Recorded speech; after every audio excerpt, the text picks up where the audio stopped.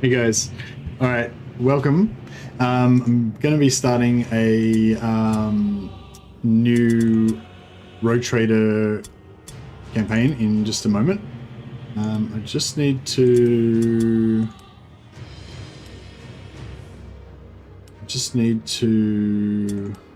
get a screenshot of my character, which I'm going to use a Mordheim character as the model for.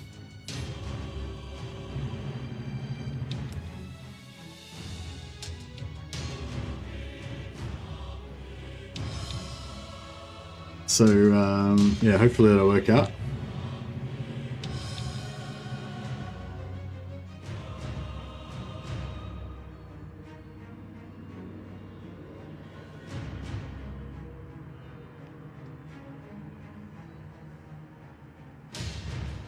So, alright, I got my screenshot now, so I don't need that anymore. We'll start up some Rogue Trader. So yeah, so in Rogue Trader, you can make up your own character, and you can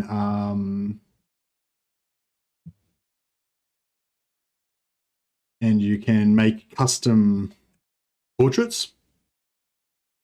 So that's what we're going to do.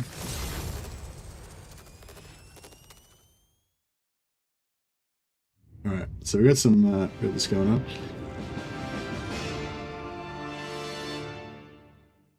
Now in the background here, I'm crafting some custom portrait action right now.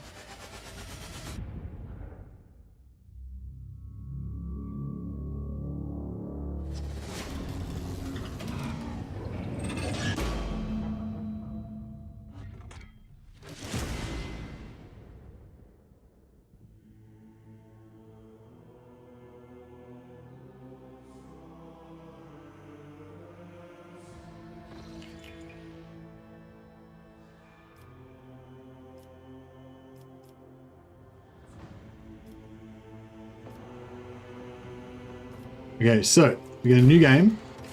We get difficulty not. So last time I did unfair because I wanted to show off the unfair difficulty. This time we're not going to do unfair. Just going to go for. So what's unfair gives 20% dodge modifier, daring 000, hard. I'm just going to go daring, right? So daring is just regular, right? No modifiers. Damage required to receive an injury is 50%. Okay, cool. Injuries are still pretty bad, I think, even on normal. But yeah, I wanted to play daring because I wanted my character to feel a bit more powerful this time around. We're gonna make a custom character, and sorry, I'm just so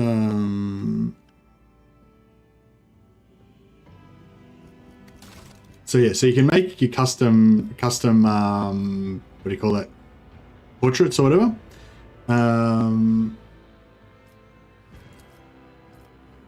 And so you can go in here and create your custom portraits. That was a custom portrait that I'd made earlier. Now I'm going to make a new one for this playthrough.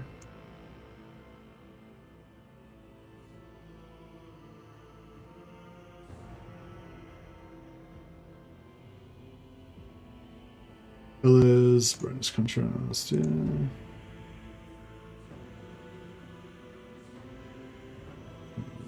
Enhance. Open. Beautiful. All right, cool.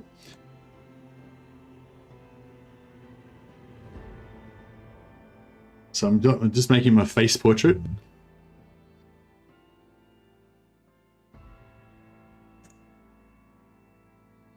Oh, okay. Sorry, please hold.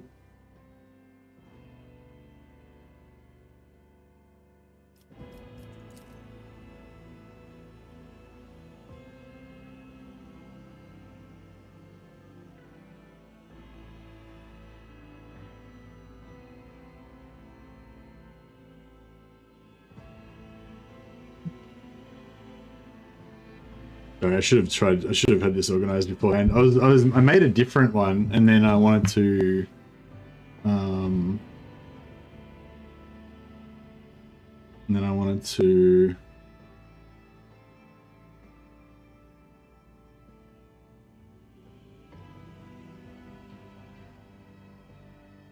I made a different one and then I wanted to fix it up. So yeah, so if you open up, well, you can't see, but when you click that button, it opens up another folder that shows you the folder where you're doing your thing.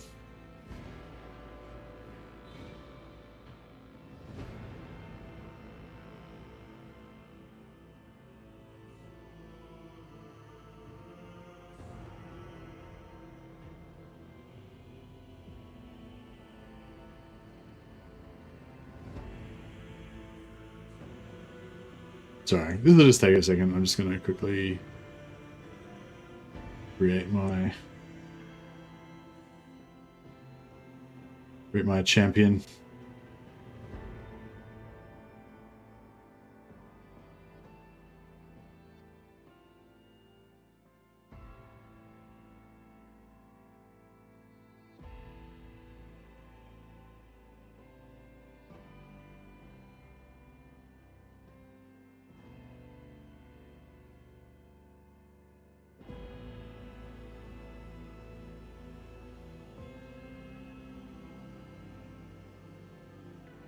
But 2 out of 3 done. Just need one more.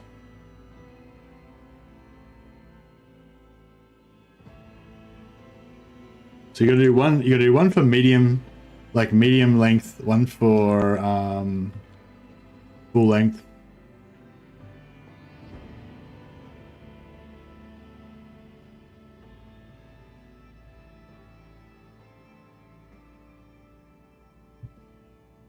And one for medium. One from like waist up. So I've done the full length one, I've done the headshot. Now I just need to do the waist up one.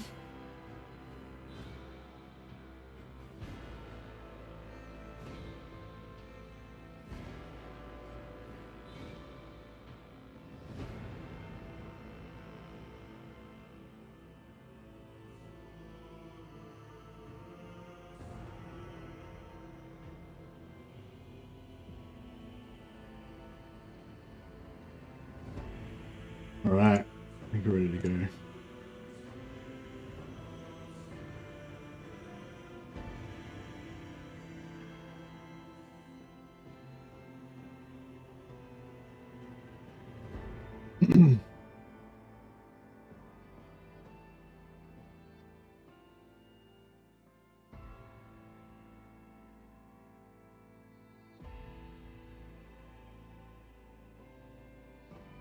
All right, cool. I think we're good.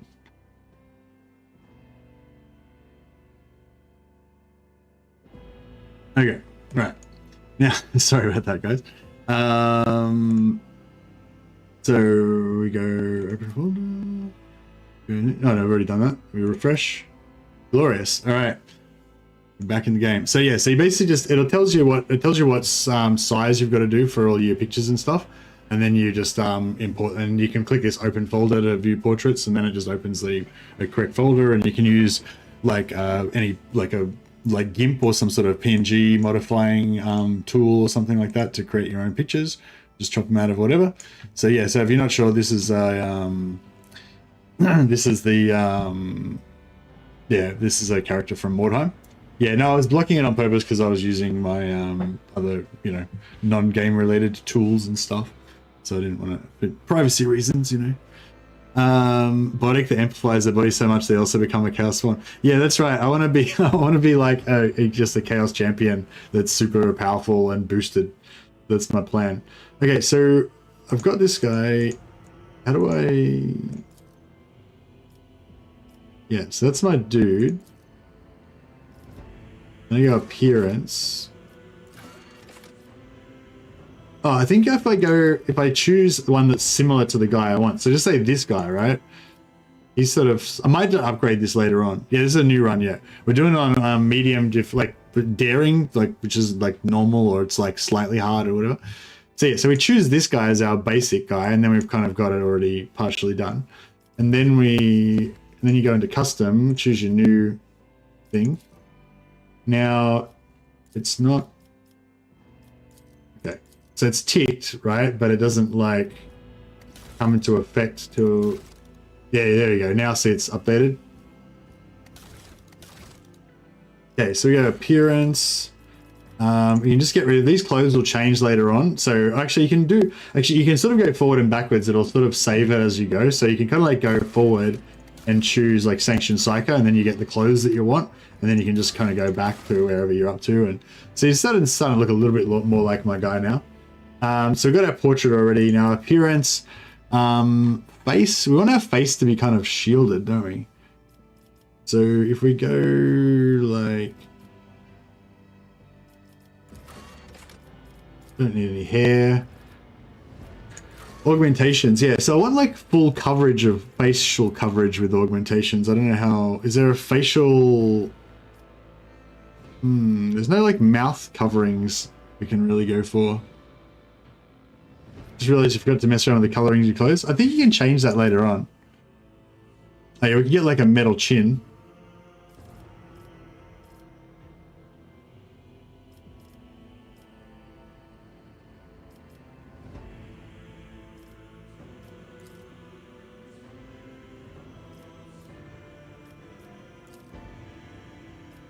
I want more augmentations. You only have 2 augmentations. But yeah, I wanted to have my whole face covered in metal, but it doesn't seem like we can really do that. That's alright. We'll just compromise. So yeah, so we're gonna have chin and nose maybe?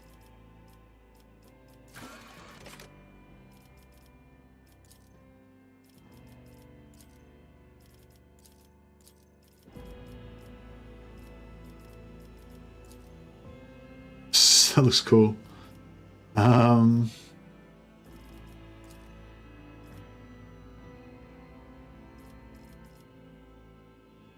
we have no eyebrows?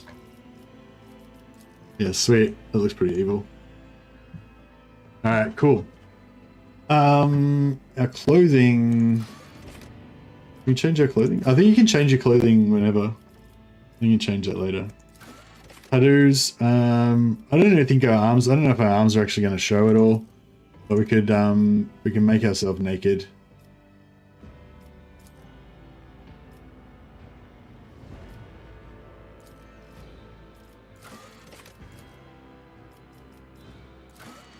And we can give ourselves. Oh yeah, you can give yourself like multiple tattoos. So this is tattoo 1.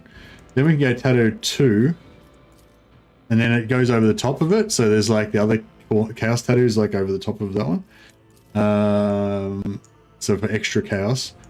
And then again tattoo 3, go more chaos, and then tattoo 4,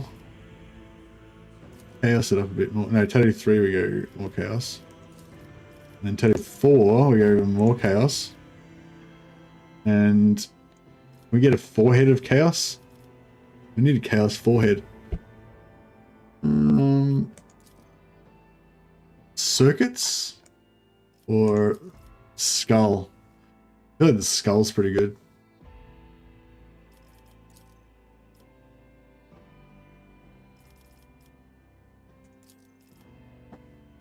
All right, so my guys, I'm going for like a bit of a Iron Warriors kind of vibe. So he's like a chaos worshipping fiend, but he's also like integrated with the machines and stuff like that.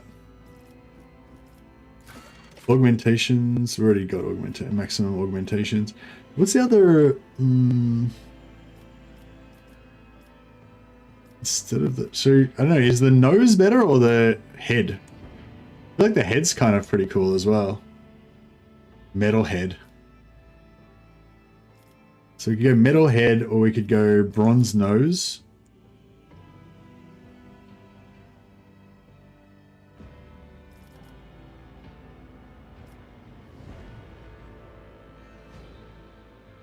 I don't know, there's so many good options for being a freaky metal guy.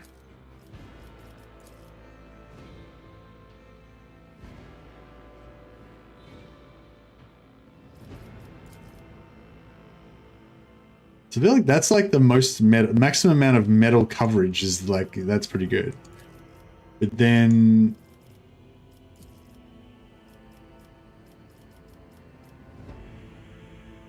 the first one, jaw and nose. Oh yeah, see the head isn't going to show us as much because... Oh, actually no, you can see the head pretty solidly. Jaw and nose, I reckon.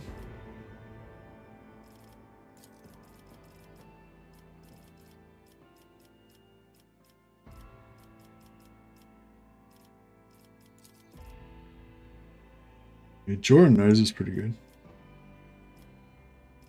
You mean the other nose?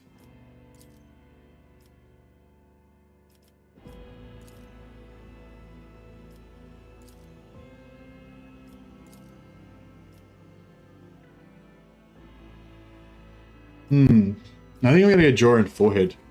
Maximum. Oh wait, what, can we do any facial? Oh yeah, we can go cheek tattoos there and there. Oh yeah, we can go the nose and the skull tattoo. Yeah, in fact, we're getting lost in the weeds a little bit here, I think.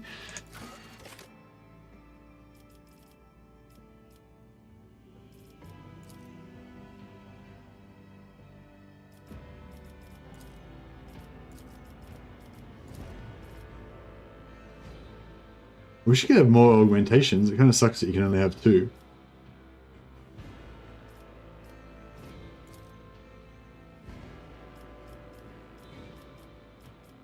The metal nose does look pretty freaky though. Where's the metal nose? There it is. Yeah. That's pretty good.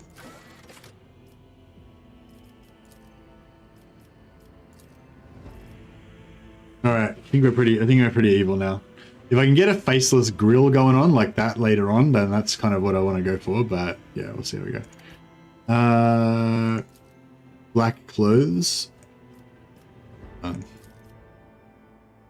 Bit more metal than you got Dr. Doom. Yeah, I know.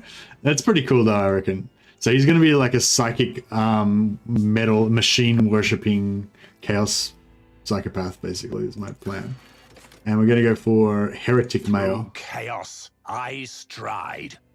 Through chaos I stride. Alright, now I was thinking we go Forge World. So we make him like, yeah, half machine, half human, but mixed with like demons and stuff like that. So we can get the Forge World characters gain plus toughness deflection against the burning effect and flame weapons. Forge Worlds get stacking plus 10% chance to hit and dodge reduction. They get hit chance and dodge reduction against any target they hit with a single target attack. Successful critical hits from single targets count as double. And stacking as well, yeah? Stacking. So basically, once he's hit somebody once, he like can't miss. Pretty crazy.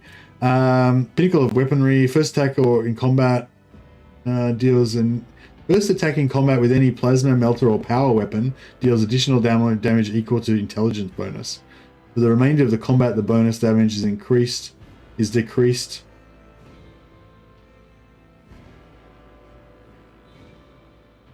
Oh wow, so he just permanently gets intelligence divided by 2 after the first attack. While wearing heavy armor, Forge World characters gain +1 movement points, +1 deflection, and cannot fall prone. That's cool as well. Love it.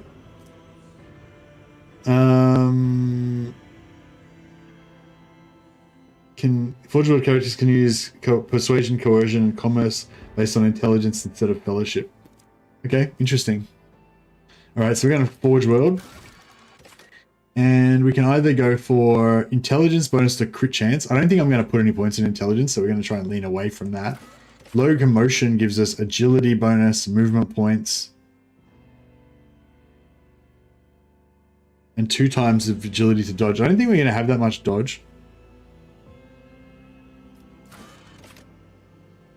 Forge World characters gain 5 plus 2 times toughness bonus to armor. So our toughness bonus is probably going to be 5.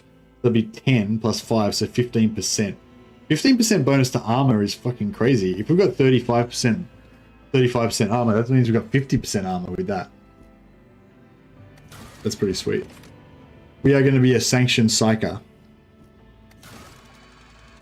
Now, this is the hard part. So we could go Biomancer. Then we straight away get Iron Arm, so we get extra strength and toughness rating until the end of combat.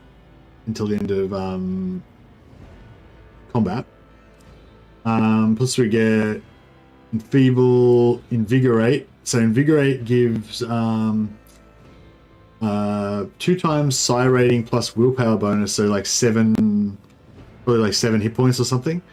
Removes all stun, bleeding, etc. if you heal them back to full, so that's pretty cool. Regeneration. Target recovers a small amount of wounds every turn, and it removes blinding, so it's good healer. Hey, this one's interesting. Target ally immediately gains an extra turn with twice their nominal number of movement points and the Psyker's psi rating in action points, but the organism is subjected to severe stress, making them suffer 5% of their maximum wounds damage at the end of each turn until the end of combat. And every action the target makes during their turn will also give them an extra 5% damage. So they're going to die like in like 2 turns, but they get like, yeah. And warp speed, until the end of combat, they increase their movement points by 3 plus the psi rating, their agility by 3 plus the psi rating, and their action points by 1.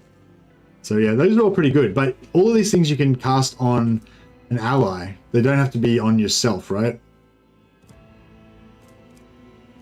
So we could have somebody else boosting us or using those things. Yeah,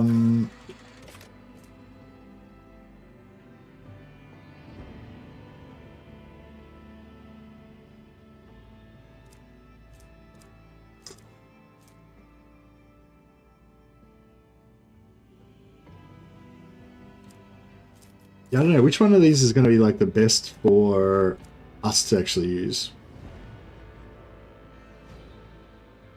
The target does not stop burning and no longer tests to stop burning. Additionally, if the target is an ally, every melee attack that ally makes inflicts full burning damage on the targets of their attack, while they themselves now suffer only half burning damage from now on.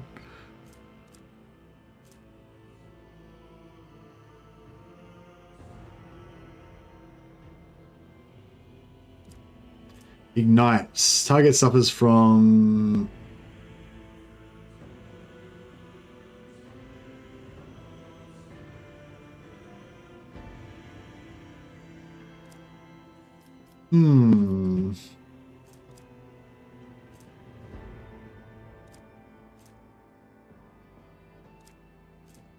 Molten Beam? I don't know. This seems pretty powerful. But I feel like, I don't know, I feel like being able to heal yourself would be pretty cool as well.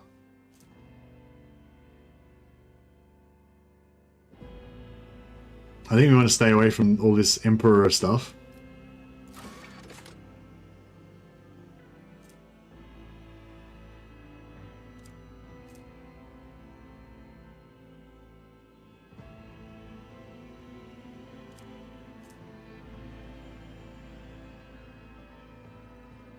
I don't know, so this Psychic Shriek is pretty cool for killing people.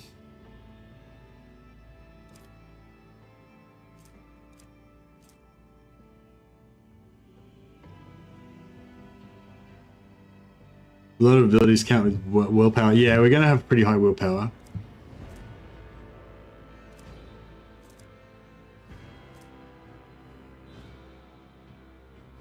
No, I want it to be a melee guy though, so I know I sort of want to be able to... I think dominating people would be pretty cool, but...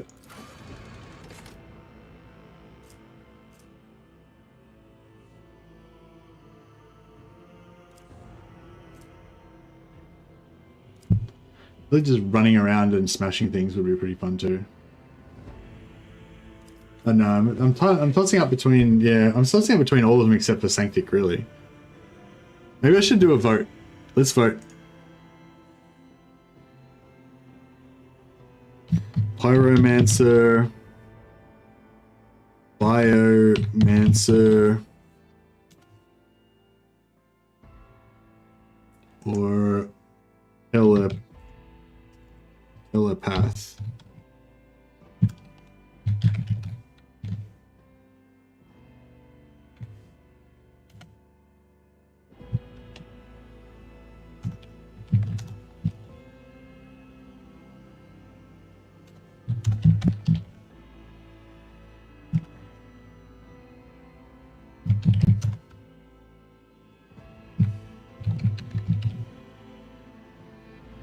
All right, super quick poll.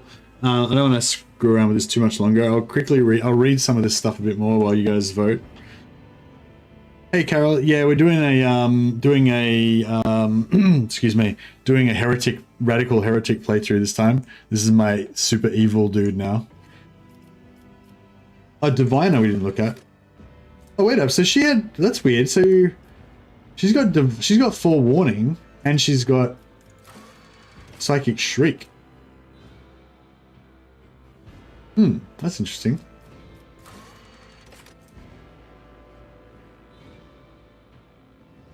Increases the dodge and parry by +3 plus the Psyker's perception bonus plus 3 times their psi rating. Right, well we're not going to have very high perception bonus, so that's not very good for us. When Outlanders affect parries or attack, if they have a weapon reaching, immediately counterattack. Yeah, since I want to have all of these guys, I want to have 5 guys following me around with all these things. I want them to cast forewarning on me, so I've got extra dodge. I want them to cast perfect timing on me, so that my guys like counterattacking for free all the time. Just have everything on him.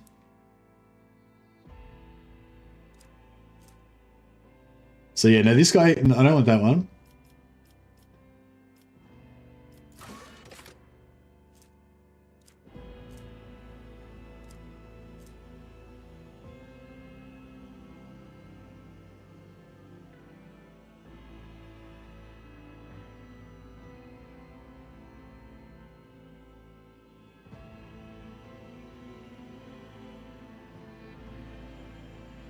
Did I have extra bonuses from being Forge World?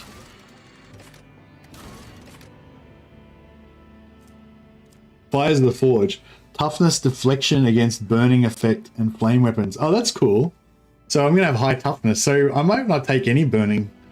Might not take much burning damage at all.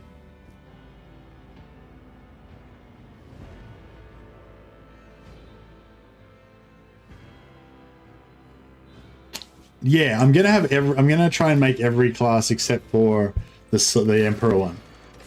So I'm gonna be one of these, and then I'm gonna have 1, 2, 3 other minions.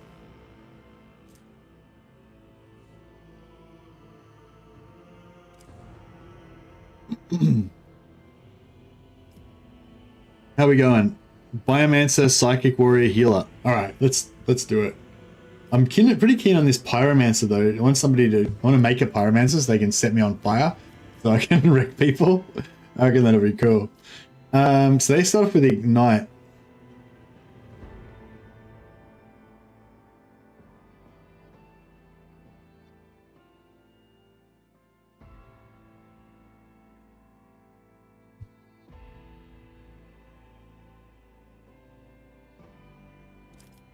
Alright, seems like everyone wants to go Biomancer.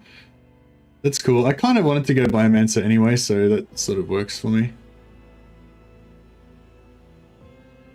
Oh, actually... But no, I don't want to be healing people. I want to be, like, destroying people. See, the problem with Biomancer is that I don't have any, like, special attacks or anything that I can do. But I'm going to be meleeing all the time. I'm going to be using my melee skills. Yeah, actually, so I don't really want attacks because I'm going to be using my attacks for melee. So yeah, so Biomancer kind of works. Yeah, okay, cool. Let's do it. Oh, do you get all these talents automatically? Every time the Psyker deals damage, they gain 1 stack of Sanguine Siphon. If the damage was dealt to a target adjacent to the Psyker, they get +2 stacks instead. If the Psyker's... When the Psyker suffers lethal damage, the stacks of Sanguine Siphon are removed to reduce this damage by -1 for each stack, until either all stacks are removed or the damage is no longer lethal. Oh my god. So basically you don't die. No, that's cool. You have to take those when leveling. They're not available at the start. Oh, okay, cool. That's still pretty cool though. All the Psyker's attacks now poison enemies. Alright, we got, I think Biomancy is pretty good. Okay. So our apex of brilliance was we solved the mystery of a powerful psychically active Xenu artifact. Okay. Single-handedly saved a pilgrim ship. Or we used the your power of sorcery, crushed a demon of the arch enemy and drove it back into the war. Alright, let's say we crushed a demon of the arch enemy and everyone thinks that we're a hero, but secretly the demon whispered to us and we agreed. Grim Portents. You're accused of being possessed by a warp entity and forced into exile. Alright, yep, that's it. Okay, we're going to be a warrior. So you can be a warrior, which is like combat sort of stuff. An officer is like a buffer. I'm planning on making all of my allies into officers so they can all buff me. An operative is like a hunter, sort of like you mark and debuff enemies and make them easy to kill and stuff. Soldier is a run and gunner, so you get the ability to like shoot twice per turn and stuff like that. So we're gonna go warrior. Gives us charge and ultimate abilities daring breach.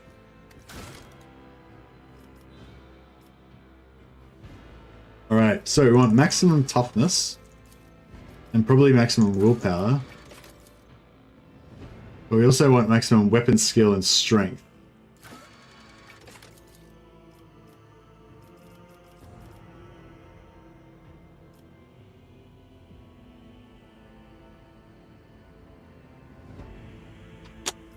Maybe we'll go extra weapon skill instead of strength. Hopefully we'll have a bunch of extra damage from our abilities and stuff. The fellowship's pretty low. What about our skills? Carouse is pretty high. Law of the Warp is good. Logic is not that good. Alright, that's fine. Our sword class frigate's name is going to be...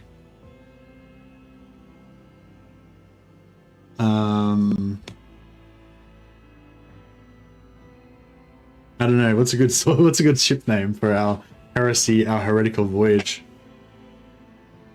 The Voice of Madness? The Herald of Madness? The Herald of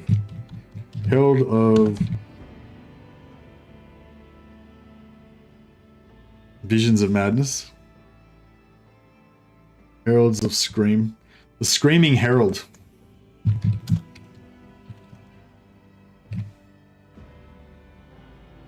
Alright, he should be called the Screaming Herald. Now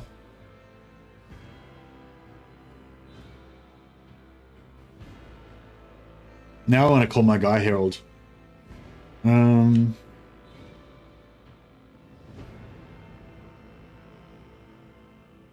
we'll call it the Harbinger.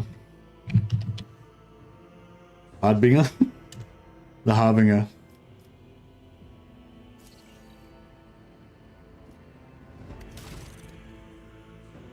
And yeah, my character's name is going to be Herald.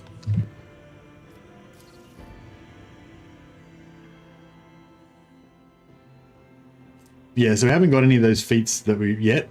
We've just got these base ones.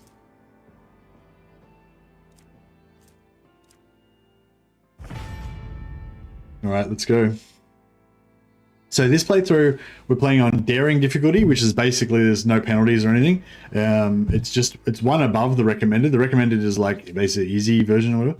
So yeah, this one's like no penalties or anything. So we should be able to get through the combat a little bit easier than before. Not through the prologue combat should be pretty much the same, but the later combat should be a little bit easier. I'm just going to skip through as much of the dialogue as we can because for those of you who were with me the last couple of days, we already played through all this stuff. You can hold down Enter to skip all the cutscenes. So apologies if you haven't already seen the cutscenes.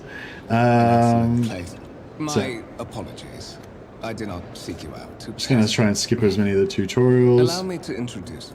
I am aware. I will be frank with you. But of course. So basically, we're it's been discovered that we're related to the rogue trader that's in charge of this giant glorious vessel, and we've been brought here so that we can be tested to see if we're going to be worthy to become the new rogue trader. So we don't even wait for our guides. Like I already know my way around. Look at my dude, he's evil. He's so evil looking. One of the Fon Valencia's trophy rooms. Perhaps you would like to take a look around after your audience with the Lord Captain. Oh, it says maybe you'd like to have a look around after your audience. I am the harbinger of discord. How does he know? How does he know that? Oh, it's just because I chose the voice of the heretic.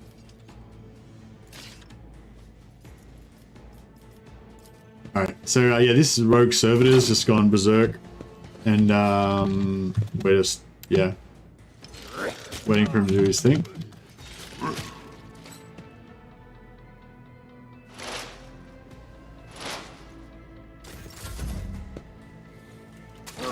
Oh, I just accidentally skipped my turn then. I was trying to press space to see if it would speed up the enemies, but it didn't. And then when it was my turn, I just skipped it by accident.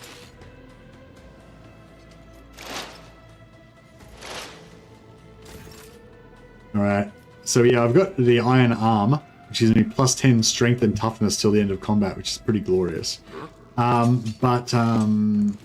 can cast that on myself, but I don't have a melee weapon, so I can't really make much use of it. Triumph.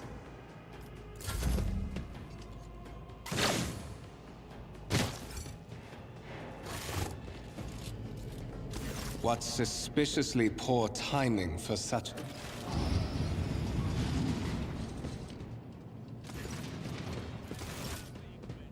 Alright. The world trembles beneath my feet. My dude's evil. Like it. Alright, let's go and meet Theodora. So when we get into this room, Theodora's going to be talking to our rival. There's another guy who's also a descendant of hers, and she's trying to figure out which one of us is the most worthy. So we're just going to skip over all this. Doesn't really matter. Laura of Xenos, yep, we say some insightful stuff to impress her.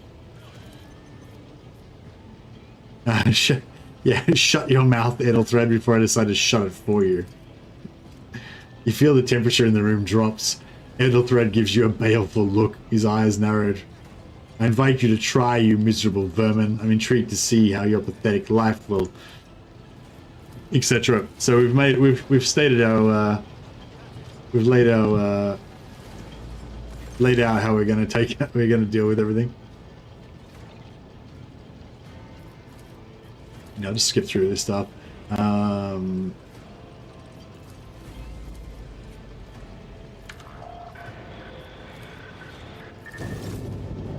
Alright, now some rebels that we're going to pop in here, and these are my brothers. I'm like, I switch sides. I help the rebels. I love that little scene there where that female rebel soldier turns and faces the camera and like looks right into the camera from close range. It looks really cool. I don't know what that's about. But... I'll turn you into corpse starch.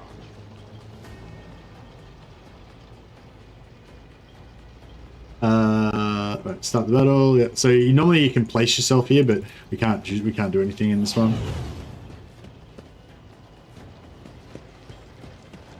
I took care of this one.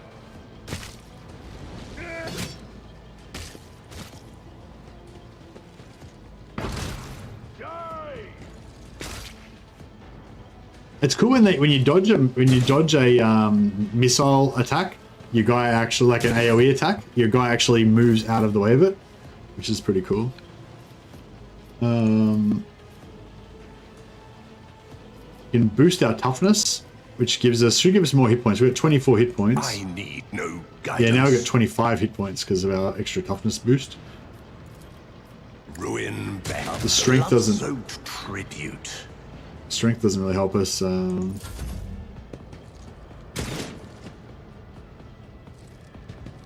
This is a game more like XCOM or Baldur's Gate 3. It's not really very similar to either of them. It's more like Pillars of Eternity or Pathfinder, Wrath of the Righteous. So like a CRPG. But yeah, it's not like XCOM. It's a role-playing game where you talk to people, you get quests and stuff like that.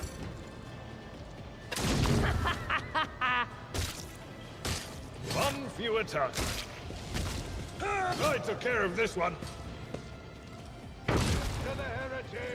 I want to get one of those melter guns. They look cool. Ugh, my ears are ringing. All right, let's shoot some more people. I will. Death shall Oh, I see that. reign. So if you shoot, especially if you're using solid slug, like guns with bullets, they can penetrate through targets and hit the one behind them. So we just shot this guy and then killed the guy behind him as well. Let's check the difficulty level. Yeah, so playing on daring, it's basically just 0, like everything's just no bonuses or anything. But yeah, I guess this is extra easy at the moment because it's in the prologue. But yeah, I'm just trying to smash through the prologue as fast as we can, and then get on to the next bit. How'd you like this?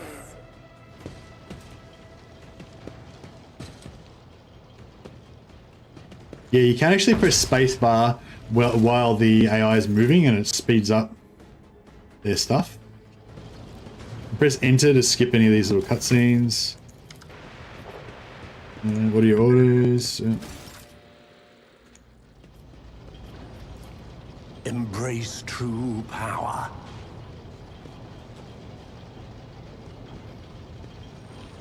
Oh, I forgot what I was supposed to do. Oh, I guess we'll leave. Oh, you said that we could go. You said something about going in here and like checking out the. Will bow.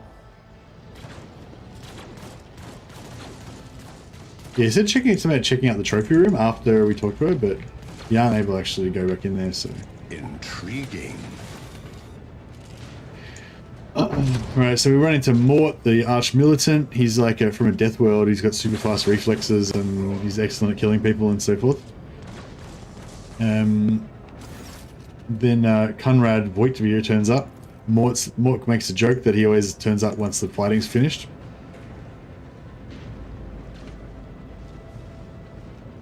Do you help the dude or say no to him? Which dude? I think we might need a name for that one.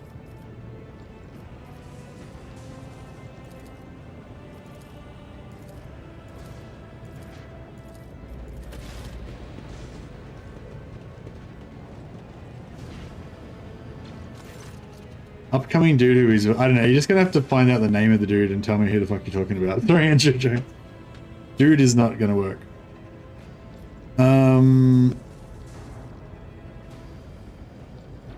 Conrad. Oh, right. I don't think you have the option to help him, do you? If I do have an option to help him, then I guess I'll help him. Because I want to be evil. That's a good call, actually. I've never tried to help him. The Chaos Spawn is fearsome. Number one thing you need to do is kill every single one of the minions before you fight the Chaos Spawn. I don't think you can help him, yeah. I think he's going to be our enemy. But I'm going to try to help him.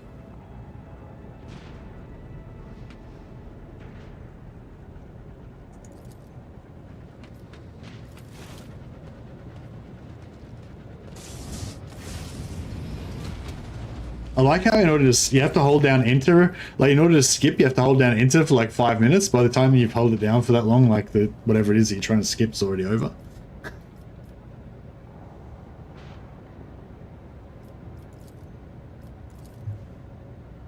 Yeah, he just stabbed me in the belly with some sort of stun knife or something.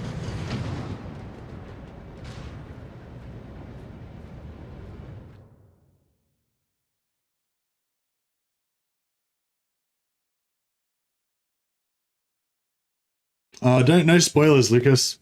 So if you're further ahead in the game, then yeah, you can. I think it's fine to give like general spoilers, like you might want to take some extra armor because later on in the game you're going to need armor, or something like that. Like I think like yeah, just hints like that of like you might want to pick up that weapon because you might need it later or something like that. Those sort of hints are good, but I think like yeah, you don't want to like ruin any plot twists or anything like that, But no. Well, that's cool. Now I know there's some blue horrors and a Chaos Spawn later on.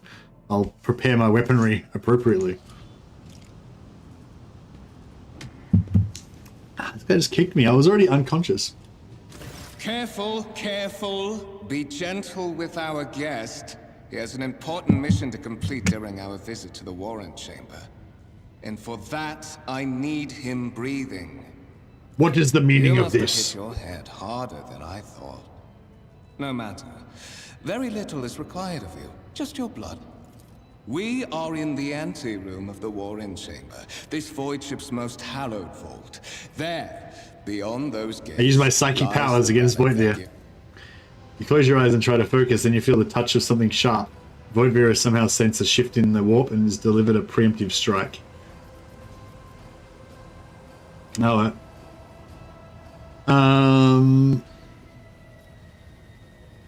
Right, I'll comply with his demands. I'll do the opposite of what I did last time. There's a good. He wants me to open the vault door so that he can get the warrant of trade that would make him the rogue trader. He wants to steal my birthright.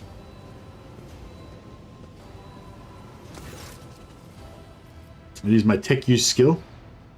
Tech use 45, chance 80%. Alright, that seems pretty easy. Success, 20 XP. Glorious.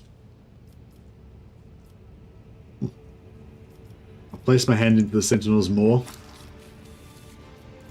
High levels of caustic humus. The subject is in a state of heightened stress. Do you require assistance? Janet? Yes, Sentinel. Traitors threaten my life and the safety of the warrant. Request accepted.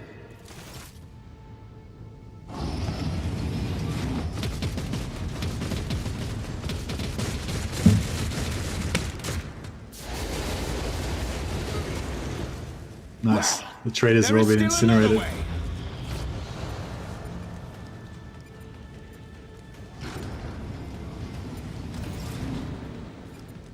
Alright. How can we, can I make, I need to, like, get rid of all my good characters out of my party. I'll keep it Vera, because she's a crazy, warp-tainted witch.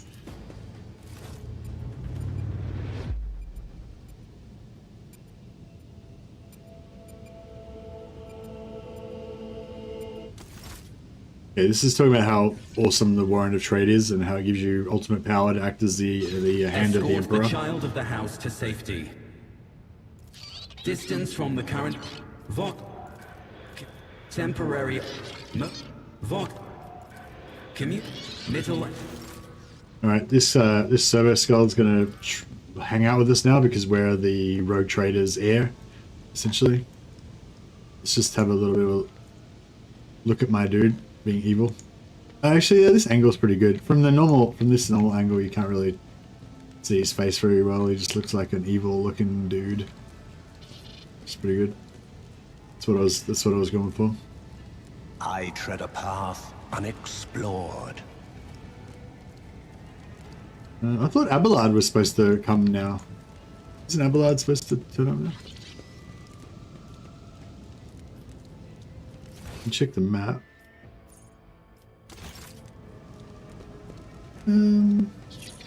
That's weird. I think something fucked out. I gotta close the vault. You know, I already went in there, I checked the big thing. That's all good. I think you gotta close the vault, maybe.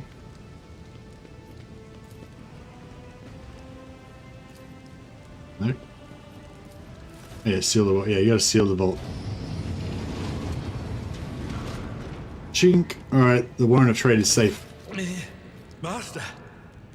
Connor is the traitor. What? Let's get to it. He's clearly serving the unholy gods of the warp, so I need to form an alliance with him. Serving the gods of the war. From mere Seneschal, you're asking too many questions. Oh. I would be... You're in a bad way.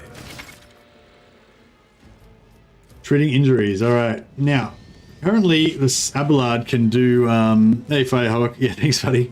Apparently Abelard can do first aid, so let's give him a day in court.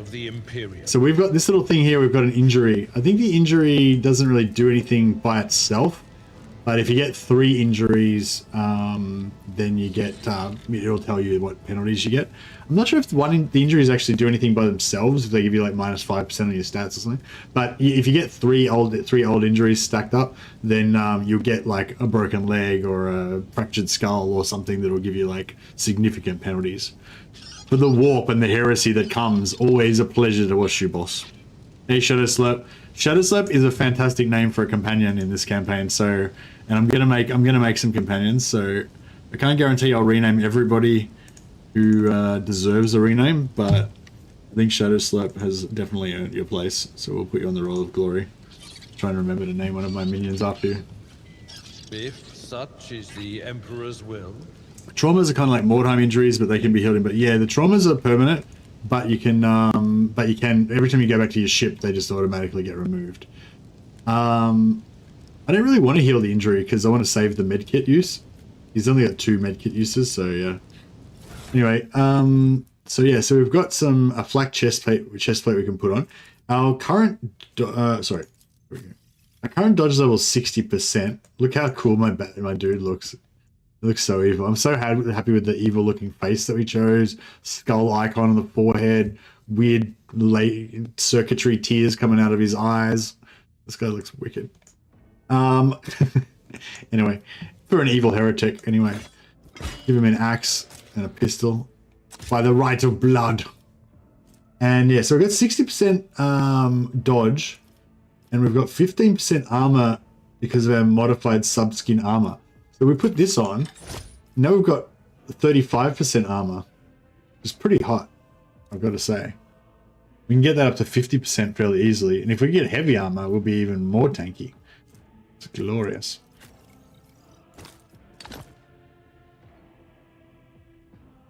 Yeah, I know, Adam. Yeah, I'm going to create I'm going to go create a custom party, yeah. Well, I'm going to create like 2 or 3 at the start. I want to keep some... This master crafted for teleaugment is not fit for a servitor. I maybe want us to keep some... Oh, do we have to heal before we can go to the next...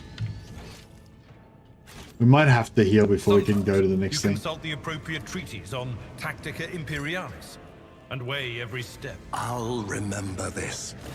That is a noticeable improvement. The lower decks are teeming with... But that is not the worst of it. All these jolts and shaking are most alarming. The Navigator Sanctum, very well. Lead the way. Absolutely. Yes, I want to make some hammer. You think you'd use a 2-handed weapon like a thunder hammer? I'm not sure. I was thinking about maybe going dual wielding, actually. Having like 2 weapons so we get more attacks. Because I was thinking if we can get some like flat rate damage bonus on our attacks, then we could potentially just be like a maelstrom of destruction. Be pretty cool. And I want to make all my companions officers so that they can give me extra attacks and stuff. So my main character can just go around Burko destroying everything. Blood and mayhem shall be our... Then in real life, yeah, in real life, I'm gonna get a 2-handed warhammer. Sure.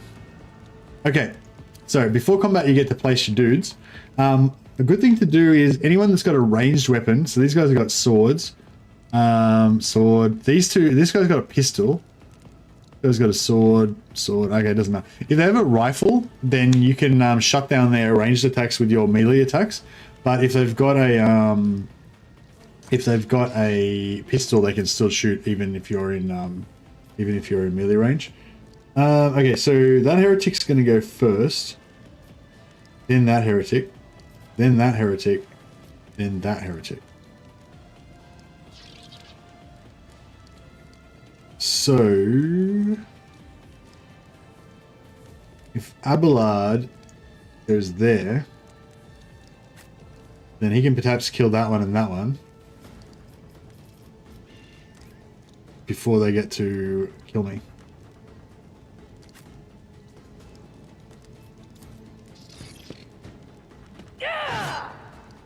Harry, what a legend. Harry again. Can't hit me. Okay, cool. So Abelard's gonna try and take out that guy. That guy and this guy. So move next to this guy. Tried and tested tactics are the best ones. Smote him. Victory is in one fewer target. Then hopefully if we're in charge range, charging this guy. So those two would have been the next 2 to get their attacks. So now no attacks for them. +2 deflection for each archetype. So yeah, he's going to give +2 deflection to him and me. So that's cool. We both have extra deflection now. I see you want Scarbrand with 2 axes, Carnage and Slaughter. Yeah, kind of, yeah. But I also want to be tanky as, like, I want to be indestructibly tanky. I want my dude to just be a monster. And all of my other party members are going to buff me. Like, it's not about the whole group, it's about just this one guy being the ultimate vessel of chaotic demonic power. That's what I'm going for. It's my vibe. And let's get that damage up. All right, let's pop some AoE. One step, blood-soaked tribute. Oh, I've smashed one guy. Oh, if I had a single target him, I could have charged onto another guy. I would have got an attack of opportunity because I would have broke contact when I charged away, but I probably would have parried it anyway, so.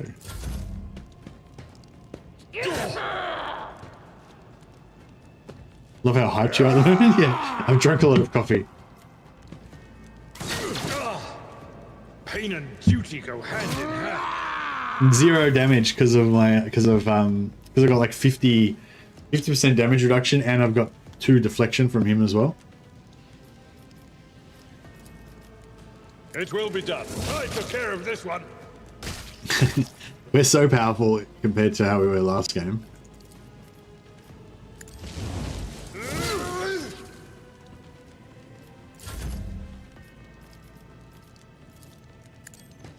What a satisfying demise.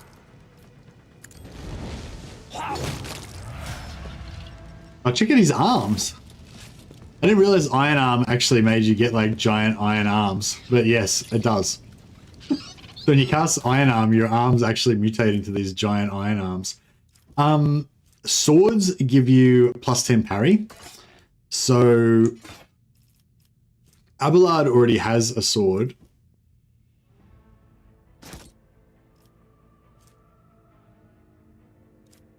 Abelard already has a sword, but a chain sword.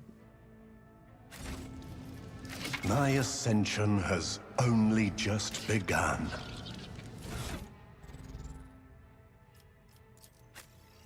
Let's just see. Let's see whose weapon's better. Because if Abelard's got a better weapon than me, then we'll have to claim it.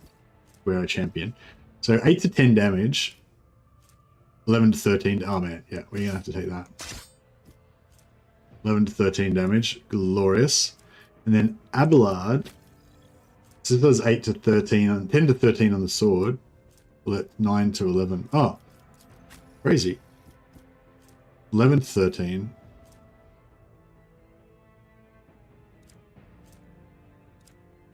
11 to 13, 9 to 12. Okay, so sword's actually better than the axe. We'll give him a pistol offhand as well, so he can mix it up a little bit.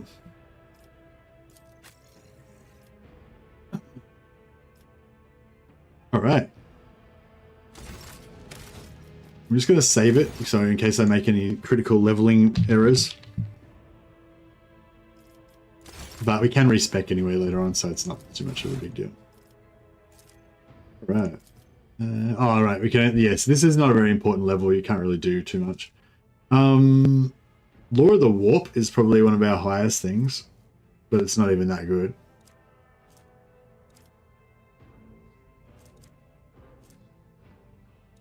Coercion. What's coercion based on? Fellowship.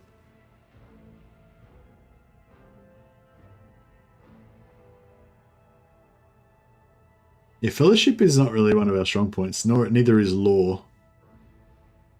Athletics is probably. Wow, what's athletics built on? Strength. No, we're not really that good at athletics either. We're good at toughness. Carouse is our best thing. Coercion is threatening. Yeah, I like the idea of coercion, but we could probably get another character in our party that would have higher fellowship.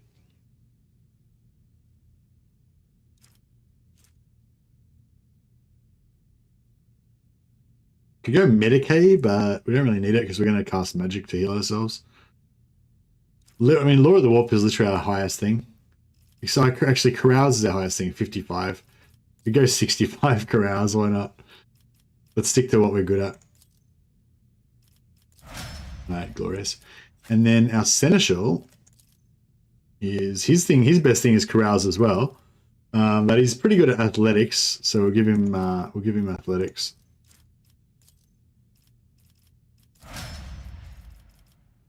All right, glorious. Oh wait, is there more? There's more loot to be had, I think. Sometimes the loot doesn't. True power. Oh no, we've got all the loot. If you sort of pick up the loot central to a group of enemies, it'll like pick up all the loot from everybody. But if you're if they're spread out and you kind of pick up loot from somewhere, it might only get the loot from the nearby ones. The Navigator sanctum is directly along the passageway. I pray to the god. And so, he will enter the halls of the blinded guide. Adira's kind of mad and witness she just the rambles radiance about of the weird visions that she has and stuff. Idira! Would it be... She's This crazy. is Idira Tlas, personal psyker and diviner of Her Ladyship Theodora von Valencia.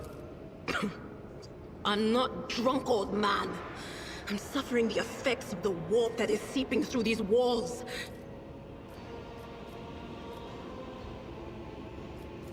The voices and Alright, so I'm gonna try to... I don't know. Blast it! I You're want, right. I want to...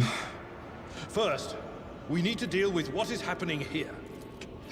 I'm trying to think which companions we should take. Like, should I maybe keep, should I keep Abelard or should we get rid of him? Papa Nurgle is pleased with his new prince, exactly. Soul among the hundreds that are now joining the warp. Yeah. The shriek from the Navigator sanctum was louder than the rest. Alright, we gotta skip through this stuff.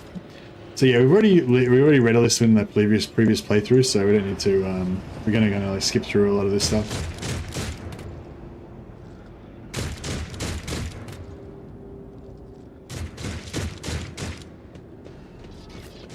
Dira, come with us. I am the harbinger of discord. I feel like a lot of this battling is going to be super easy because they don't have all the AI cheats and everything that they had last time. Can we do a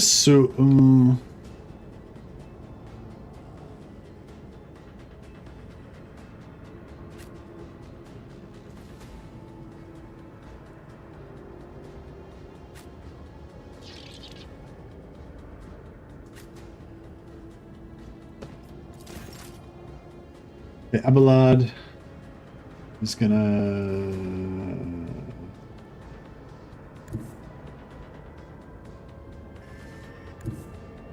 I've seen worse battles than this in Yeah, my time. Abelard's gonna strike down this guy.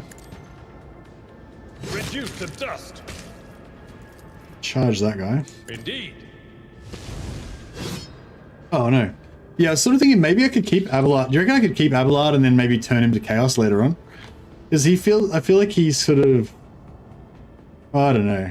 He's not really dogmatic or radical. He just kind of cares about looking after people and stuff. So I don't know. I mean, if we're evil, It will be done. then he probably won't like it. Like if we murder people and stuff. But if we kind of look after people, but we're all heretical and stuff, he might not mind that.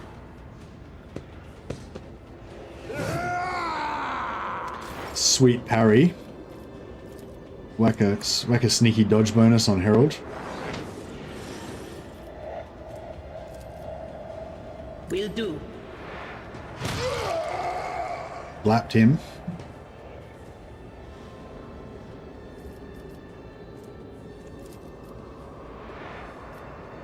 Anything else?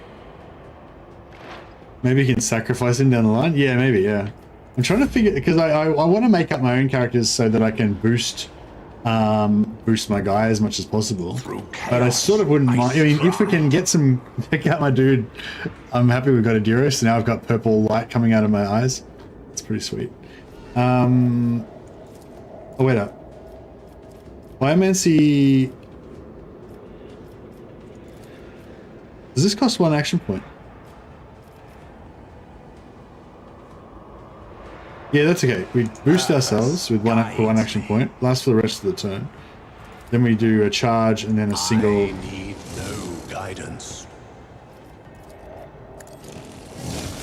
Oh, bro, we just eviscerated him. Excellent.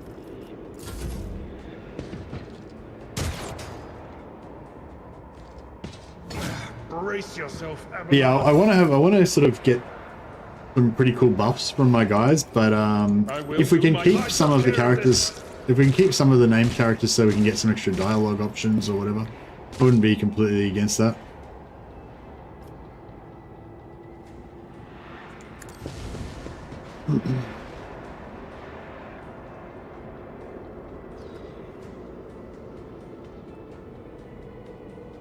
Hey, Hallelujah. I think you're about to get banned if you keep doing that shit. I don't have anything against that, but I mean, like, you know, yeah, spamming is not cool. Yeah, we have the Emperor here. Like, I'm not like anti-religion, but going into the chat and just spamming random shit is pretty super rude, as I'm sure you probably know. What is this foreboding?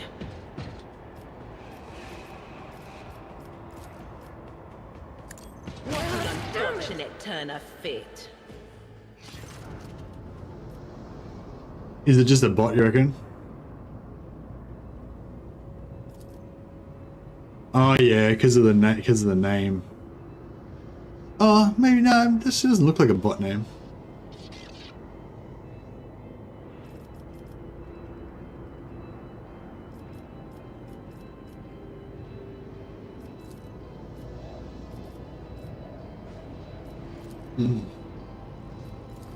So this navigator, because the Geller field that protects the spaceship from the warp is broken down, and yeah, so this navigator is trying to hold it together while his body is all mutating and the warp's like ripping through his soul and stuff, and yeah.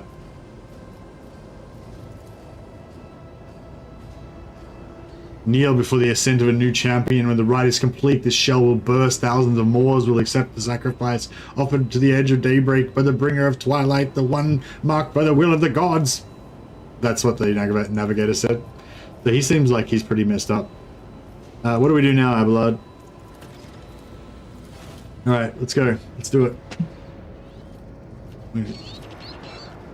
So yeah, if you ever like skip over everything and you didn't actually read what you're supposed to do, then you can check back here and it'll be like, it'll tell you, talk to the navigator, protect the navigator, blah, blah, blah. So have we got a mission now? It's vital to make this meeting to unite with the forces of Ethelthred and confront Cunrad. So we're trying to find Ethelthred. We can loot these bodies. There's nothing much here that we really need. The scrappy auto guns we can. Oh yeah, cool here as well. If you don't want any axes or whatever, you move them over here, and it'll remember. So next time you have axes, it'll just automatically put them over there, which is kind of cool. We could take some scrappy auto guns, but I'm not going to use them, so I won't bother. Psychic staff. Psychic staff doesn't do as much damage as our sword. We could keep it as an alternate weapon though.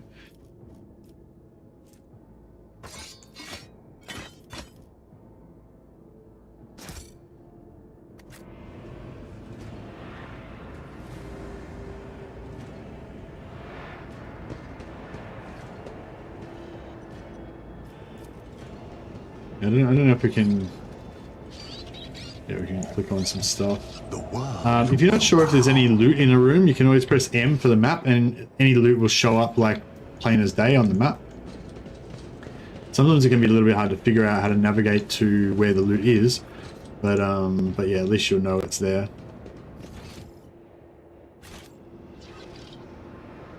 Oh, I think we need to get back to the elevator or whatever. I tread a path unexplored. Psionic lightning looks fun. Yeah, I think it bounces around, so you got to be a little bit careful.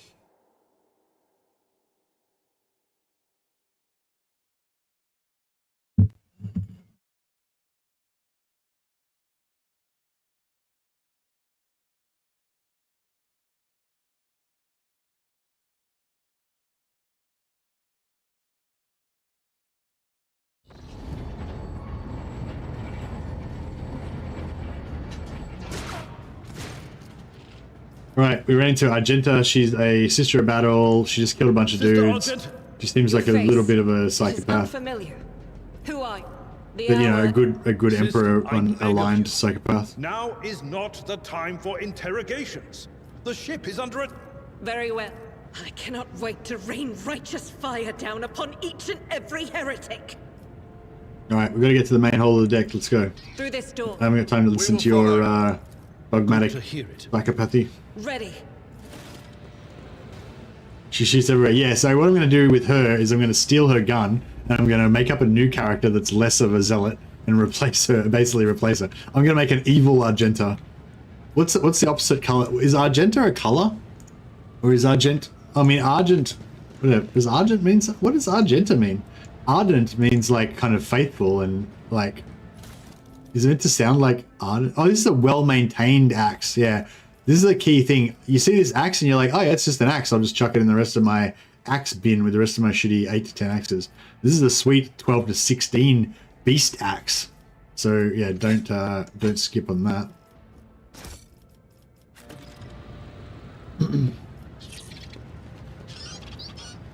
The world trembles beneath my feet. Argenta means silver in Latin. Oh, okay, cool. Thanks, Whiskey Falcons. Awesome. Not all of us are completely uneducated here. Alright, so what's the opposite to silver in Latin?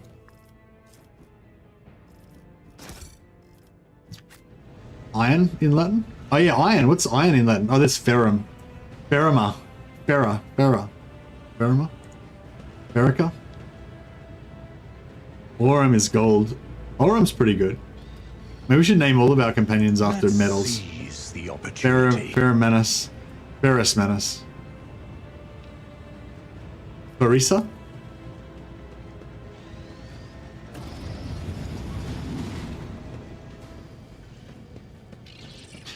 Okay. We've got another fight on our hands. We'll just charge into the middle and then Emperor unleash is holy with hell us. on these minions of... level you. You'll level me? I don't think you will. So, oh wait, so Adira's gonna go first, then that guy, then that guy, then me, then Abelard. Okay. Alright, well, let's put... Oh, let's not get too excited. Let's just put me and Abelard up the front.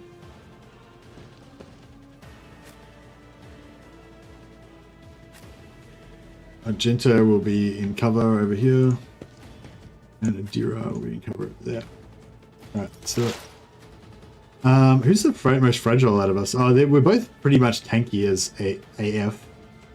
But we'll put a dodge on one of us. Who goes first?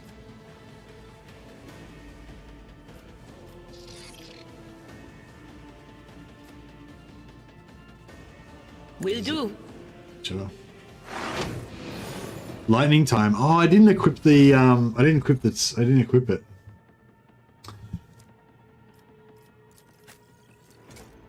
I will not stoop to this. I didn't equip the well-maintained axe either.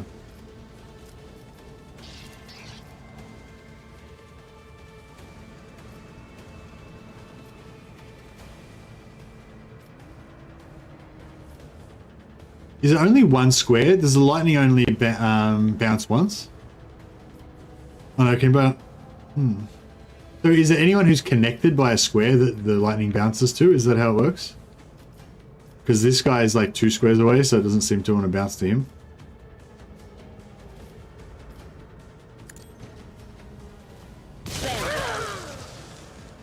Crazy. And that doesn't use... Oh, it does use Veil Degradation, yeah, okay. But of course. Yeah, no, I could see which ones were being affected. I was just wondering what the rules are, like how it decides. Yeah, it's got a lot. It uses a lot of Veil Degradation though. Oh man, he had bonus parry and dodge. He still just ate that.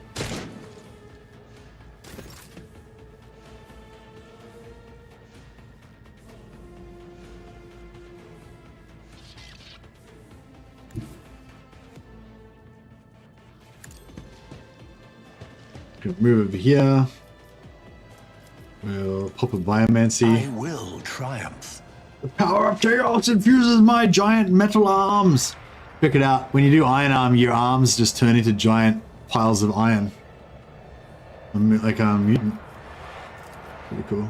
Purpose guides me. Oh, the guy had 1 hit point left. Alright, that's okay. We're just going to take the attack of opportunity from him. Ruin beckons. Has he got a weapon? Yeah, he does. But we don't care. We just take the damage. Drill that guy. Tribute.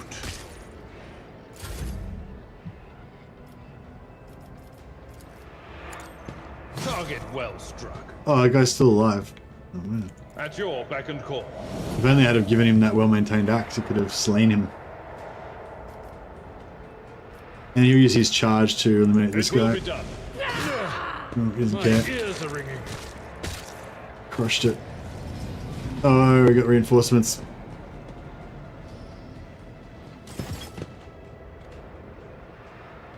Okay, Abelard's already done his turn. He doesn't really have... Not gonna do much else.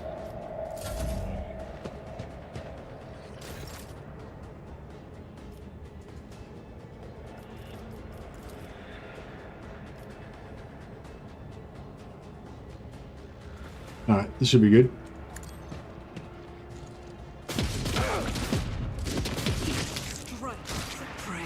Didn't shoot, and none of those shots hit the person she was aiming for. Let's just point that out.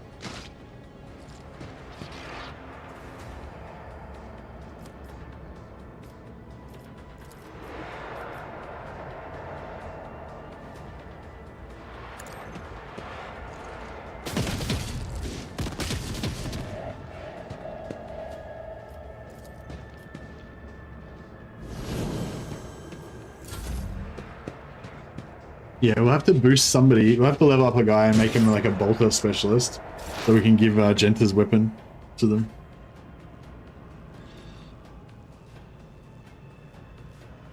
Zero accuracy, 200% kills, exactly.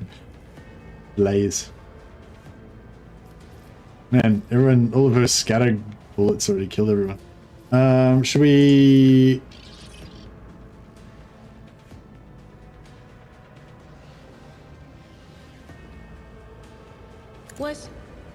Was that you? Pathetic. Oh, whoa. Oh, it bounces to the 3 closest. So I can jump 2 squares. Oh, I didn't, fuck, I should have checked that. On it. I was not paying attention. So how far can it jump? Can it just jump an infinite amount of time? It just goes to whoever the 3 closest are, or... I mean, I feel like it shouldn't be able to jump more than 2 squares. 2 squares already seems like super far.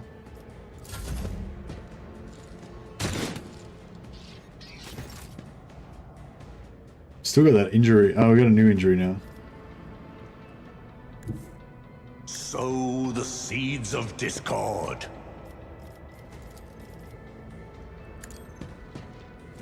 What a satisfying demise. I want to charge again to kill more things, but I can't really get charge onto anything. I could charge away, but we're just taking an attack of opportunity, so it's not really worth it. Glorious parry.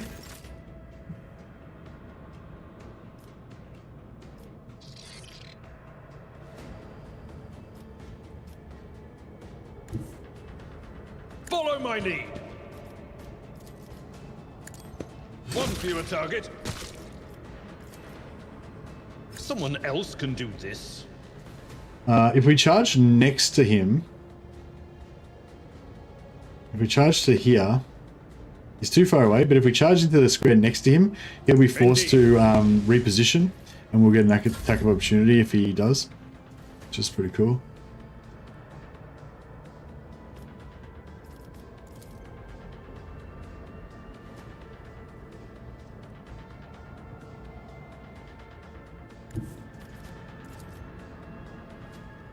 I don't even get why it's 23% from there. And it's also 23% from here. What about from there? Is it still 23%? No, 35% from there. The enemies of the Emperor will be undone! Eradicated! It's very satisfying, her shots, because it's got that RNG thing of like you're gambling. Re-hit, come on, kill it. I took care Yeah, of there this we one. go. Because you're gambling, but you get lots of rolls, so it's like, I don't know, it's pretty satisfying.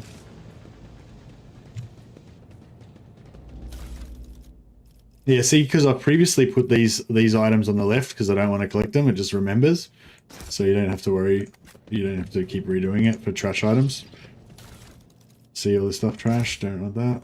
This goes into our, like, vault. Hey, what's that?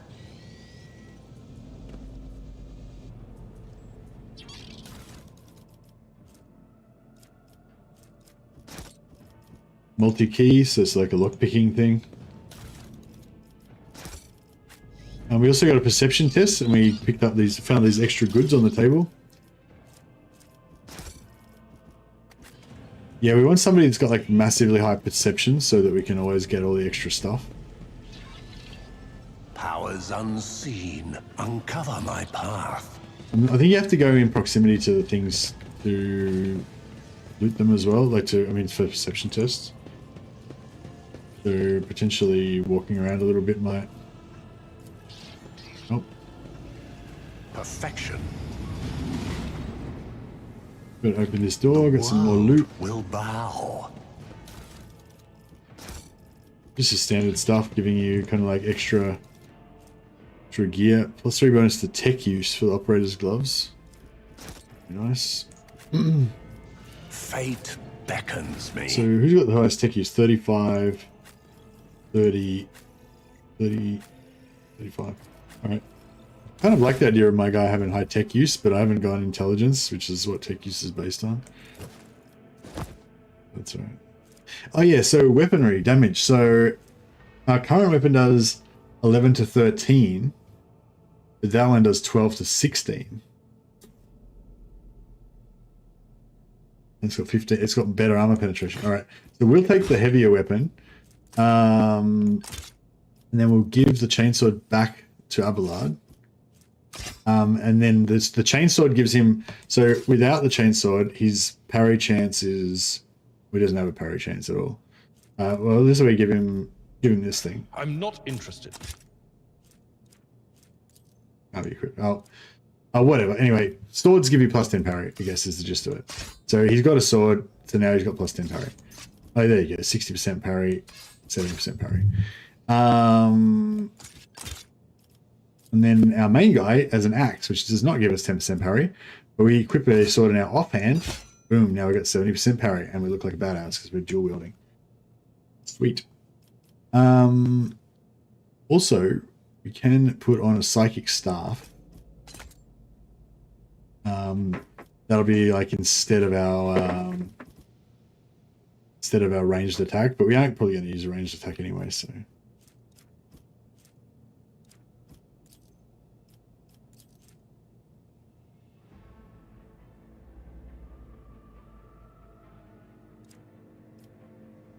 Very good.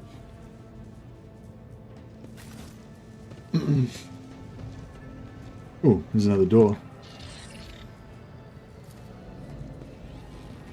Ruinous favor prevails. Predictable. Okay, we've turned on the power.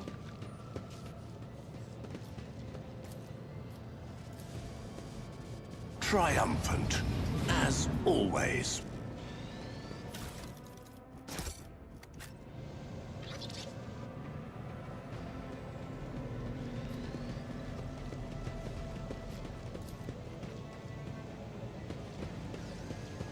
There's a fair bit of loot in this room.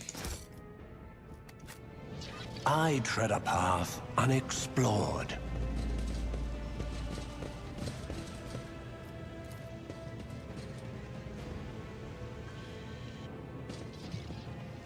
The world trembles beneath my feet. Another door open, more goods.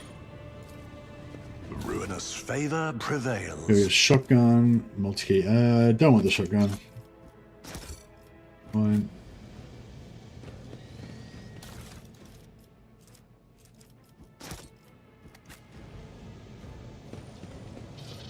Let's seize the opportunity. Got more goods, more loot.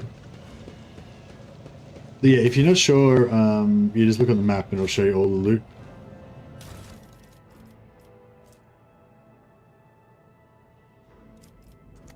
Or at least it should do. Intriguing. Oh, there you go. See that little loot chest there?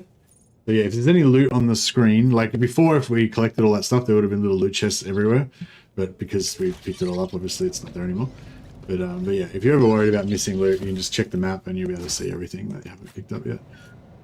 In some maps, it'll actually, when you try and leave the location, it'll actually like ask you if you want to pick up the stuff. But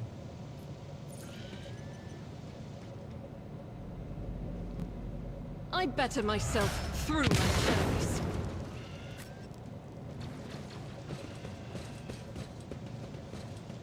I see the forbidden. oop, goods. Somebody rolled a perception test. But yeah, if you do a perception test, you get like these little purple things show up. The world. But I feel like sometimes I feel like I get a perception test and then I can't find the item that they're talking about. Catechisms of St. Drusus. Can we read it?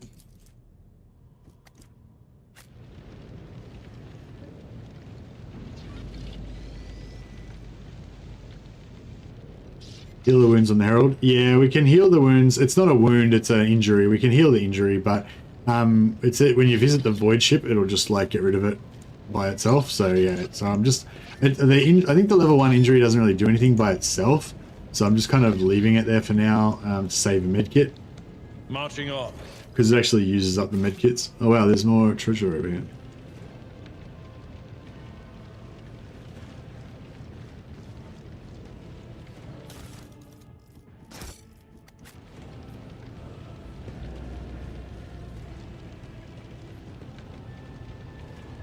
Is he walking around the whole map or?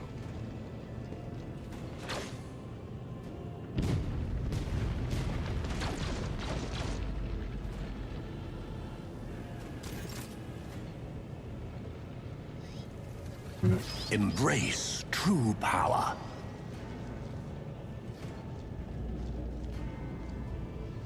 Need 5 injuries for trauma. Oh, it depends what difficulty you're on. That's different for each difficulty. So the level we're on, I think it's 3 injuries for a trauma.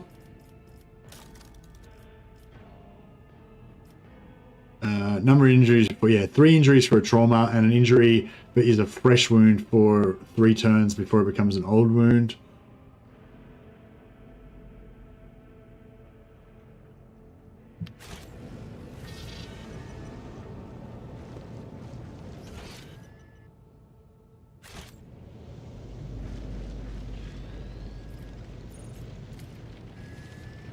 I shall not be deterred.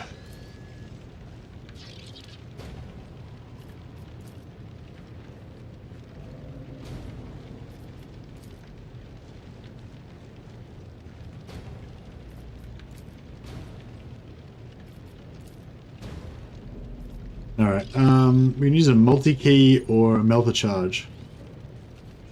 I don't know, I guess we use a...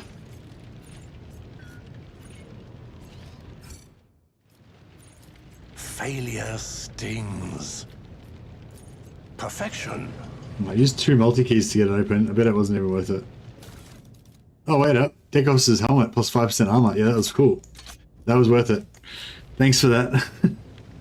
Yeah, there's another loot over here, but we have to get over the other side to get to it. There's no... Yeah, we can't seem to do any, like... There is a fervor in my soul.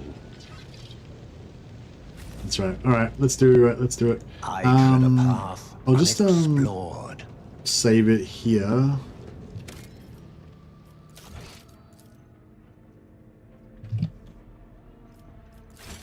We can level up our guys now.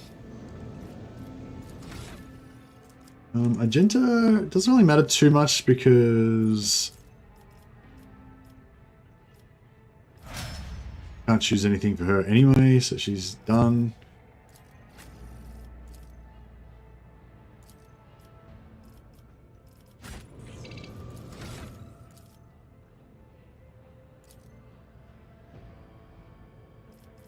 So I basically want everything to buff my companions.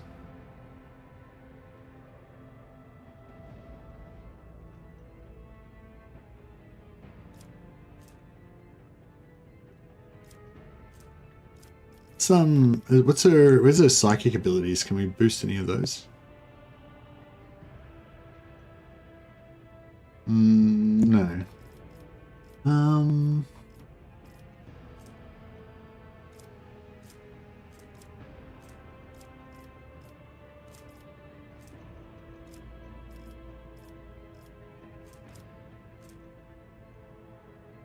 Oh, her awareness. She's got really high awareness. Give her advanced skill awareness. Plus 13 awareness, and they can also re-roll a failed awareness skill. Seems pretty good.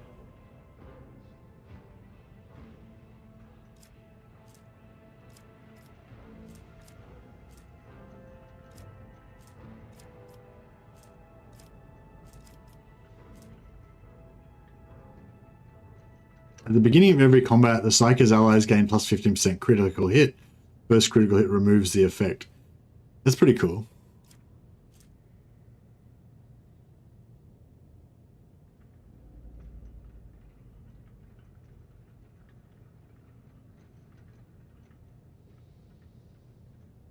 Oh, allies under the effect of at least one. Yeah, so I want to give these kind of buffs to all of my guys, so that basically everything will stack up on my main character, and he'll have everything like. So I get an auto. You get 15% plus crit until he gets the first crit. He'll have extra armor penetration. You know.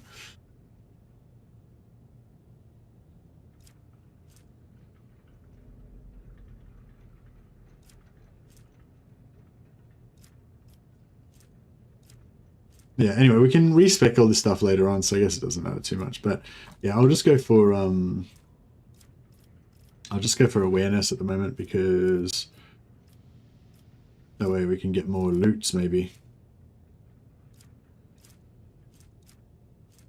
Hey Dan, how you going, buddy? Are you into this game? Advanced skill, base skill.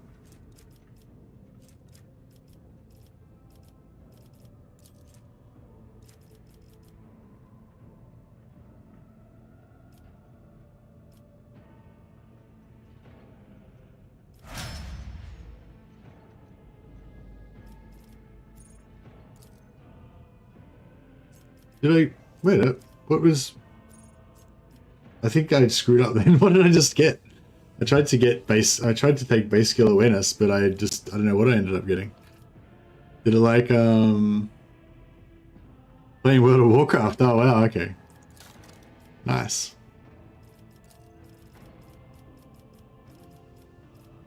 Did I? Where's my ability that I just picked up? I don't know what the fuck happened just then. Wait up, let's try again.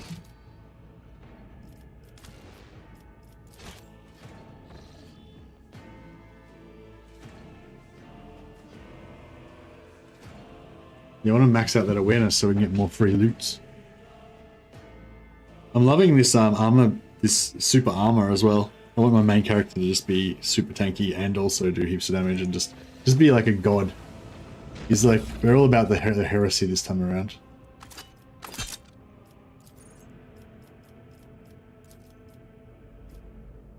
Oh no! Now my hood doesn't show up when I've got my helmet off. Oh well, that's cool. His head looks pretty evil anyway.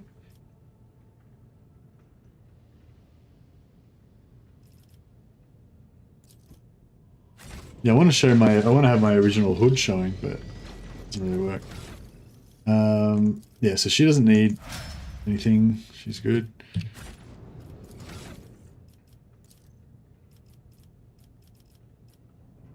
So, oh, this one we don't... Oh, right, Exposed Weakness is the thing we're getting. So we don't have to choose anything there either. He just gets Endure, so we don't have to choose anything there either. And he just gets Endure, so we don't have to choose anything there. Okay, that's why I was getting confused. I thought I was, like, choosing things, but I wasn't actually choosing things. Alright. Sorry about that.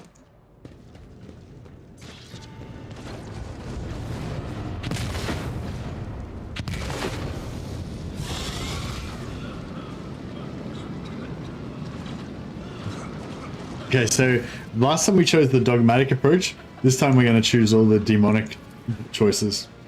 So basically, Theodora is now walked through a flame, and this is not actually actual Theodora. This is like some sort of entity taking on Theodora's form.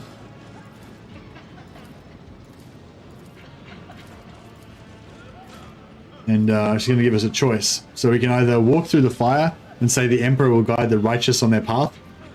We can say, get the people off the bridge. I will not leave my people in harm's way.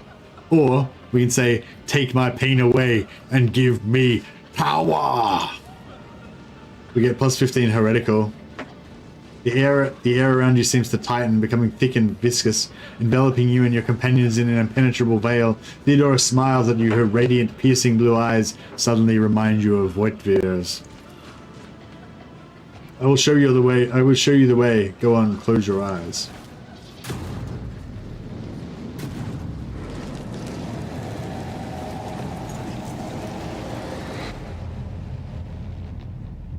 All right, we're taking the first step on the road to heresy. Yeah, if the Deathworld origin gives you more bonuses. Check it out. When you choose your origin, your homeworld, the Deathworld has that kind of stuff going on.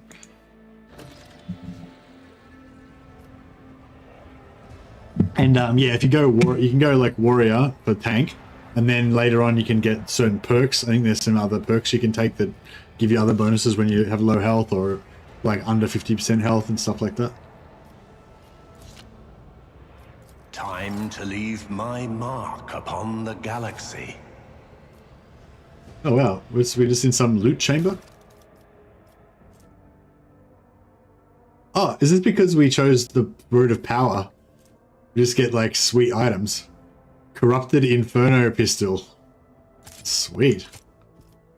Alright. Nice. What else we got going on here?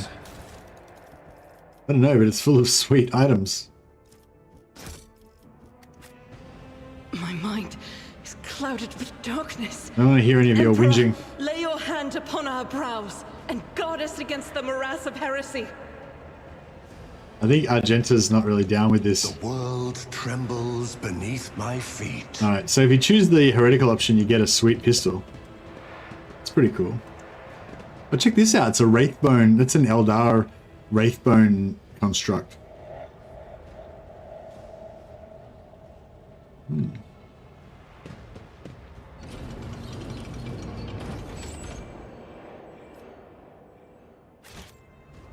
Let's seize the opportunity.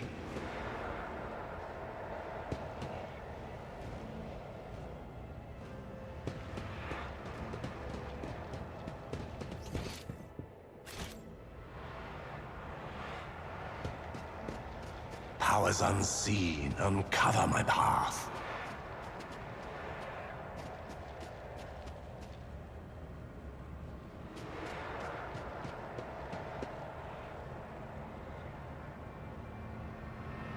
Where's Mort's melter gun?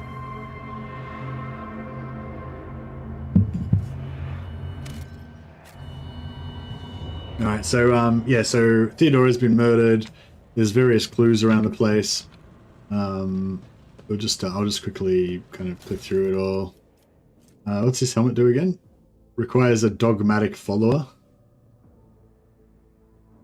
Helmet grants immunity to enemy crits for the first 3 rounds of combat. Alright, well we aren't going to have any dogmatic followers, so we can't really use that.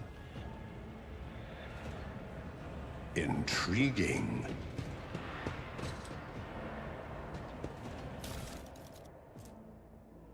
Plus 10 bonus to commerce and lore of the Imperium. Good.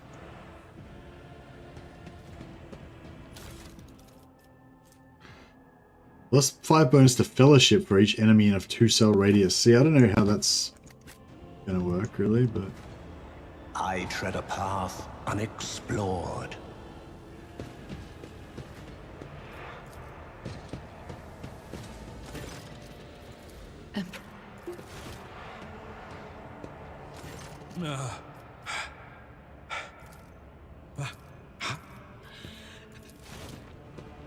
Yeah, I'm going to get rid of Argenta. Because I don't want to have any dogmatic characters. I want to play, like, heretical style. Unless we can, like, corrupt her, but I feel like we're probably going to have not much chance of corrupting her.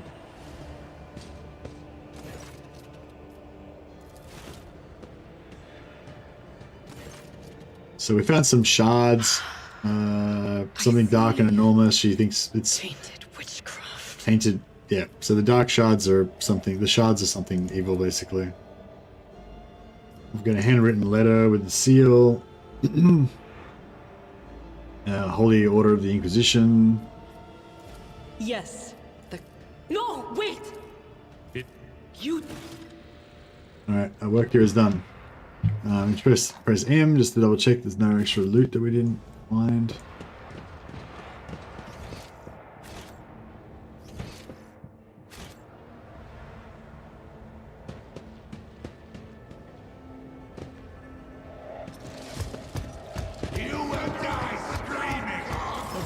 Are getting louder. They will die screaming, indeed. Alright. So, Abelard, me, everyone gets to go first. Then the combat servitor goes... Well, the combat servitor is half dead already. It's only got 44 health. That's cool. Then that guy goes...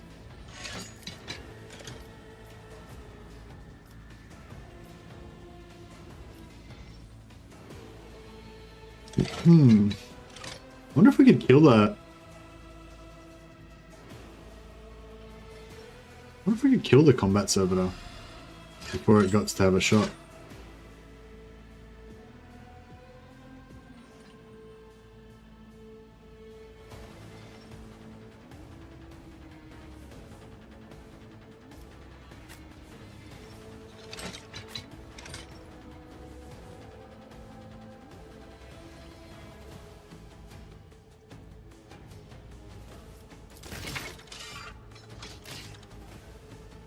Right, Abelard goes first.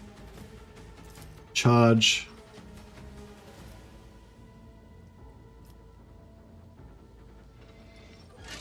It will be done. There's 3 damage. Alright, I guess we need some more armor piercing for the servitor. Noted. Victory is imminent.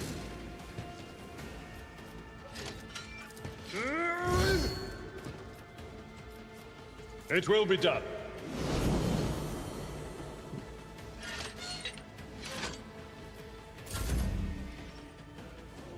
Should I...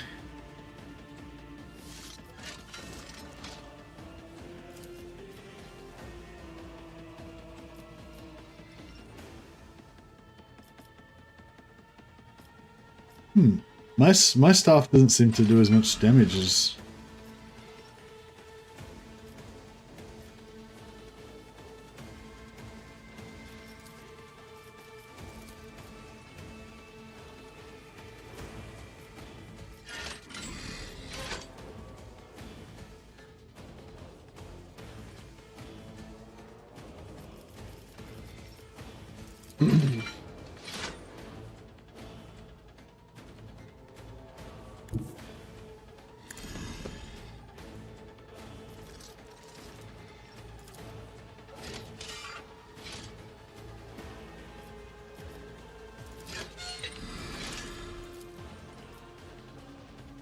Purpose guides me.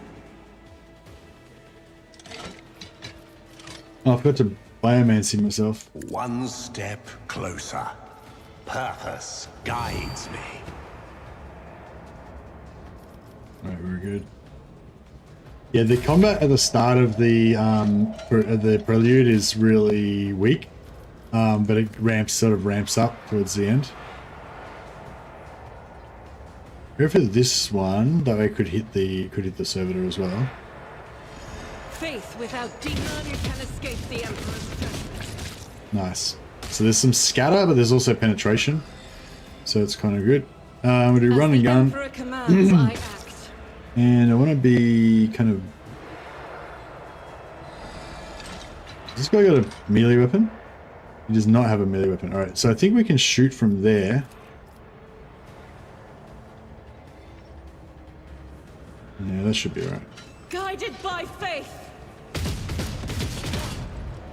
Yeah, that was pretty crap. I'll do it.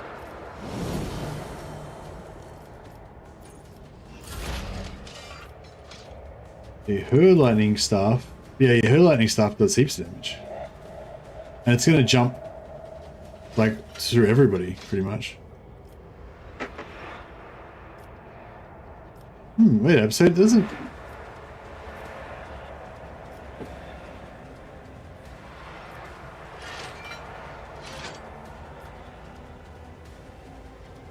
Anything else? Stop mocking me. That's pretty good. Dodge 30. Dodge 30. Alright,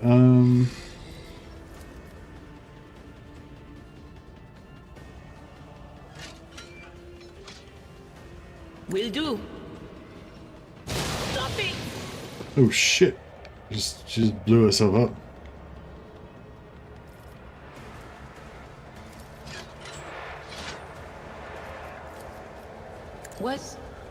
Was that you? Or...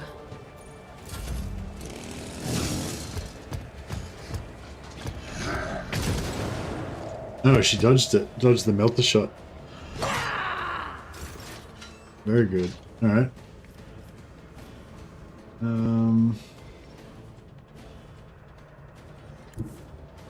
A tactically sound approach. We'll go for a recharge. 3 damage. Yeah, this guy's armor seems to be... Is it... Yeah, it's huge armor? Is that what's going on? Armor 80%. Yeah, we need armor penetration on him.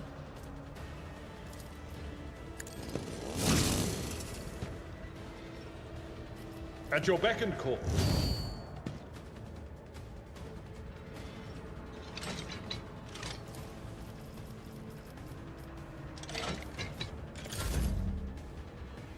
This guy is gonna slay this fool.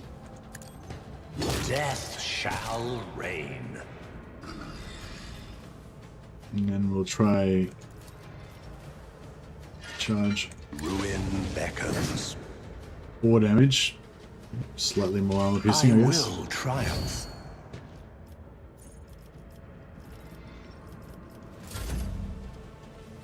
Okay, now she doesn't have a melee weapon.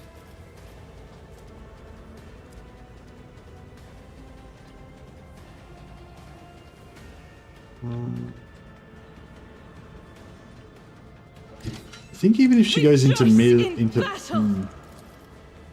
yeah, still 23% chance of hitting that guy. As the Emperor commands, I act. 3 damage.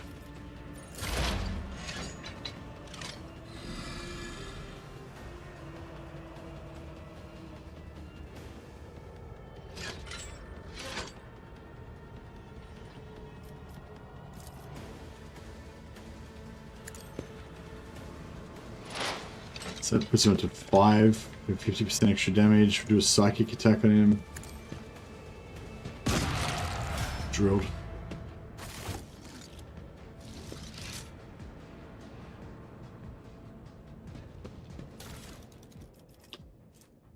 +5 toughness if their intelligence is less than 35. Glorious. I'm pretty sure my guy's intelligence is less than 35, so we're in luck. Press M, you can see if there's any loots anywhere. No, The world trembles beneath my feet.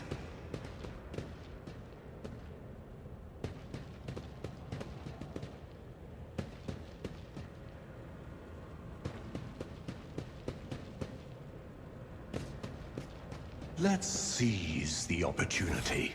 Right, let's so our intelligence is 35. Oh no, our intelligence is 35. We're too smart for the +5 toughness. Luckily Abelard's not too intelligent. He can take it. Dogmatic follower, yeah, so that, what's this one? Heretical adherent. Am I not a heretical adherent? What am I? Oh, I gotta get level 2 Heresy. And then I can get the melter gun. That's pretty cool. Oh, how do I make my followers heretical? I don't know if I can make my followers heretical though.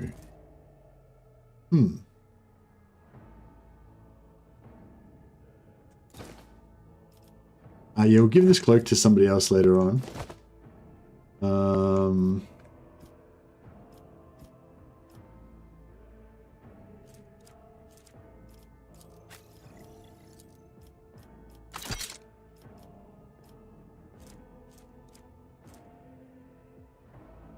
Plus bonus to commerce and law of the Imperium. All right, so who's got the highest law of the Imperium?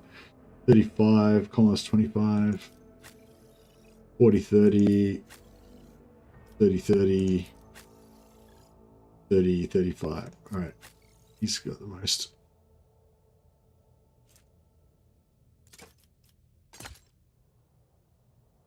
No one can use the Inferno pistol. I got to get level 2 in Heresy first.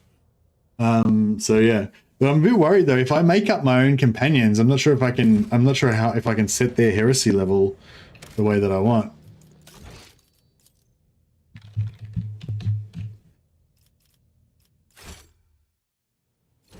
All right, let's see what we can get this time. Okay, so we got our daring breach skill and yeah, epicenter of slaughter is pretty good. Thick skin.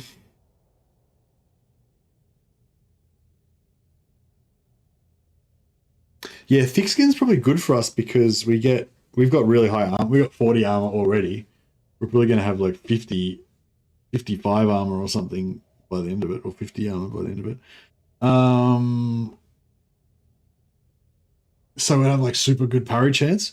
I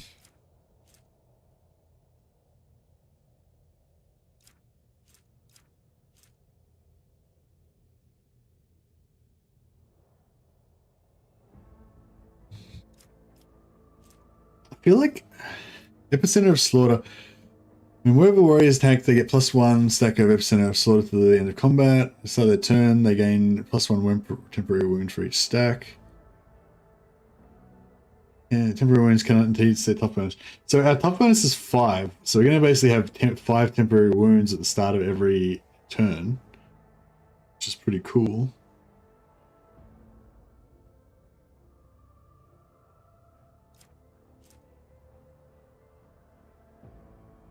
Oh yeah, here we go. In rage, when the warrior has 50% less than 50% wounds, they get +5 plus toughness bonus plus agility bonus, crit chance.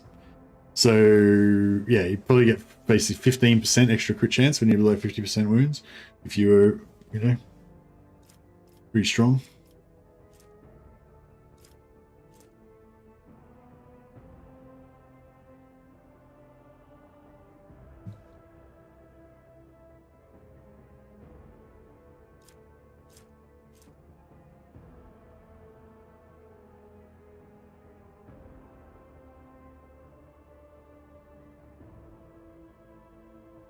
Whenever the warrior is under the Endure effect, their damage deflection is increased by... Whenever the warrior is hit while under the Endure effect, their damage deflection is increased by 1 until the warrior's next turn. Yeah, it's like a tanking thing.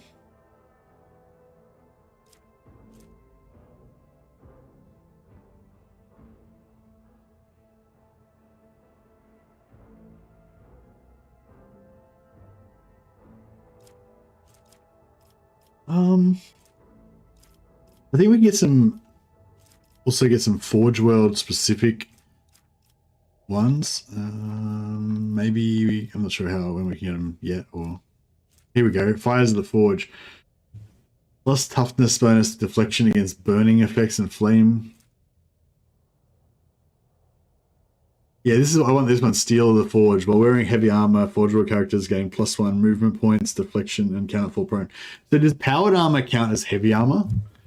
I don't know. We should probably wait till later on when we actually get the weapons first, but yeah. Forge World's characters gain a stacking +10 bonus to hit chance and dodge reduction against any enemy they hit with a single target attack. Successful critical hits from single target stack. But yeah, I feel like this would be good for like killing bosses basically.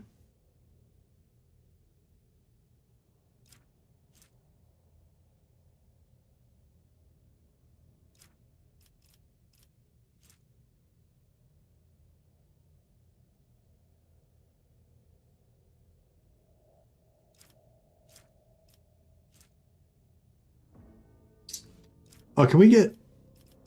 Oh yeah, here we go.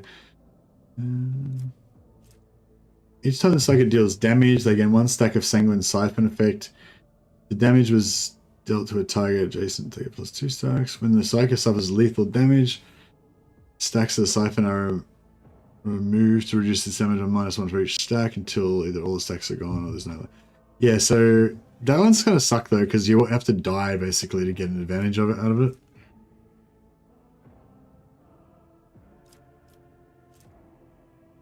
For the first round of combat, all psychic powers of the Biomancy discipline cost -1 action point. That's pretty cool. That means we can just like pump ourselves full of like abilities. So we can put regeneration on, and we can put like, you know.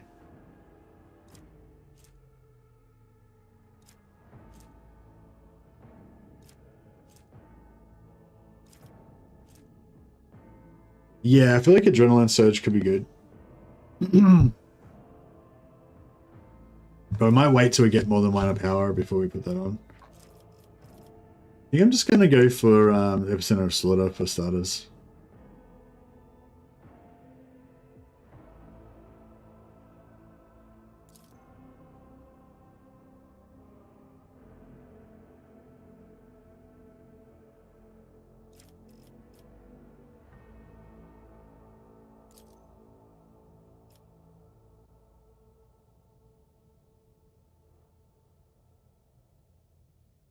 Yeah, I got a custom character as well, but he's not very fancy.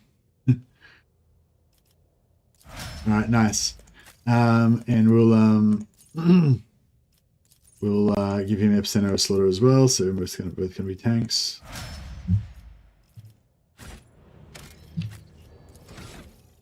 Then this bad boy. She wants to buff me. I found something before that I wanted to use to give more buffs, didn't I?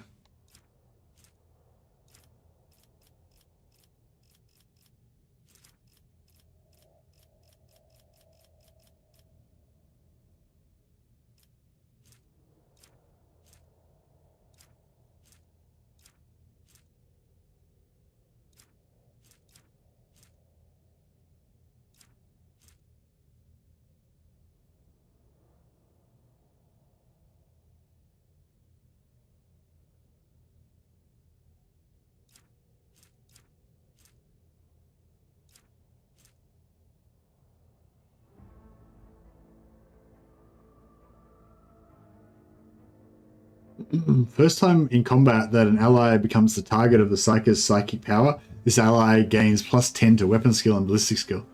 That's pretty cool.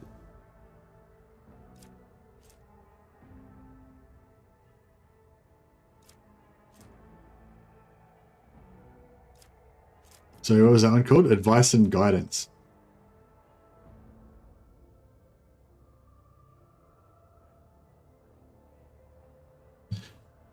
So this is Forewarning is a psychic power, right?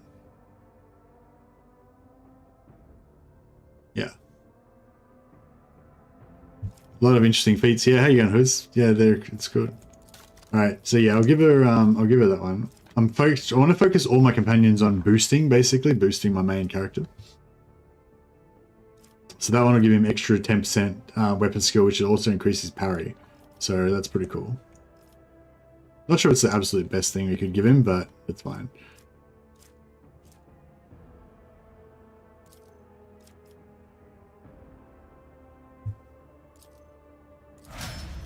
And Argento, we're going to get rid of Argento, but for now...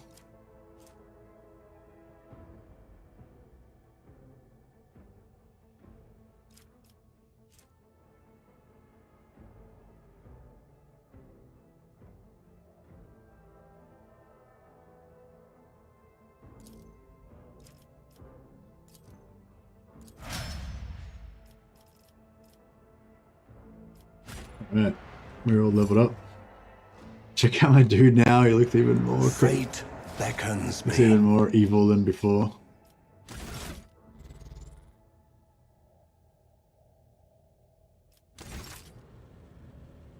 I love his, like, from this viewpoint, his dude looks like the skull, like an evil skull face. Embrace true power. Okay. Void ship bridge. Let's go. Alright, this isn't the boss fight, isn't it?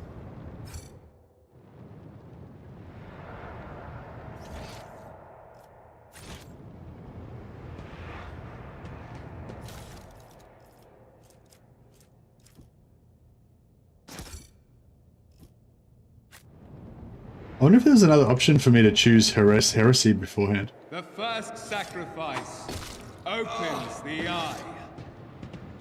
The second let's go quickly go to it. sacrifice draws its gaze.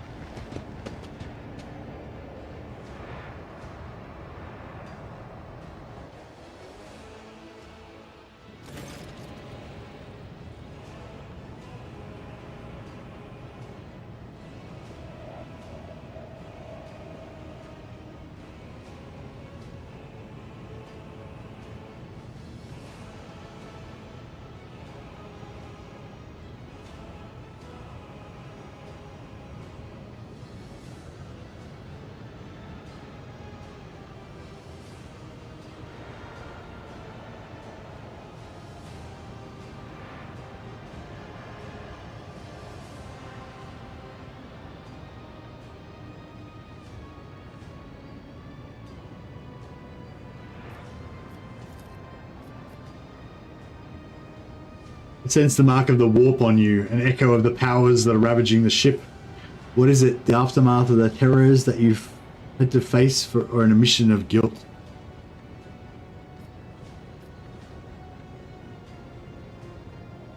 The spy. I choose my ally as well. I guess that's the Heresy version.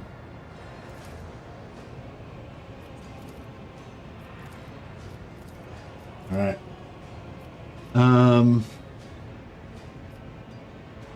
Perhaps the warp does not have to be the end. I'm like, embrace the chaos.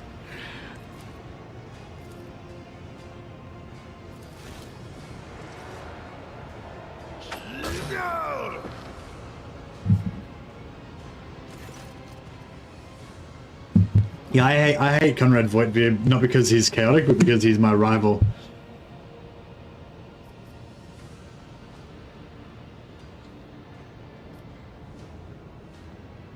Ethelthred's about to turn into a chaos spawn.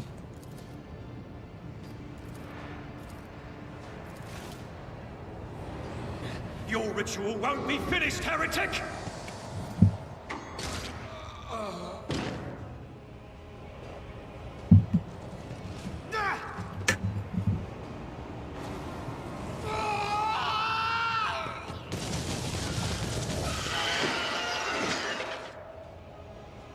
Now, if any of you guys were here for the first stream, you'll know that this battle was like super hard. But I don't expect it's going to be as hard this time around. But we'll see how we go. So yeah, we'll save it here, and then yeah, we'll get into it.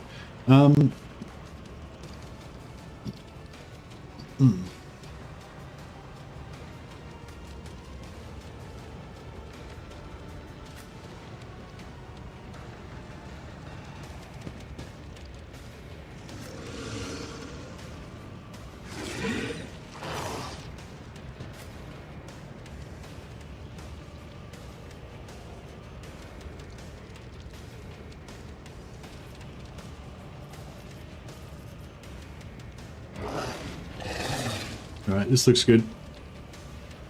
Do it. So this one, yeah, it'll be interesting to see how much easier this is now compared to Unfair. I don't reckon it's going to be that much easier, because I think the enemies will have the same abilities. I mean, the only difference is that the Chaos Spawn won't... the Chaos Spawn's got less hit points. The Chaos Spawn had like 200 and something hit points when we faced it before. Now it's only got 140.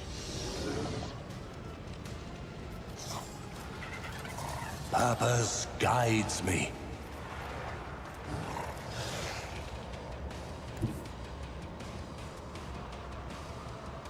Descend upon the weak.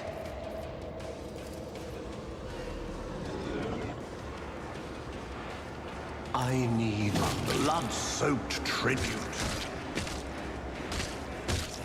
I'm an arch heretic. Look at my metallic iron arms. Purpose guides me. There is no mercy found in my heart.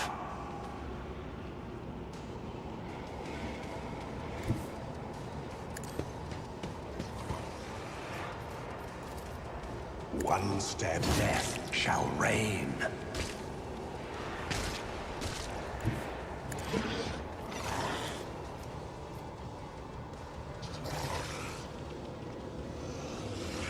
Ruin beckons. Purpose guides me. Alright, he's in melee. He's doing his thing.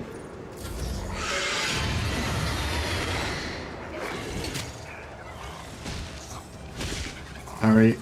So he didn't get knocked down. He didn't take as much damage and he parried I think he parried the knockdown. So that was good, I guess. My place is at the fore. Also, I think like the practice that we got from before probably helped a lot with this as well.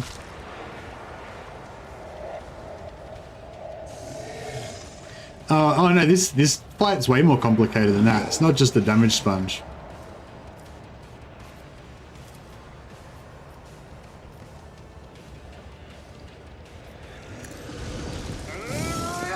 Oh no. We'll rule the stars themselves. One fewer target. Yeah. Yeah, see how much easier this guy goes down this time. Tried and tested tactics are the best ones. I will do. I took care of this one.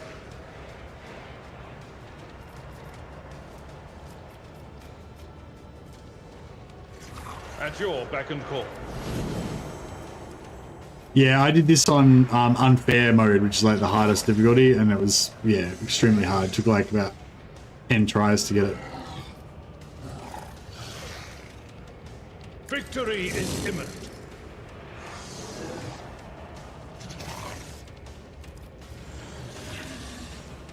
At your beck and call.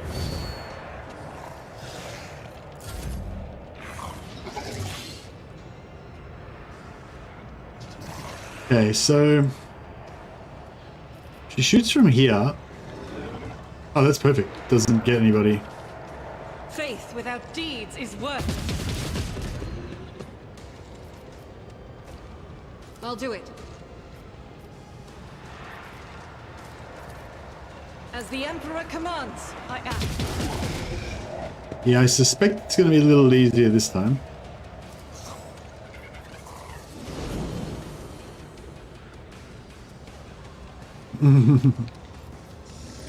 It's not just boosts HP, but he also gets all these buffs and everything. Like, it's just, yeah, you just don't want to mess with that, basically. On it. So we forewarning boosted this guy's. Check out how high our veil degradation was up. At the beginning of combat, veil degradation usually starts at 0. So yeah, it usually starts at 0, but mine started at 13. No, it says at the start of combat, veil degradation usually starts at 0, but it doesn't seem like, it seems like it builds up throughout the whole game and doesn't go down. I don't know what's going on. This is daring. This is just like, I don't know, one level above normal.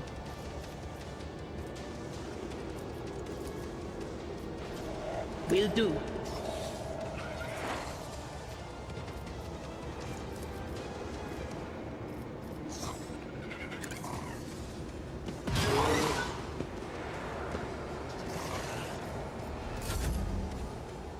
Oh, sorry, I haven't updated it. Yeah, thanks for that. Sorry, I need to update the... Sorry, thanks for letting me know.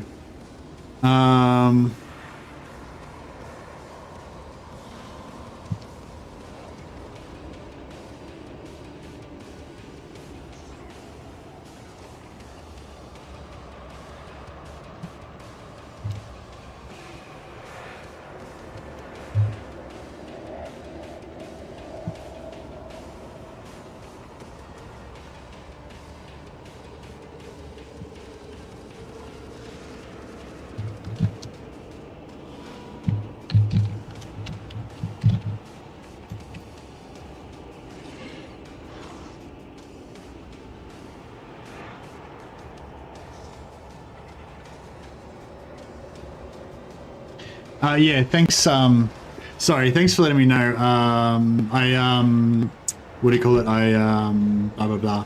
Yeah, sorry. We were playing on unfair difficulty yesterday, and it's good. Like if you want like super difficult combat and you want the game to be super slow, then it's good. And I was really enjoying it.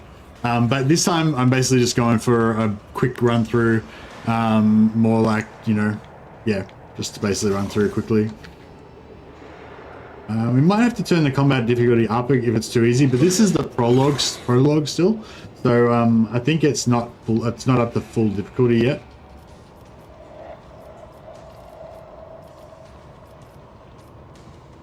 Yeah, so we should have extra weapon skill. Yeah, plus 10 weapon skill from guidance, advice and guidance.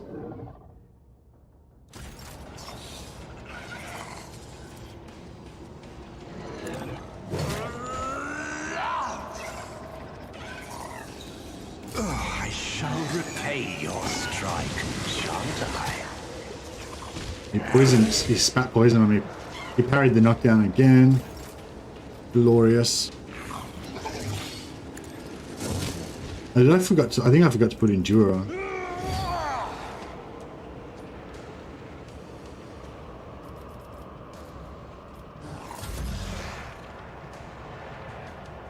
Yeah, I'm sorry for anybody who joined thinking we're playing on hard difficulty, on unfair difficulty. If you want to see what unfair difficulty is like, my previous stream is the one you want to see. But this one is, if you want to see what it's like to be a heretic and choose all the radical heresy options, then this is the stream you want to see. Doubt is for the weak.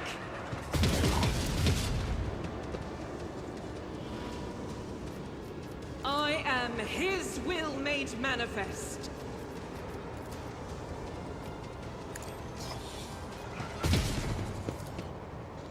As the Emperor commands, I act.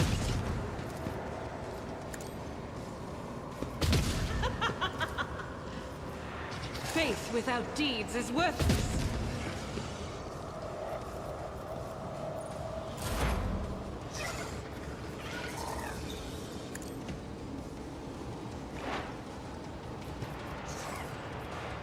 But of course. Blam. Alright, there you go. So instead of taking like 2 hours to do it on unfair difficulty, it took about 5 minutes to do it on 5 minutes to do it on daring difficulty. So there you go.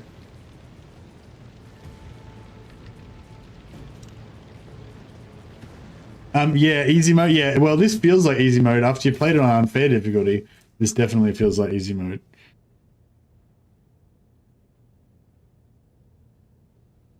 Each heroic act increases the wearer's dodge by 20% until the end of combat, max 60%. That's pretty good.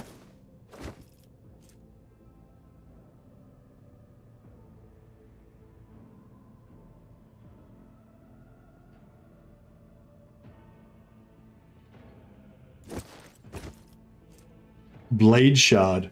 Yeah, so the Blade Shard is something to do with chaos. I think we can get the Blade Shard and put them together and make some sort of chaos weapon or something. So we're going to try and do that. Which character are you devoting your character to? Undivided? Yeah, probably Undivided. I want to go, you know, a bit of corn, a bit of Nurgle, a bit of corn, a bit of Zeech, a bit of everything.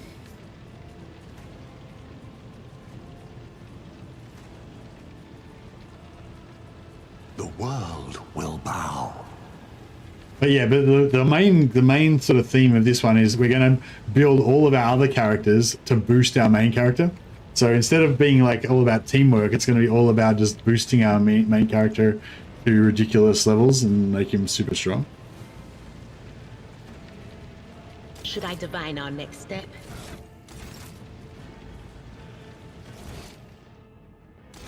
Are we supposed to talk to somebody, or are we supposed to talk to like the bridge officer or someone after we defeat that?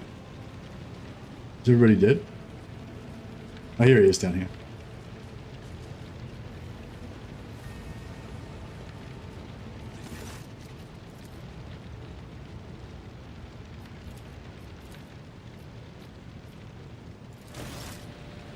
All right, we're gonna become the rogue trader.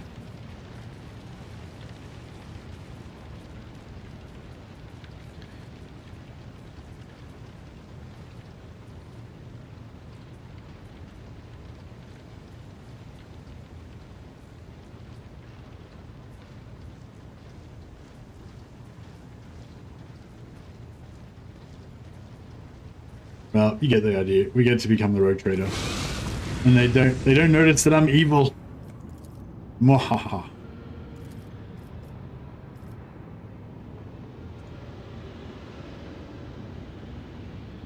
Probably should change the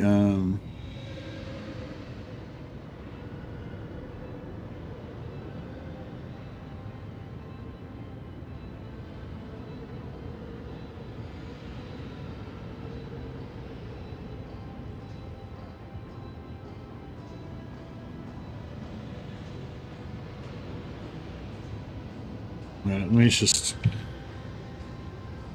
I should change the thumbnail as well. Sorry guys, 1 second.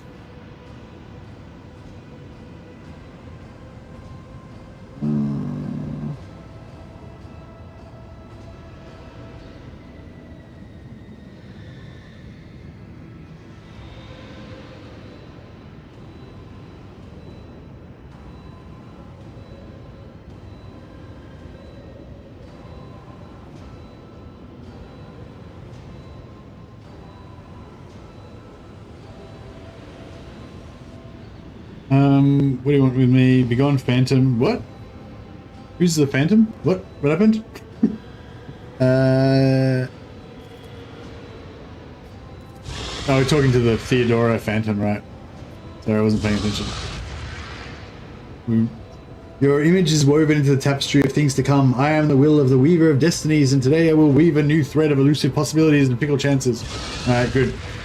Give me the power. The path is set, child of the dawn. The thread is woven. Follow it, servant of mine. Alright, let's do it. Give me the power. By right of blood succession, and with the absence of other kin who could challenge this decision, it is hereby the deed is done. Alright, we are now the new rogue trader. The treachery of the Master of Whispers was fruitless. Right, let me just quickly... Victory came at a great cost. Lord Captain Theodora von Valencius perished along with her heir, Edelthrad, and thousands of crew members.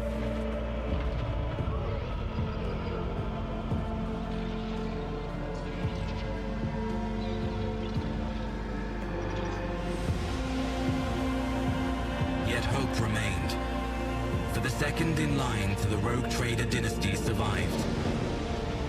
At the cost of many sacrifices made by the Lord Captain in the name of his own ambitions.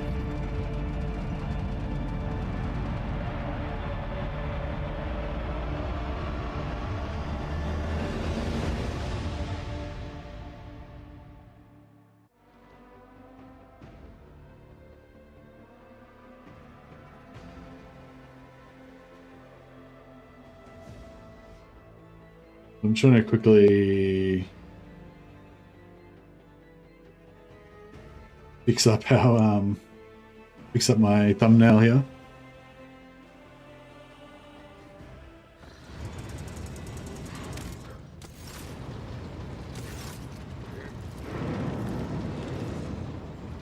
I'm ready to start the briefing.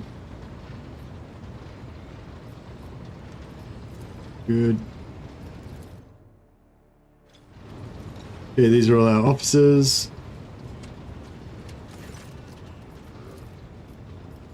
Yawn, haven't time to be listening to every officer. So if you go, if you want to listen, if you want to talk to all the different people and go through all the storyline of the bridge stuff here, then you just choose the top one. If you want to skip it all, then you just choose the bottom one, Yawn, and then you get to skip it. And I think that that's really good because this whole scene like takes ages, but you can go and talk to these individual people later on. And I don't know if you might get a little bit extra XP if you talk to everybody or whatever. But yeah, if you don't want to sit through all the talking and reading and everything, you can just skip it.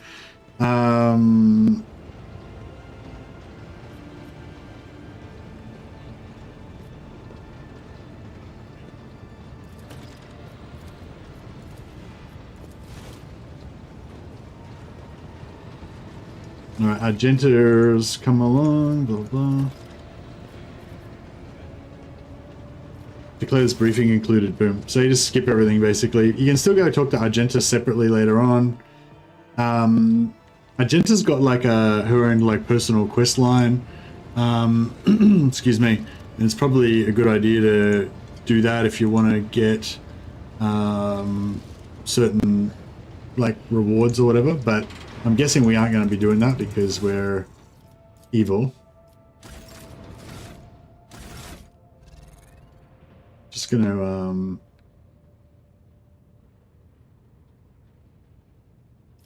get rid of my stuff. Just taking a screenshot for my new thumbnail.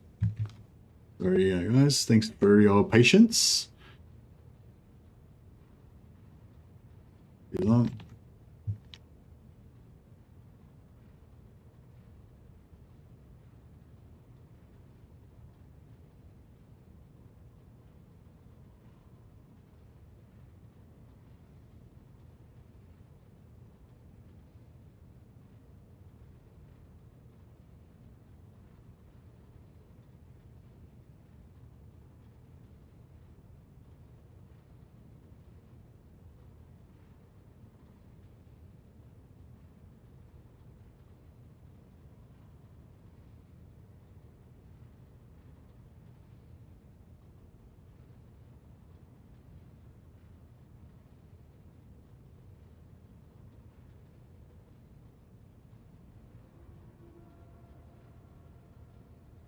I'm just trying to just quickly do a thumbnail.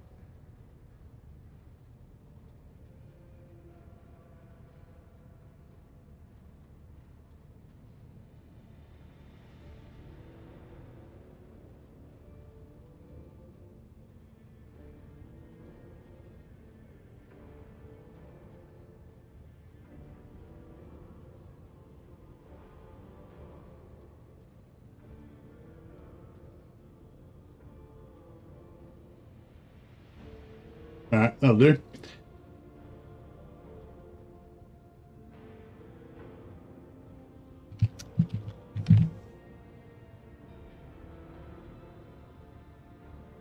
Yeah, sorry guys, I wanted to just quickly start the stream, and so I just reused the thumbnail and the title from yesterday.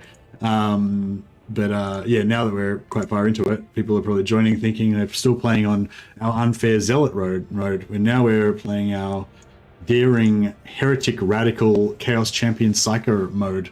So I've changed the thumbnail, I've changed the title. Hopefully everything is now correct. Sorry about that.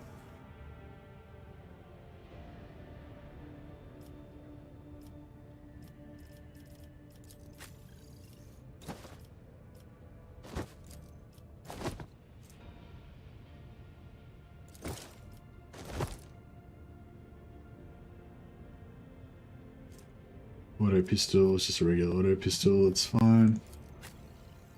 Alright.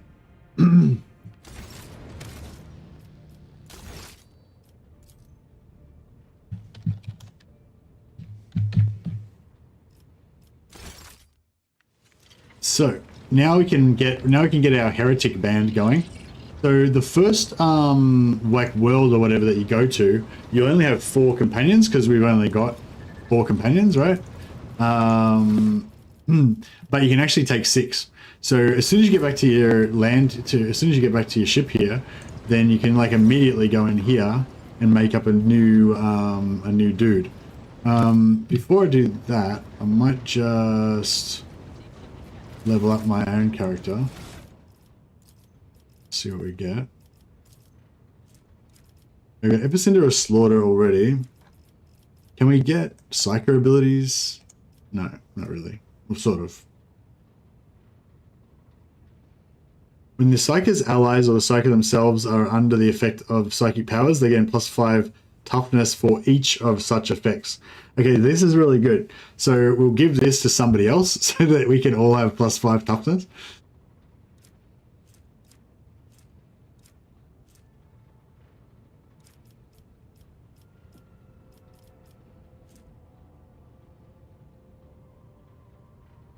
Yeah, that adrenaline surge I think is really good, but I don't know if we can wait till later to get it maybe.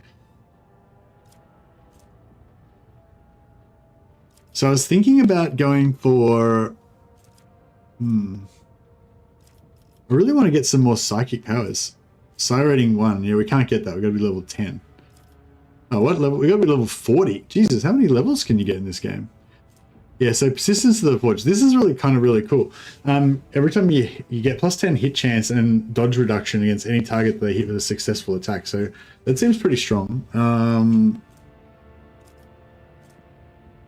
Yeah, this one, heavy armor, seems really good as well. But again, like, we haven't got heavy armor at the moment. So, you know, I don't know when we're going to actually get some heavy... I don't know when we're actually going to get some heavy armor.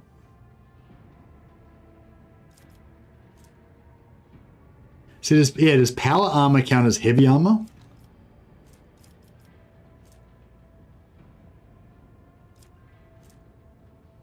I mean, you can always respec this stuff anyway, so it's not that big of a deal, but yeah.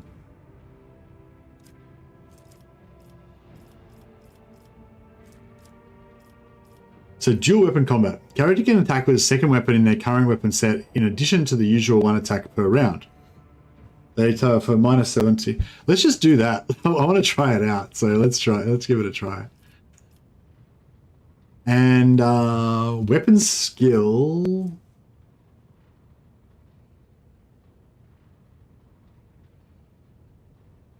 I feel like weapon skill is going to be good, especially...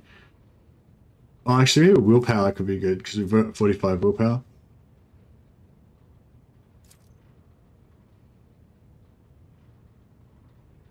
Yeah, we'll see how we go. Oh, there's a trait that gives you bonuses if you're wearing heavy armor. So the reason I ask is, like, am I going to get those bonuses if I'm wearing powered armor, or does that not count as heavy armor? I assume it will also count as heavy armor, but yeah, I'm not sure. All right, cool. So we got dual wielding now. Hopefully that increases our amount of punishment that we can lay down. Adira, I kind of want to keep it, even though Adira is not like optimized, I think we're going to keep her as our diviner. What's her willpower? 60. Perception,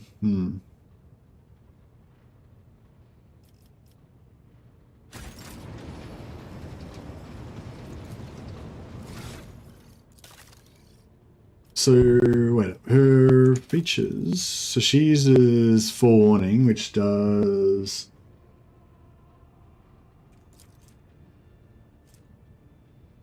+3 plus the Psyker's perception bonus plus 3. Yeah, so the higher her perception is, the more dodge and parry she gives.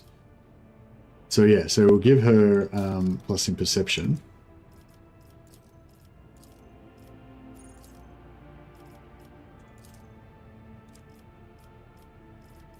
And yeah, we'll give her some of these passive things.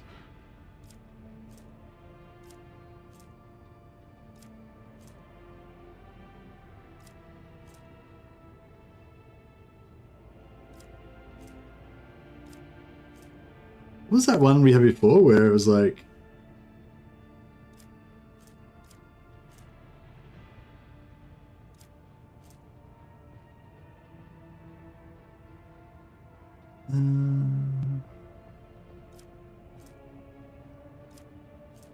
what was the one where it was like +5 toughness for each ability or whatever?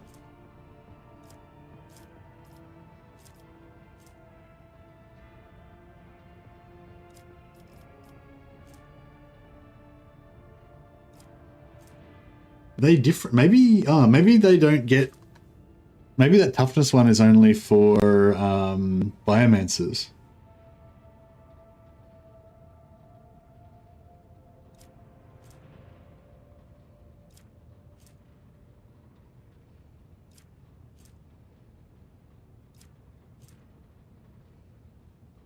But so I just want passives that are going to buff my main character.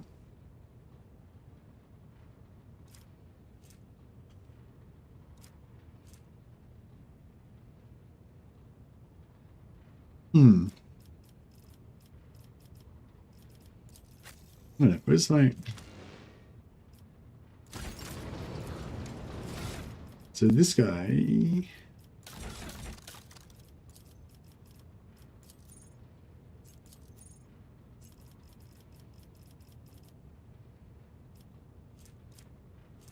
Ah, Strange Vitality. So Strange Vitality is part of the Biomancy thing.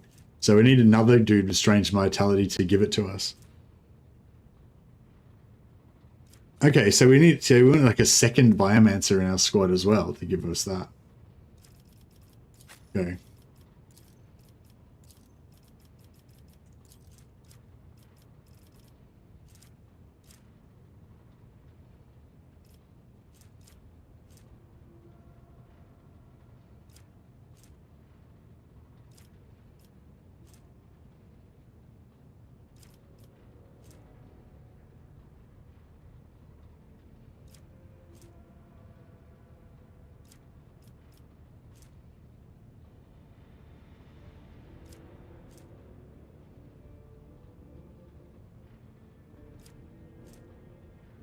None of these things very good. Seems very good. What else we got going on? Stronger together. All allies, excluding Xenos, gave +5. The same character that was characteristic was chosen in humanity's. Okay.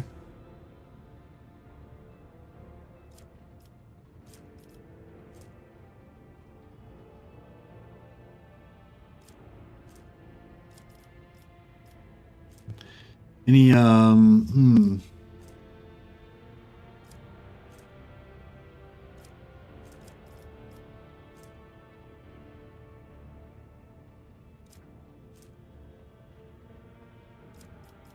There's something I can get that'll give us boosts to my main characters.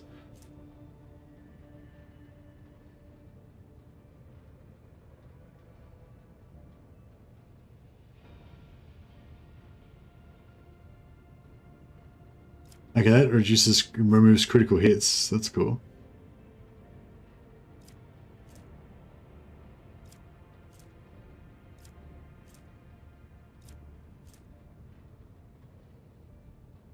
Oh, here we go. Allies under the effect of at least one psychic power gain an additional 5 plus blah blah armor penetration. So that's cool. So Fatebringer.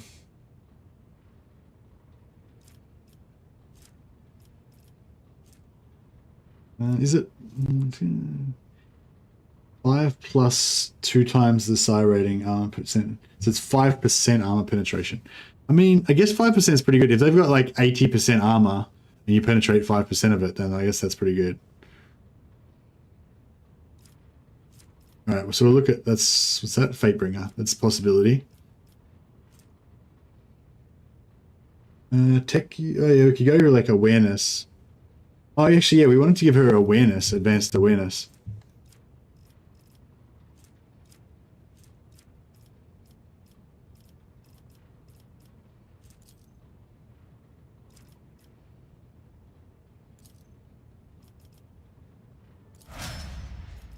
Cool. She's good. All right.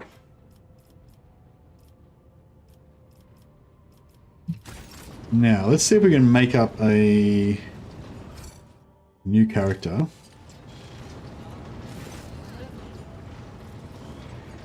Need to bolster my retinue with skilled fighters. Make a custom character, new character.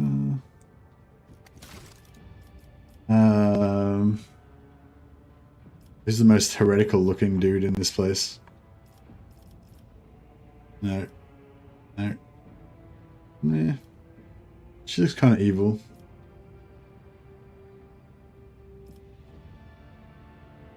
She looks pretty heretical.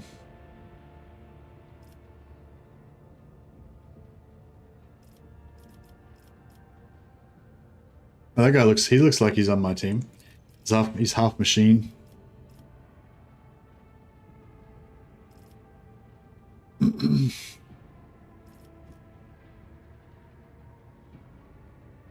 Set for the Von Phalancius Annals. The destination is known.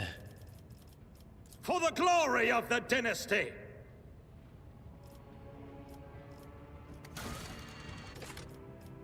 Heretical follow-up. Oh, okay, cool.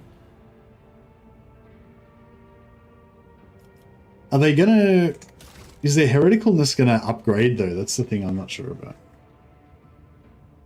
He's gonna be a Forge World guy like me. We're both down with the same vibe. Crit chance, agility, and dodge chance, toughness and armor.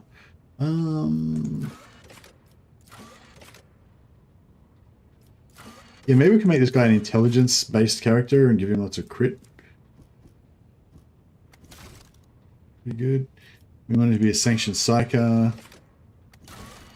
And we want him to be a pyromancer.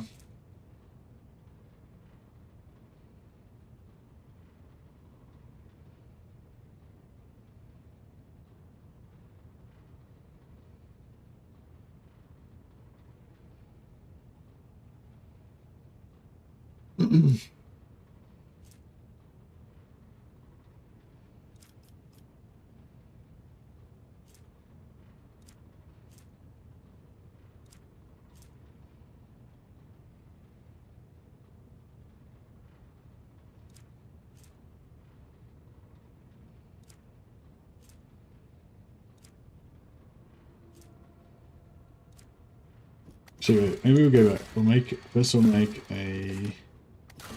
I'll bring glory to my bloodline. Macro cannons, volley! This will make our witch type character. Really cool. We'll hide her helmet. She looks pretty cool. Alright, and we all from Forge Worlds. This Forge World gives us tough intelligence, toughness. Yeah, that kind of works, I guess.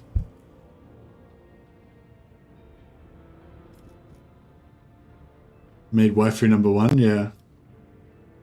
What does Death Lord give us? Willpower? No.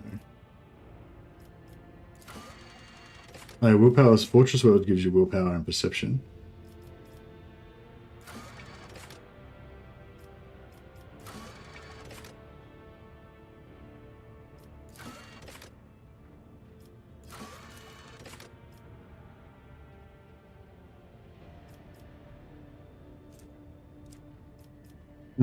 She'll be Voidborn, I guess.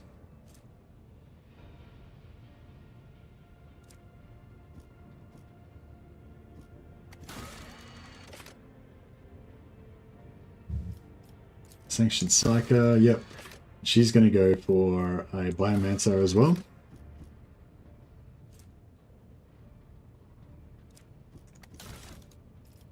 And she's going to be a officer. So she can do bring it down on my main character. And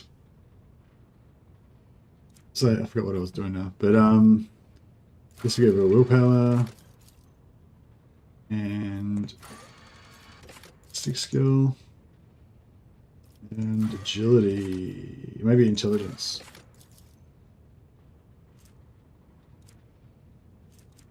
Sure, I know, we can always just change it later on, whatever. We can just make a new character or if we need to, yeah. Cool. What's her name going to be?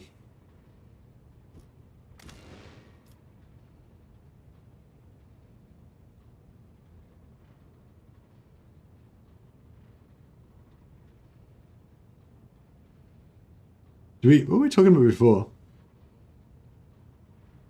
Oh yeah, what was that? Aurum?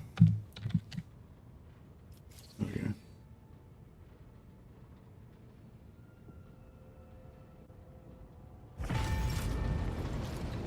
Alright. Now Aurum. Boom. Aurum is gonna level it up. Give her, what's her skills? She's good at Law of the Warp. Oh, we're good at Law of the Warp as well. She's good at all the laws basically, and logic. Maybe logic? No. I guess you can do Law of Imperium.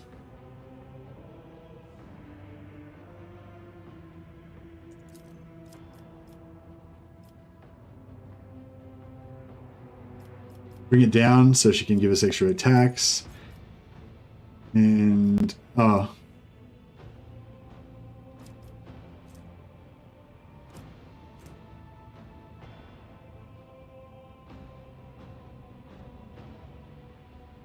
whenever an ally uses a heroic act, that ally gains temporary wounds equals to 10% of their maximum wounds plus their resolve. Oh, that seems pretty good.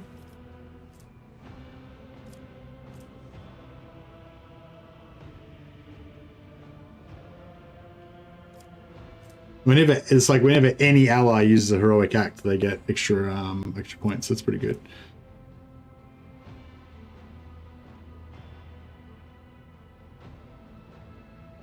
Whenever an officer uses an ability on an ally, they get a bonus to their perception and ballistic skill. No, I don't need that.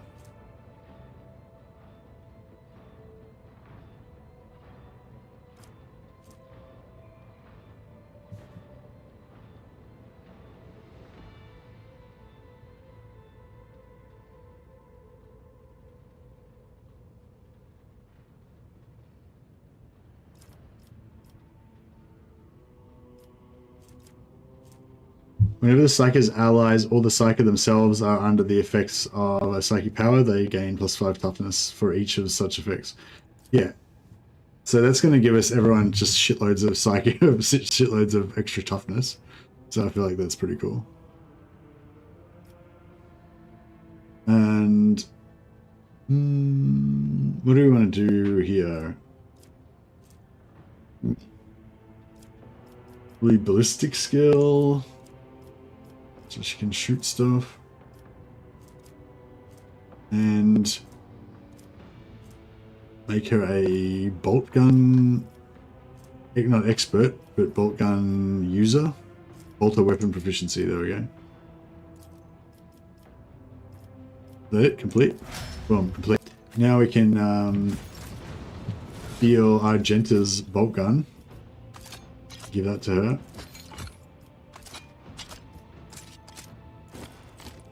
Give it to Aurum. Aurum's the new Argenta.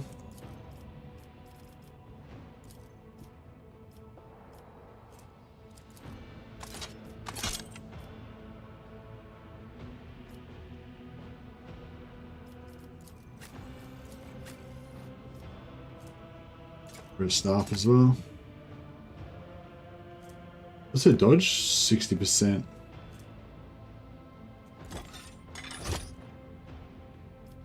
That's fine.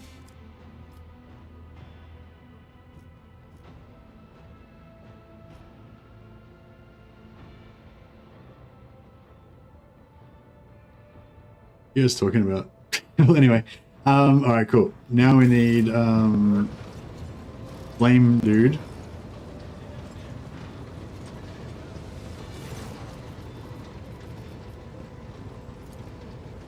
No, we don't want training. We want more dudes. Skill fighters. Yeah, I'll make 2 more, I reckon. Right, custom character. Create new character. This guy.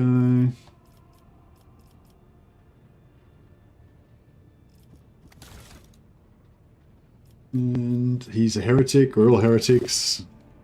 We'll get a Forge World on this guy as well. But he's going to be a crit Forge World guy.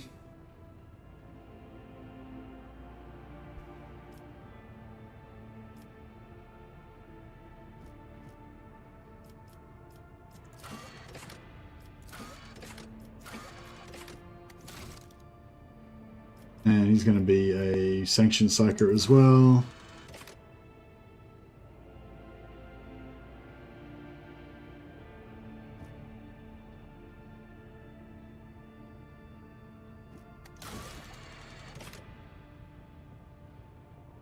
Making a sniper with officer buffs look good. Yeah. Hopefully I can use more than one officer buff on the same guy in multiple turns. I'm not sure if you can or not, but I guess we'll find out soon enough.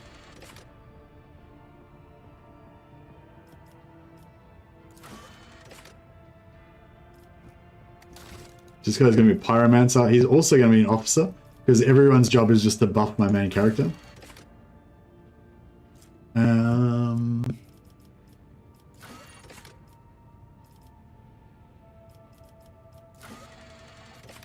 I don't... Oh, actually, let's go back again. Let's just look at the pyromancer abilities. So... Look at... Inflame... It's 2 times psi rating. Willpower bonus times psi rating. So for Molten Beam, he needs willpower. And for most of the... we're not going with the pure Waifu squad, no. Most of the officer abilities, I think, use either persuasion or perception, or whatever it's called. Not perception, fellowship.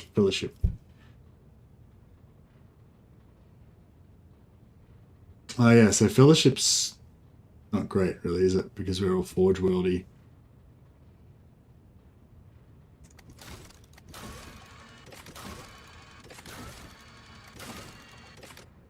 What about Fortress World? No, Fellowship's crap there too.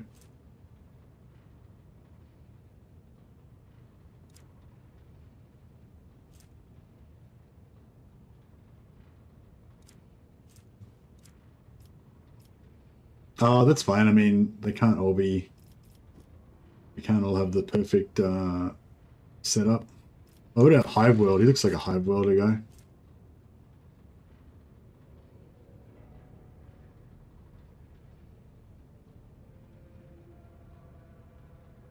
Okay, that's pretty cool. He gets a big bonus to resolve and stuff when there's friends around.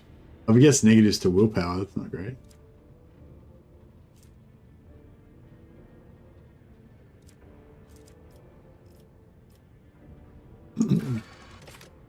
Everyone gets negatives to fellowship except for Imperial World.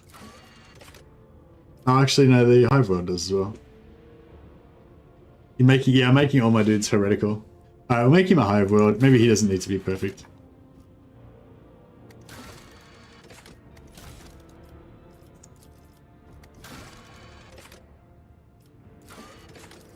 Like extra fellowship. Good ballistic skill. Good willpower. I can't really boost his willpower as well.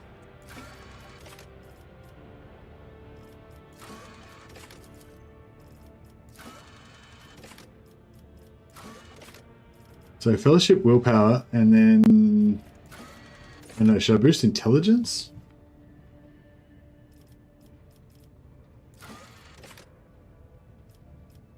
Toughness, ballistic skill. I feel like ballistic skill is probably a safe option.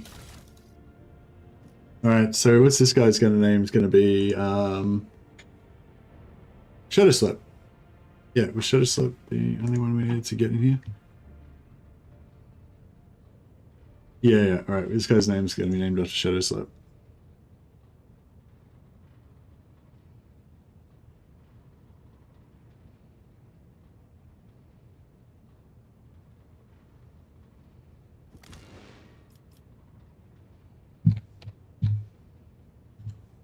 We'll just call him Shadow.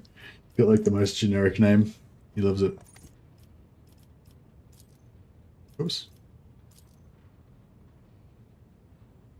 Yeah, cool. He looks pretty similar to his dude.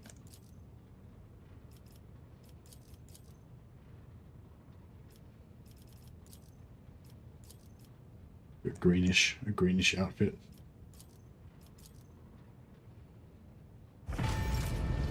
Okay, so we got 2 extra dudes, and then we want to get rid of Argenta. So we need 1 more to get rid of her as well.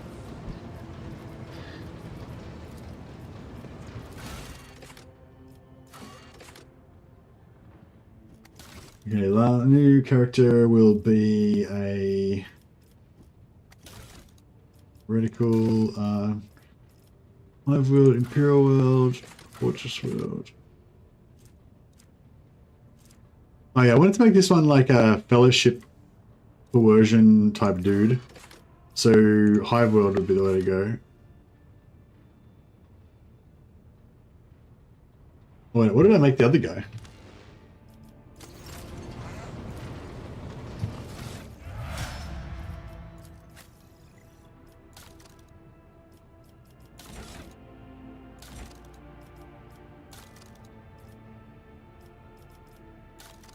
Where's he from?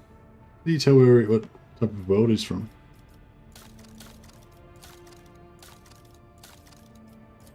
Oh yeah, Hive World, yeah.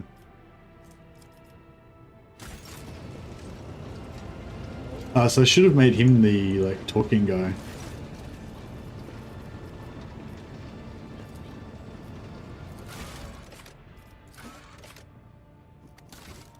Alright, we need one more. What's this guy? No, he looks too nice.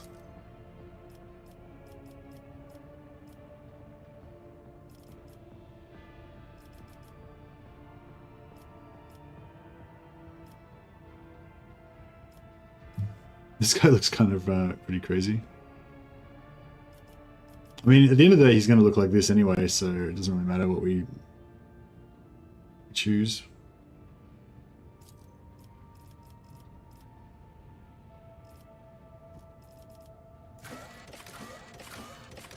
Excellence matters.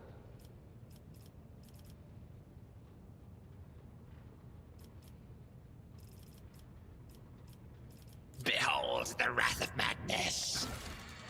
Perfect.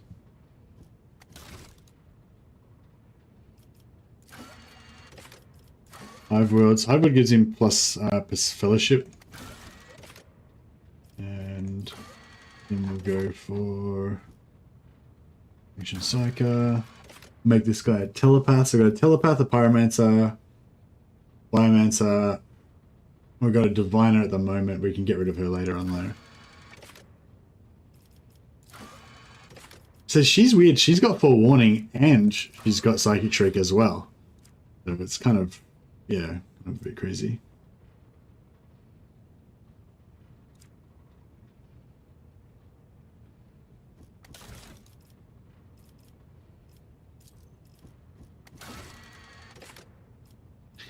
Right, so I want to give him max Fellowship because he's going to be our face, our mouthpiece guy. And I guess we won't have like more ballistic skill, willpower. Actually, do any of these? What do these need? We need willpower. This one needs willpower. Oh no, it's a willpower test. Willpower, blah blah.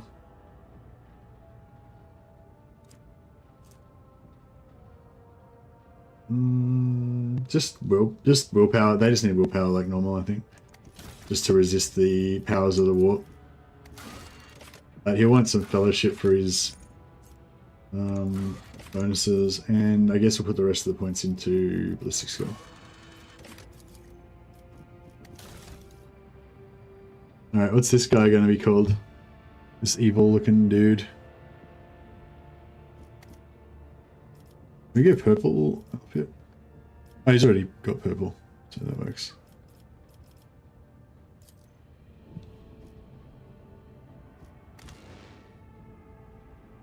He needs a name. Minion. Dark Soul. He can be called a Dark Soul because he's like a Dark Soul from Mordheim. Alright. Our companions are completed. Just need to level up Dark Soul and that other guy. Oh yeah, so this guy is like a heretic. And he used the see, he's only got level 1 heresy level, so no one's like heretical enough to be able to use it yet. Oh wait, maybe this guy. Yeah, no one's heretical enough to be able to use it yet. It sucks. Okay, so this guy's our persuader guy. I guess we go persuasion.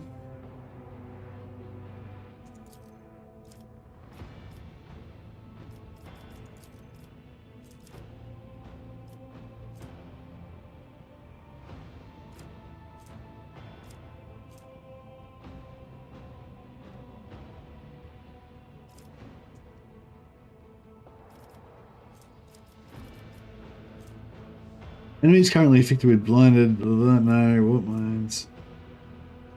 Visions of Doom.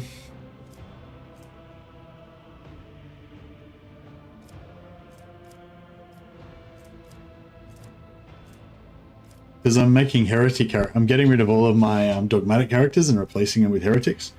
So yeah, so we've got 3 heretics, so we can get rid of Argenta entirely and replace and get the other 2 filled out.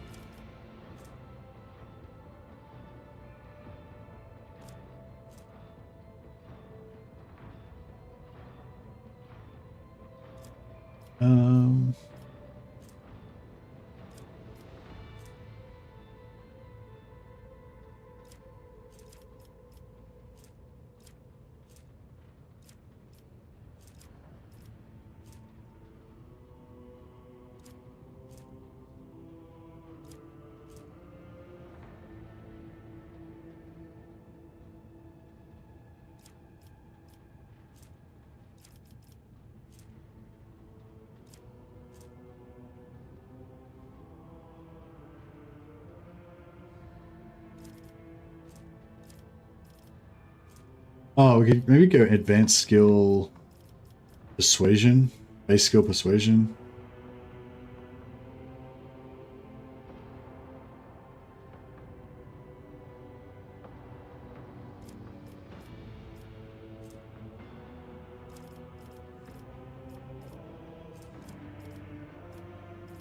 Or maybe that's too getting away from our point of making our guys like super strong.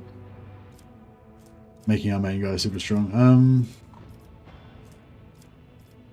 What's something else we can do to boost our main character?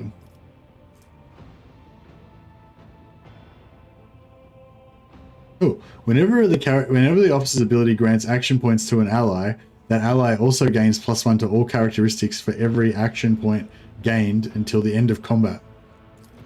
Sweet, let's do that.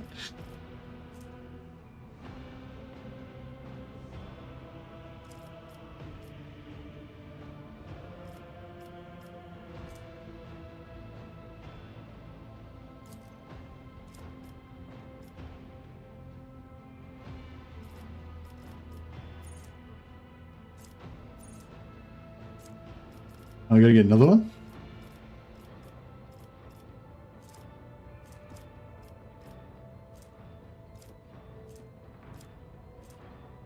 Yeah, we're going chaos for sure. Yeah, you look, Joe.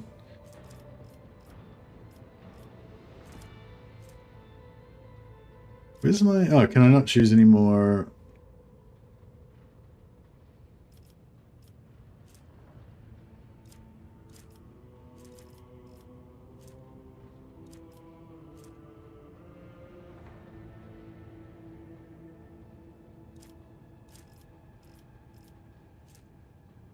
Yeah, base skill persuasion. Just to make him a super good persuader.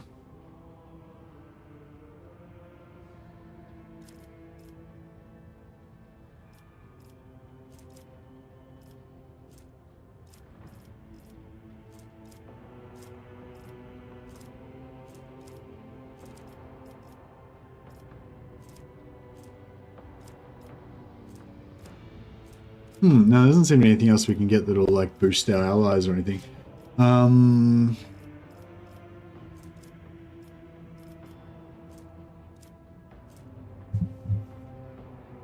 I'll just go base skill persuasion, I guess, for now. We can always respec these guys later anyway, so it's not... Yeah. Okay, that's our persuasion, guys. Got 67 persuasion. This guy is going to be our, I don't know, commerce guy, I guess.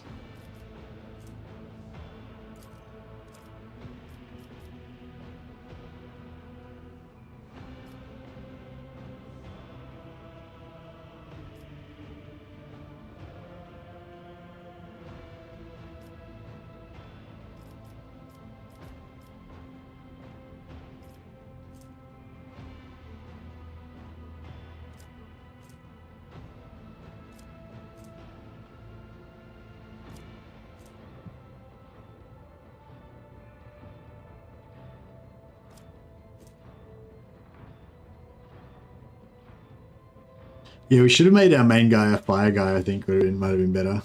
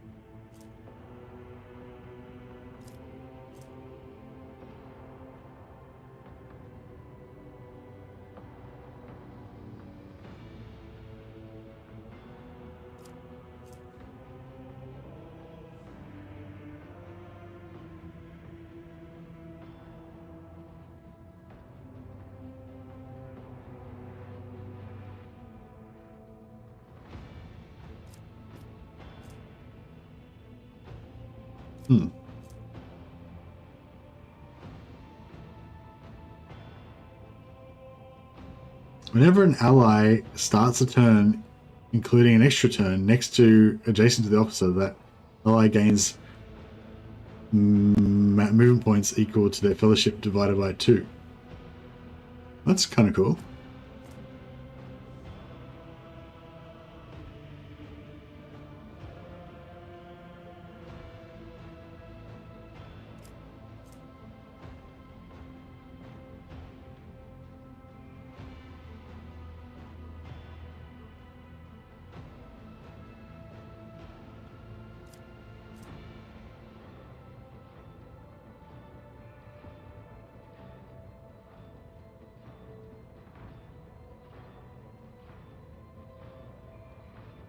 After bonus of voice of command. Which one's voice of command? This one. Voice of command. Blah, blah, blah. Increasing their characteristics by 5 plus 2 times officer's fellowship bonus. So that's like 7.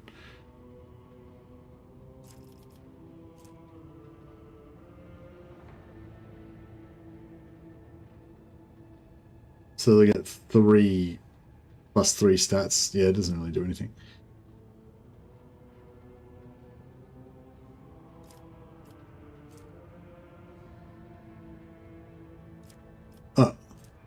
Whenever the officer makes an attack, they get plus 5 fellowship until the end of combat. That's pretty cool. So they can just get like crazy amounts of fellowship.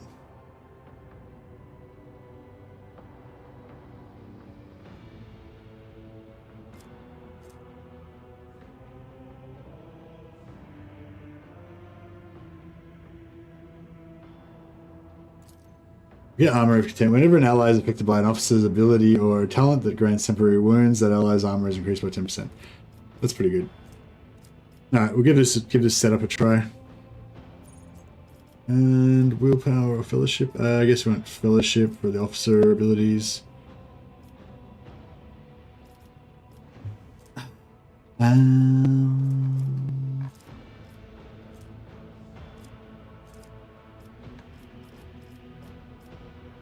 I mean, all of them are going to be Psykers. All Psykers. No, not. I think. Oh, not all of them. Almost all of them.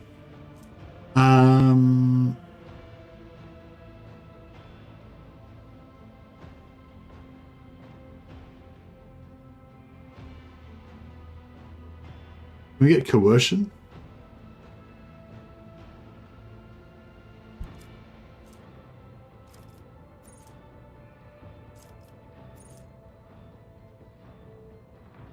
I think tough plus fellowship.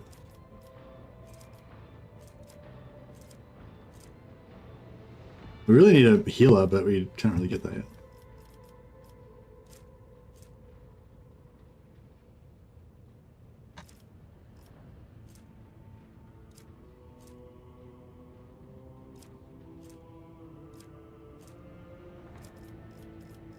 Sorry guys, there's so many skills to read through, it's like it takes a while to figure it all out. I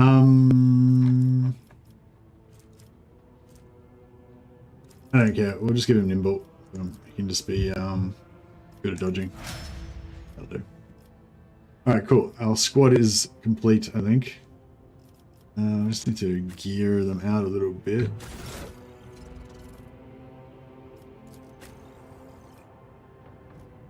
This guy... Hey, we need some better guns, hey? What do we got? Ranged weaponry. Shotguns. Less pistols. 10 to 15. 10 to 15 damage. Like, shotguns are pretty good. Alright, let's take it. No worries.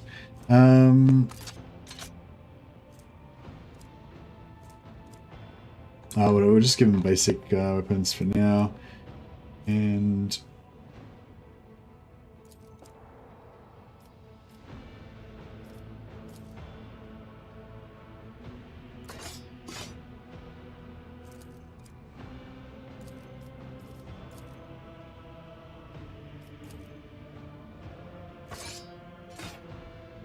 Alright, cool.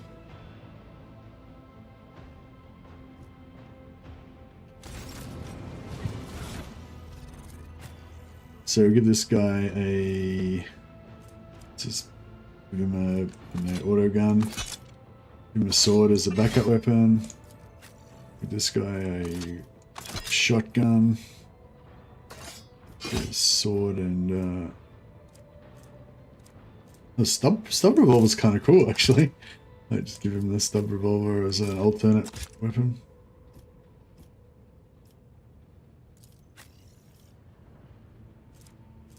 She's got the she's got the bolter and the side weapon. She's more elite than everybody else. Actually, maybe I should.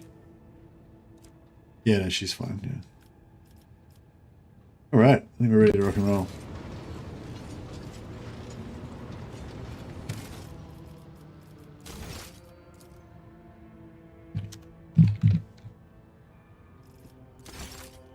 All right. So what's our next draw thing of attack? We need to talk to... We need to talk to anyone? Or maybe we can just ignore everybody and just do our thing. We don't care about their nonsense. So this time, instead of going after the Navigator first, I might go to the planet first, so we can just kind of like do different stuff to what we did last time. We're still gonna have to do the same. We're still probably gonna get interrupted like 7 times on the way there. Or maybe not.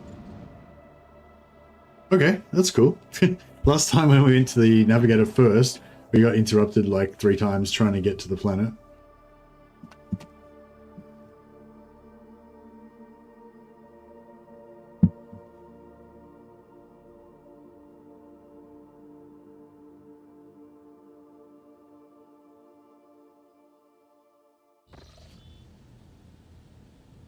Oh, here we go. I think we get to be heretical, more heretical now. You stand up and you're surrounded by the ghosts of a bunch of corpses. Kneel before the rogue trader, your lives belong to me. Anger ignites in your chest and you clutch the shard, which ravenously bites into your palm. Oh wow, I've got a magical sword. An unbearable bright light floods everything around you and you find yourself surrounded by groveling minions, their bodies shivering in your mere presence. Your hand no longer holds a pitiful shard, but a majestic and intricate weapon, skillfully crafted sword with a strange, unnerving proportions, a curved design, an unusual hilt adorned with the image of a closed eye. The tapestry is woven, the path is chosen. Accept your fate, champion. I am the sword's master, not its servant. Remember that.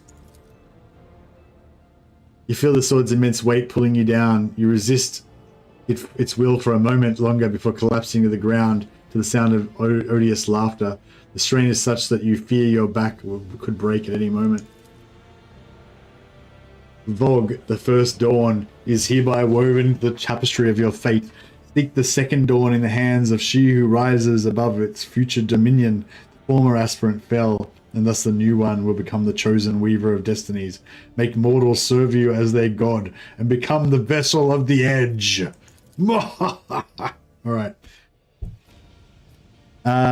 Heretical, pick up the shard, or dogmatic, get rid of the shard. Alright, heretical, we pick it up. Alright, our mission is to find the second sword shard. We've got heretical +3. Oh, sweet. We're like full heresy style now. Let's go. Wait up. How come I'm only level 1 still? I need 45 points of heresy to get to level 2. Well, that sucks. Oh well, we're working our way there. We're getting there. But that means I still can't use my heresy gun. Can't be equipped with this character. Yeah. So you need level 2 heresy to use this corrupted infernal pistol. But I feel like the corrupted infernal. I feel like by the time we get that much heresy, it probably won't even be that good of a weapon. But yeah. So this is our band of heresy dudes. We've got Herald, our champion. We've got Dark Soul, my minion. Who is what's he? He's a fire. No, not fire. He's a telepath, I think. Then we've got Shadow, the fire. Fire wielder. He's another one of my minions. And then we've got Aurum, the biomancer. She's my personal healer and booster. And then we've got and we've still got Adira, who's our telepath guy, and we've got our loyal minion Abelard, who we're going to try and turn to corn. See how we go. See how we go with that. Hey Owner, yeah, we're only playing daring difficulty this time because I wanted to get through a bit more of the storyline and and revel in the power of our dude.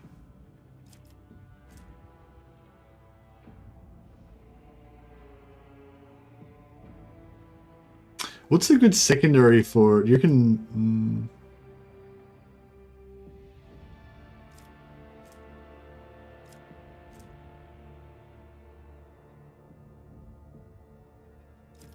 Yeah, I think thick skin's pretty solid.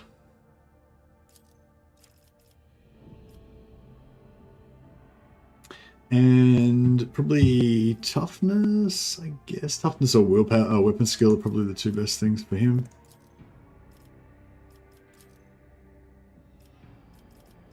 Cool. All right, our squad is ready to set out.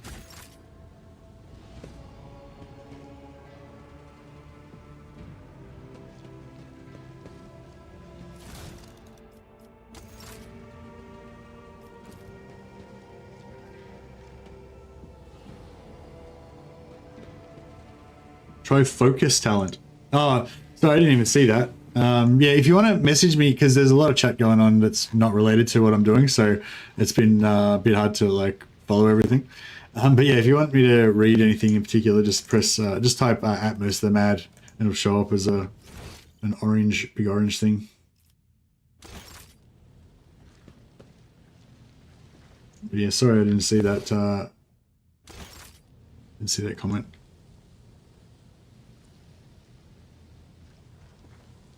We got some loots. Oh, what do we got here? Secret passage.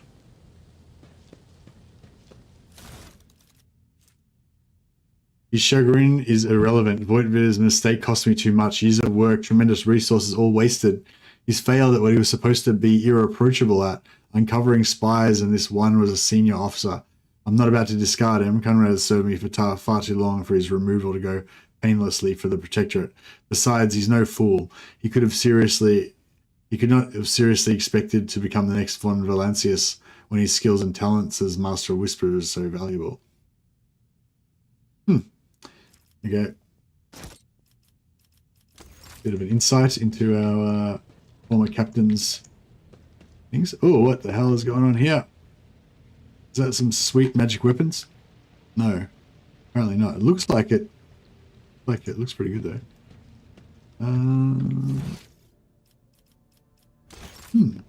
This is like a little secret area in here, but there's no. It looks like there should be some sweet magic items, but there are not. I'm in between animations. Oh.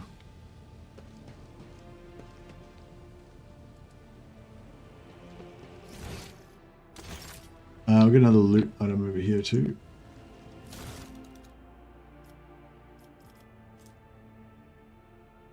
Now transactions with the charters to complete. Fiery Reckoning is now fully equipped. Objects have been loaded aboard. Fiery Reckoning is crewed. Okay. I don't know what all that means, but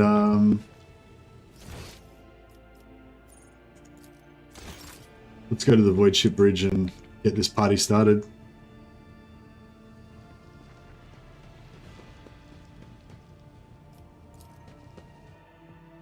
To burn the Chaos Scum. Oh, my other playthrough is I love how my guy looks. He looks like this mutant skull-faced freaking miscreant when viewed from this angle. I don't know if we really need to talk to any of these guys. We could probably just ignore them.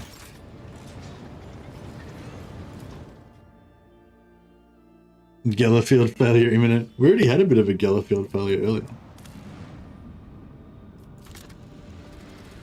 Alright, let's get down to this, let's get down to the planet. Alright, so we're gonna get rid of Argenta. We're gonna take Dark Soul instead as our new squad.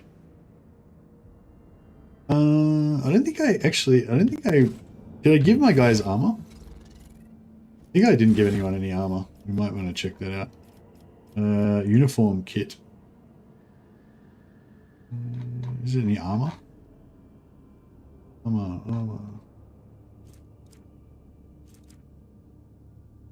Weapons. Yeah, I thought we had some more armor, but apparently we do not. Alright, never mind. Do it.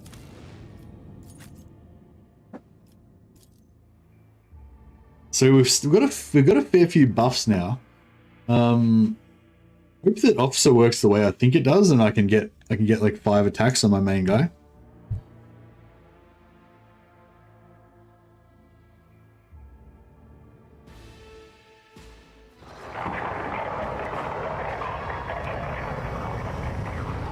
So we touch down, our ship nearly gets shot down. There's rebels. This sergeant's trying to hold the on your knees before I blow your brains out. There we go. What happened then? Did I just kill someone? Frag grenade. Oh, frag grenade blows up one of his guys.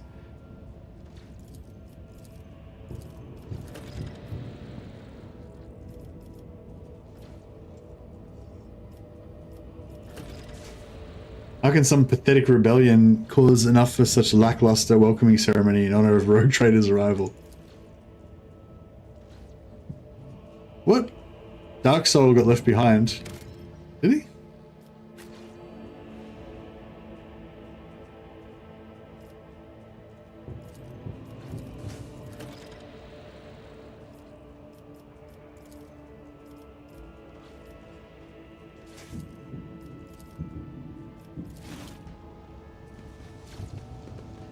Oh yeah, what happened there?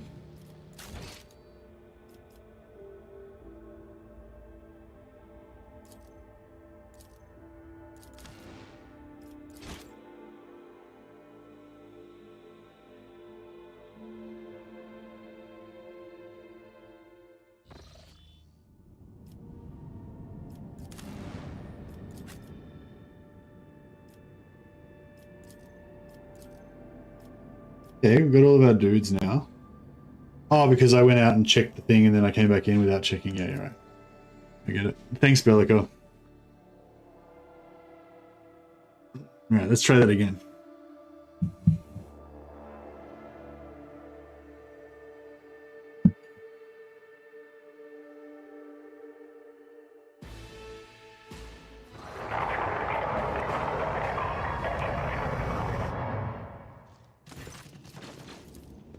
I'm just spanning through this stuff. I'm not really worried about all this. We already talked about it. We already went through all this stuff earlier on the previous playthrough, so we can just skip all this stuff. Basically, I'm just being really rude and acting like I am his, a superior to all of these mere humans. I'm blessed by the Chaos Gods.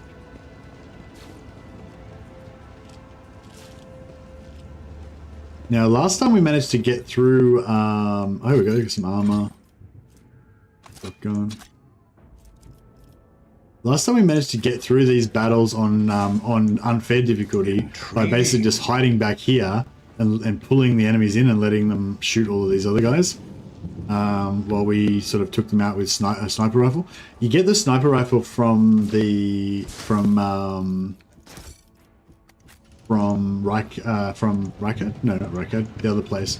When you go to find the Navigator. So we haven't got the sniper rifle this time, but I imagine this is going to be way easier this time around, so we don't have I tread a path unexplored. The absurdity of your struggle amuses me.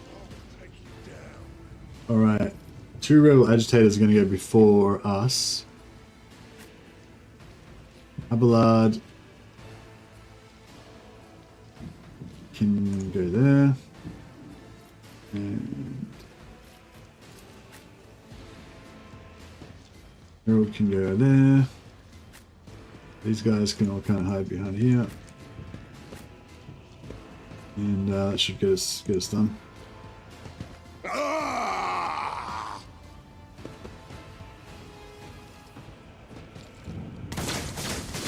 Stop mocking me.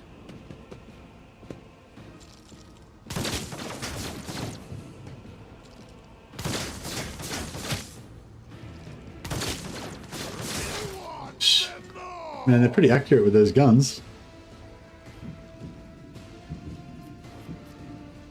Alright. Put some dodge on Harold. And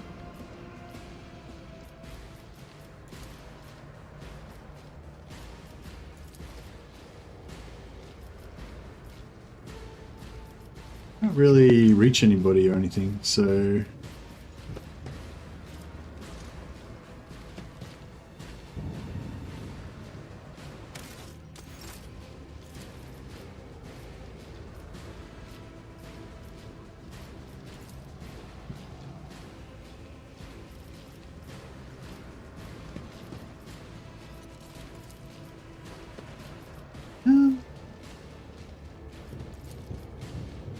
no, I'll strip that guy off his dodge. I don't think it's going to really make much difference, but that's fine. Cover me.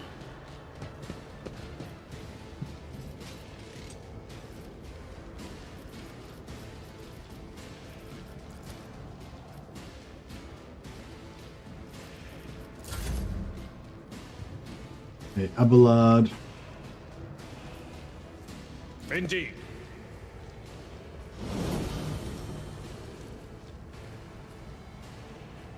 Yeah, can't really. I wonder if I can.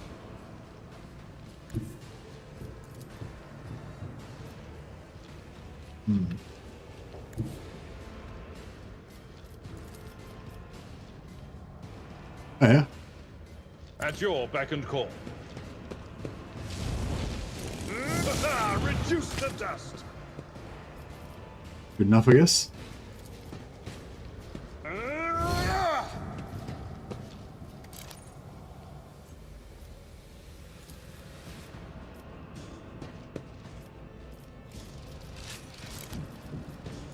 Alright, maybe I should have been a bit more cautious. I feel like we're gonna get smashed.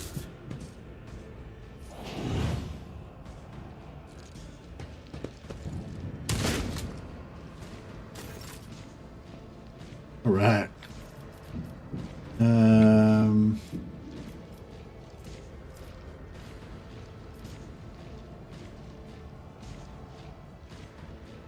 I might let the Biomancer Ravage and conquer. Oh, yeah, I might go with no abilities for now. Let the Biomancer do their thing.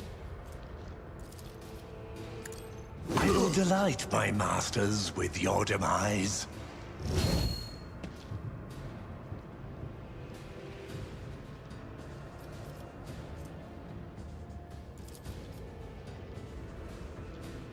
We're probably going to be out of range. I will triumph. Destroyed. We're probably going to be out of range of the guys that I'm trying to get buffed from.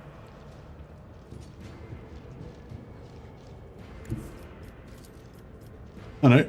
Let's see how they respond to this. There you go. And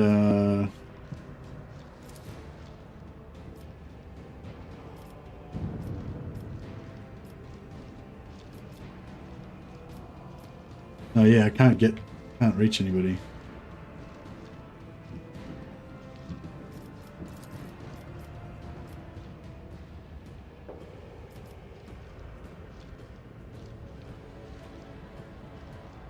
Already done.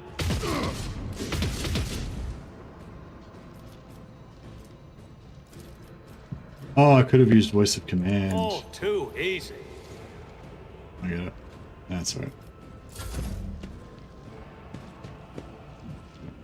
So we need all of our other guys to go first, basically. Step by step, I lead.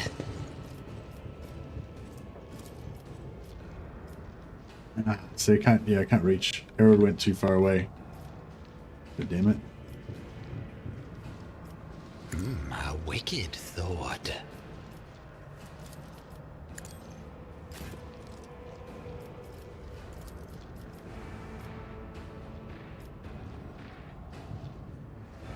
Suits my purpose. Nothing of value has been lost. Shot this guy in the back of the head a few times. Killed that guy there. So that's alright, I guess.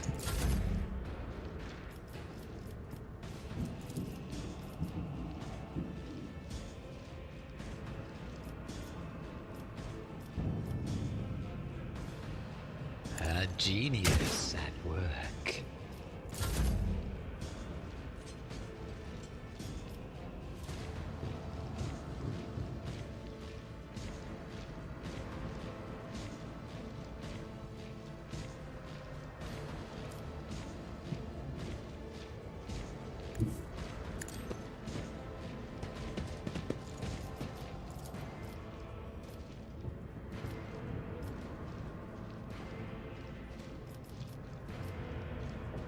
This guy's already got voice of command on him from another character.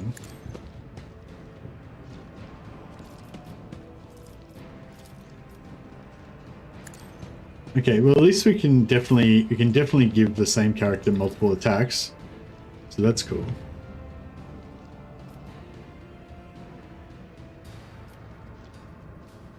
Nothing I can't do. Hey Jin, yeah, this is on daring, so yeah, it's much easier for sure. It was kind of good though, I think, playing on the harder difficulty, because I wouldn't have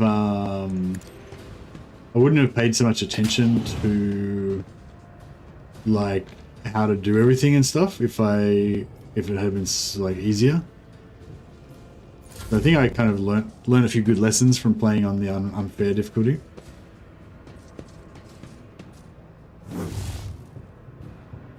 Is that guy standing inside that other guy that's on fire? Seems weird.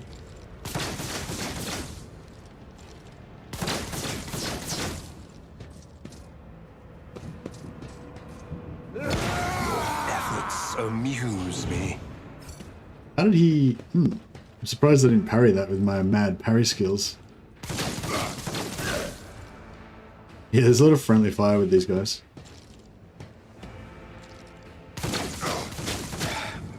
Just a minor setback. There is movement in the Empyrean. Alright, we've got dodge already on him. We'll put some dodge on... Oh, we can't put it on him. Alright, well I guess we'll put some dodge on Anything else? Shadow.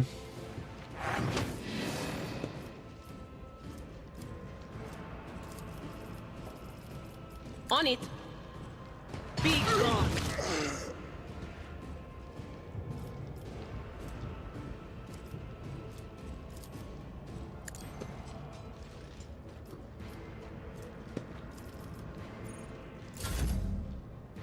Alright, a ballad.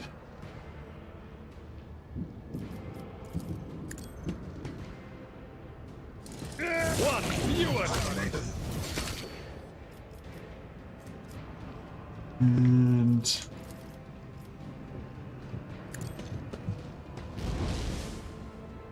Rain go hand in hand. Took a bit of an attack of opportunity on the way past there. I will do my duty.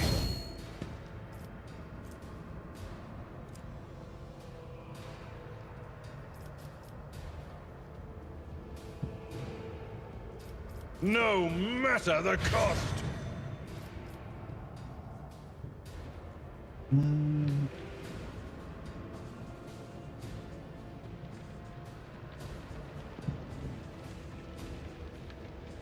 Yeah, I may as well get in between these guys and I've seen worse battles than this in my time.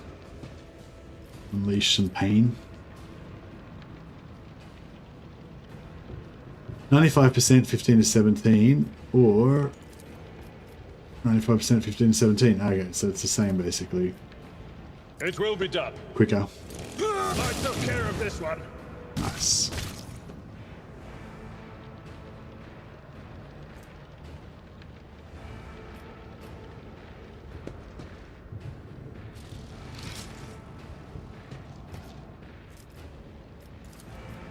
At your beck and call. Reduced to dust. Drilled. Alright, he's done.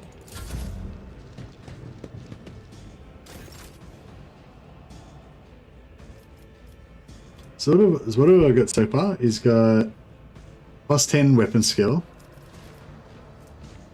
plus 11% dodge, plus 10 strength and toughness,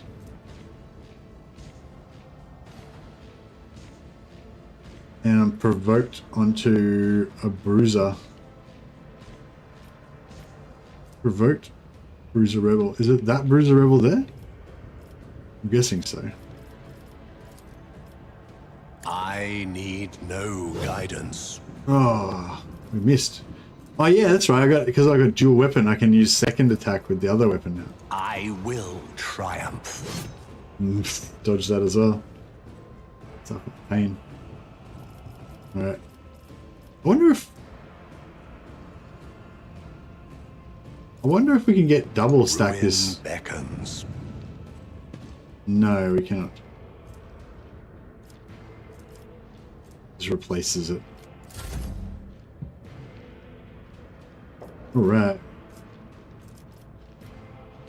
Now, she's going to move up to there. Never wavered in the face of adversity.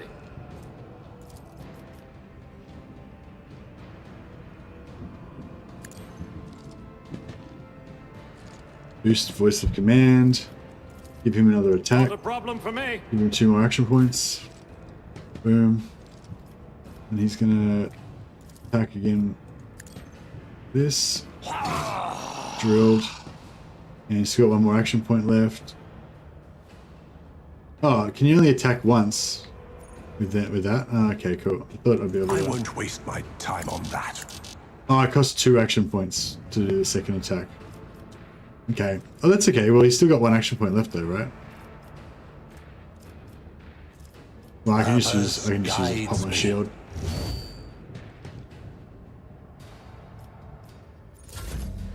Yeah, it seems easier. I'm still trying to evaluate. I think this is the first fight. The previous part was the prologue, so this is the first fight that's like not the prologue. So I'm still trying to evaluate whether the combat is going to be like enjoyable on this level or what.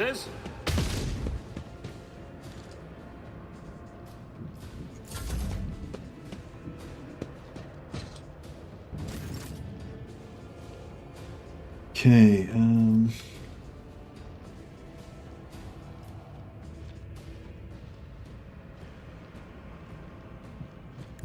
Through the smoke and gunfire. Schemes within schemes.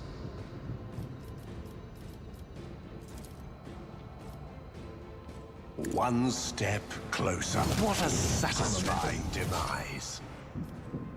Nice.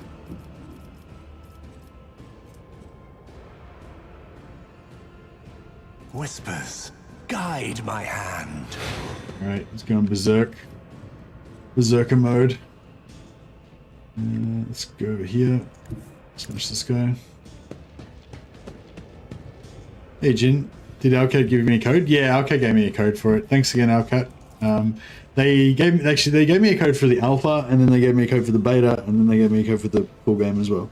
So I've been able to try it out every step of the way, which has been really cool. Blood-soaked tribute.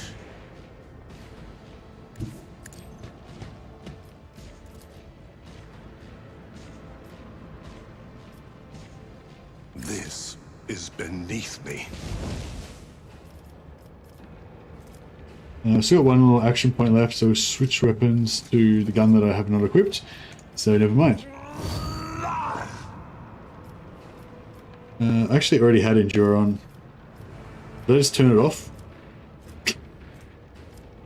Yeah, my Endure just went away for some reason. Because I did another Endure and it went away. Alright, well, don't do that in the future, I guess. Voice of command. Who can we voice of command?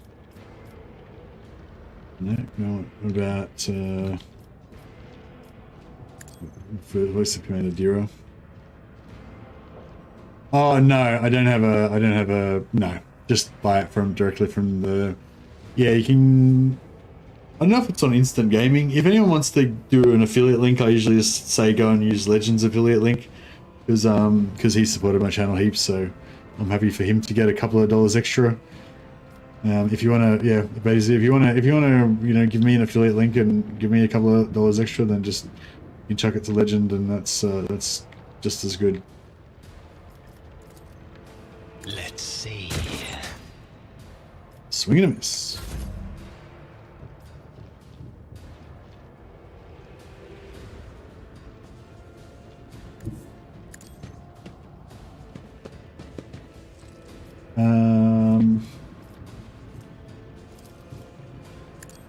Oh, it's cool. So if you got voice of, that's cool. So if someone's got voice of command on them, then anyone can use their ability. So voice of command allows you to use your abilities at any range.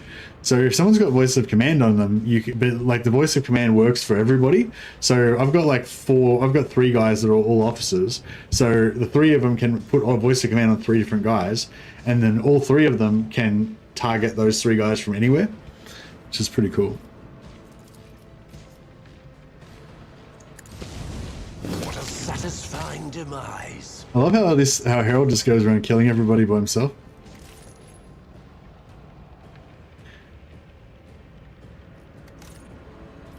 The berserker.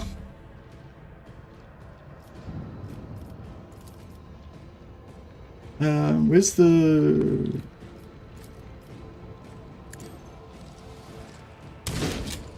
shotgun? Not very effective at that range. Oh, did someone get dropped then?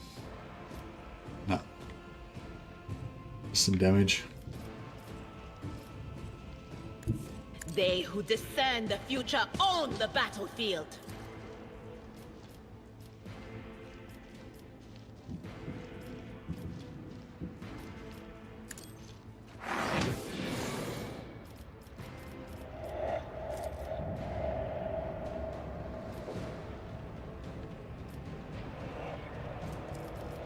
Yeah, we need some more rifles.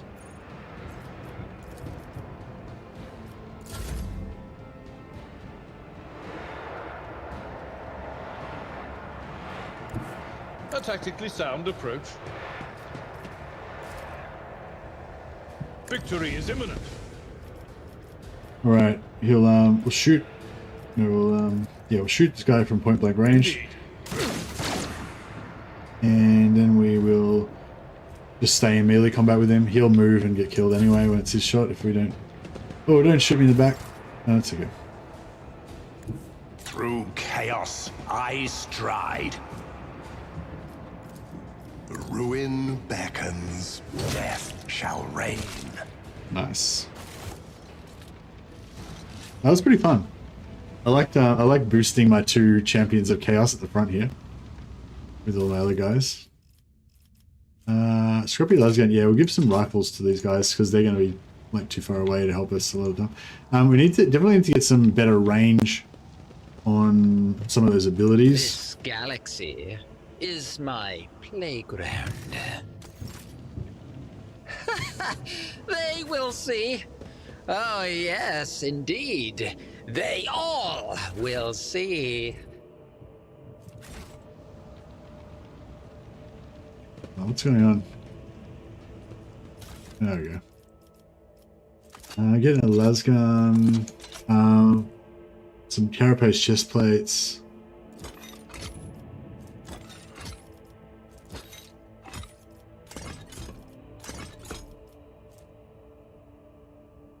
I feel like these shock buttons are not bad. Yeah, we'll gear up everybody with the shock buttons and stuff. Alright, so Dira got a body glove, 15, no dodge penalty, so we'll just give her this bad boy, still so it's 20 with no dodge penalty. She's got 25 with dodge penalty.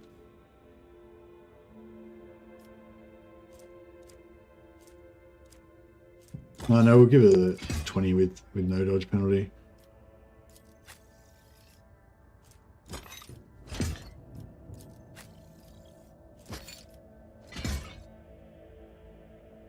Nice.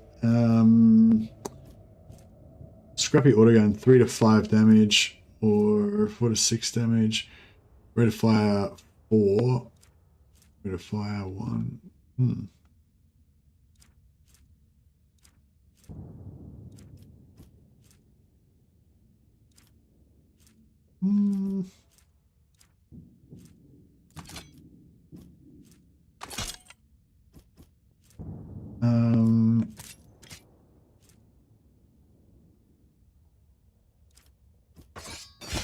Give him a shock button, the sword in the offhand, so he's got extra parry chance if he does go into melee.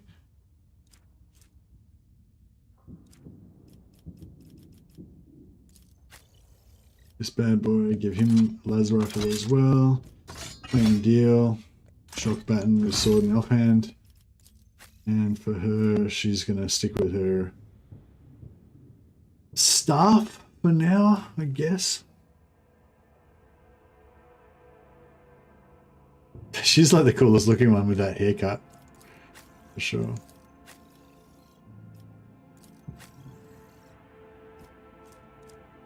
And he probably needs a lasgun long range weapon in case. Alright, cool. Our squad is ready to move out. Powers unseen, uncover my path.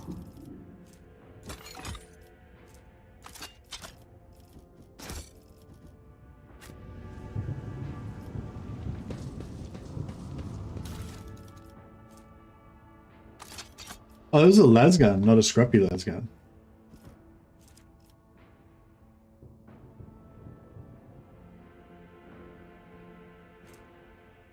Lasgun 5 to 7. Okay, that's good.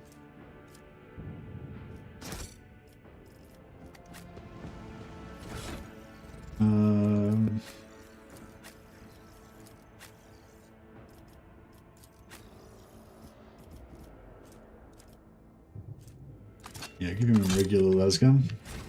Bit of an upgrade from his scrappy lasgun.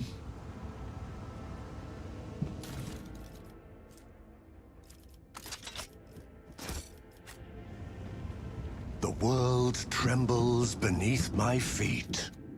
Scrappy, scrappy, scrappy.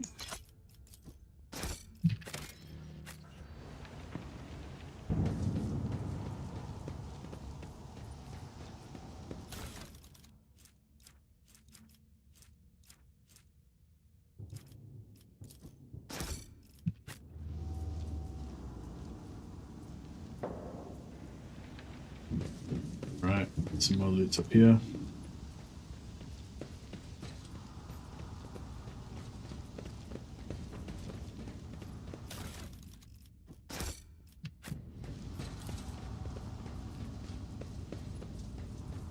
I did fine.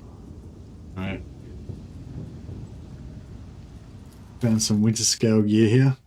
Commander Cloak. Increase the range of officer archetype abilities by +1 cell. Nice. So all 3 of our minions are officers.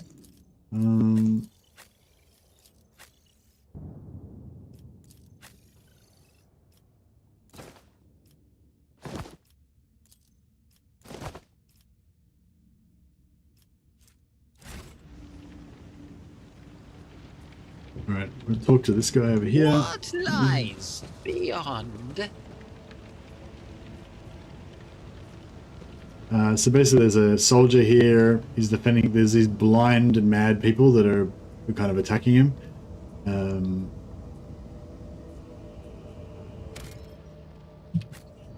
Oh god.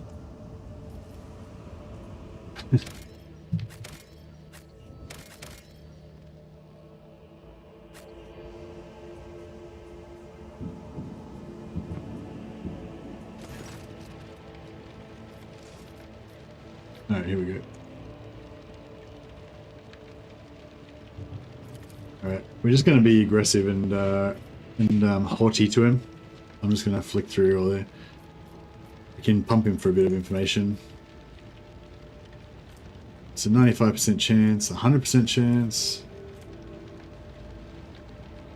Coercion. Coercion, okay. So, yeah, Dark Souls, our specialist talker guy, he's got Persuasion 67. But success. So every time you succeed in a check like that, you get extra experience, so it's kind of worthwhile, I guess. Just jump through all these things just and see if there's any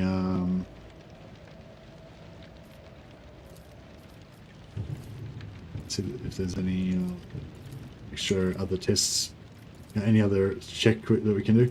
Here we go, another persuasion one, another 32 XP.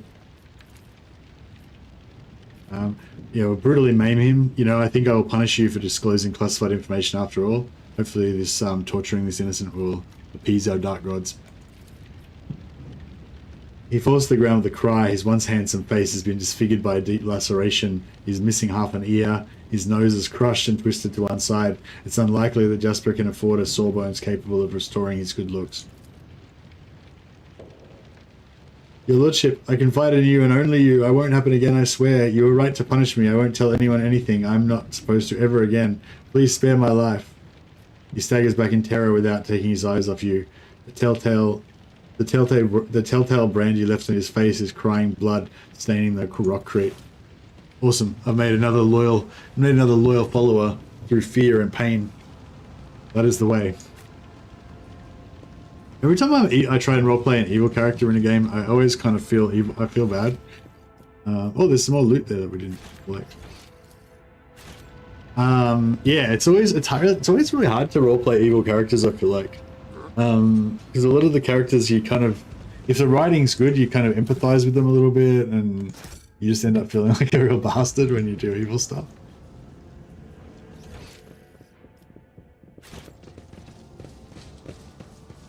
Intriguing.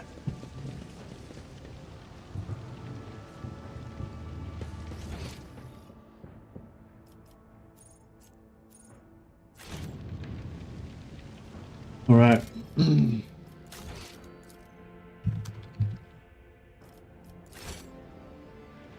We're just gonna fight our way through another bunch of miscreants in a second. True power.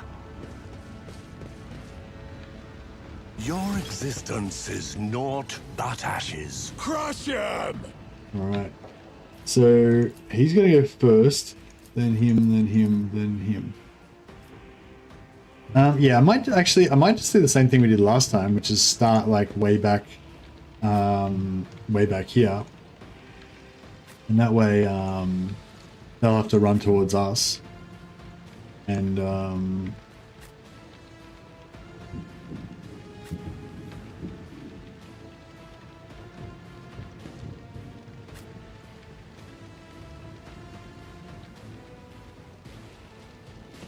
yeah, they'll have to run towards us before they can do any damage. This guy's got a rifle, but he might be too far away to use his rifle.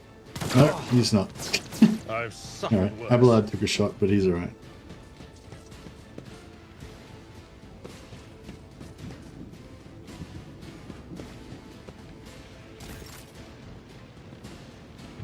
Dark Soul. Alright, so Dark Soul is going to cast Voice of Command on Abelard. What if And then he's gonna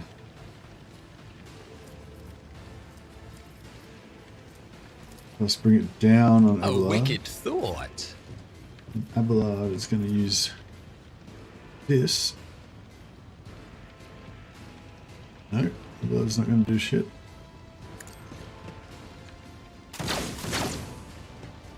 Alright, whatever. Abelard can at least brace for impact. It will be done. It's kind of cool if you've got a commander that's got a high initiative, he can use it on one of these guys, and then these guys can use it to self buff their, you know, tanky abilities. And then this guy can move back and here. Well, actually, maybe Shattered foes some, in my way. some hard cover. Let's call it they move as pods.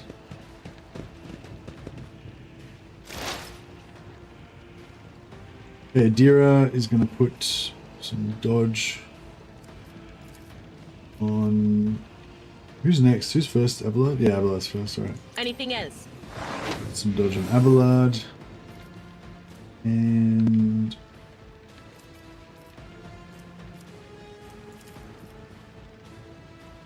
make sure that die doesn't dodge.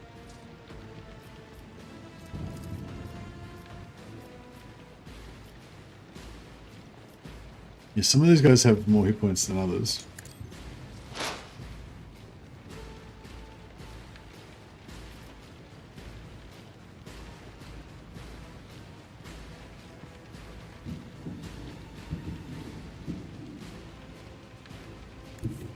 I know what is to come.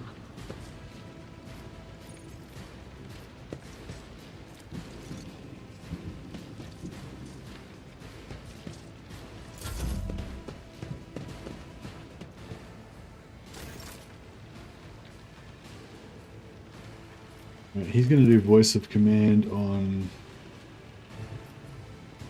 Herald. So they've both got voice of command on him now. And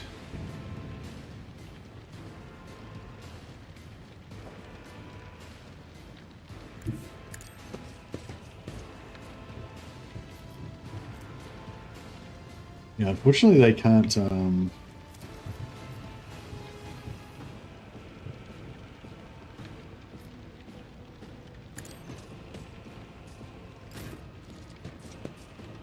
yeah, so what I can do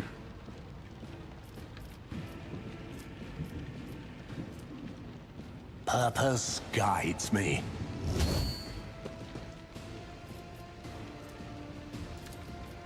I will triumph. I can self-buff myself.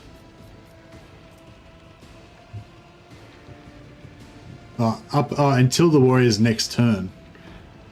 Ah, crap. Okay. So my next turn is going to be, like... I don't know when it's going to be.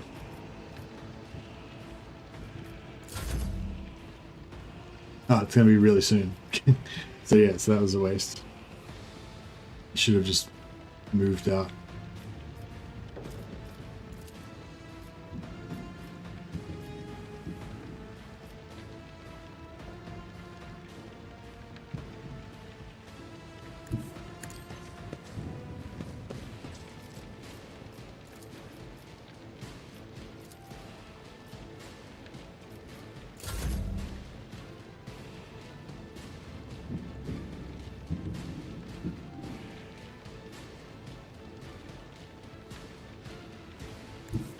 Right. Follow my lead. Move up a little bit. I took care of this one. Execute that miscreant.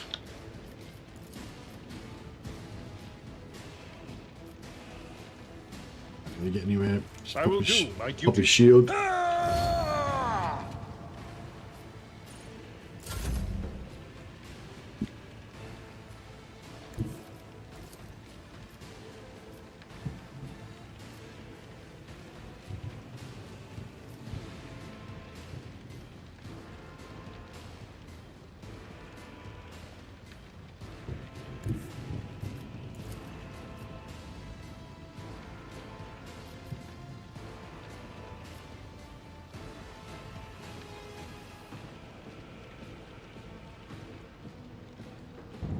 Okay, he can get into melee combat.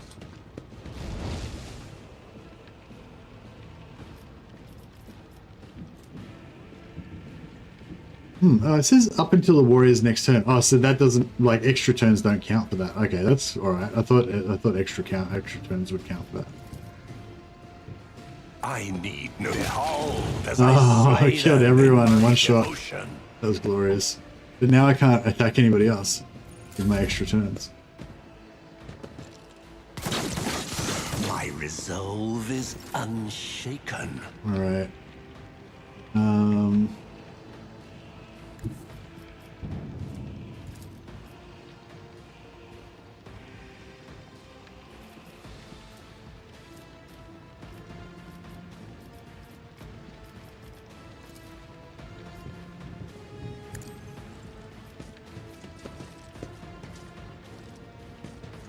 Yeah, so she casts Biomancy on him as well, and that way he'll have the extra parry chance and all that. I think. Oh no, what happened to his extra? Oh, maybe it didn't work because he already had Biomancy on or something.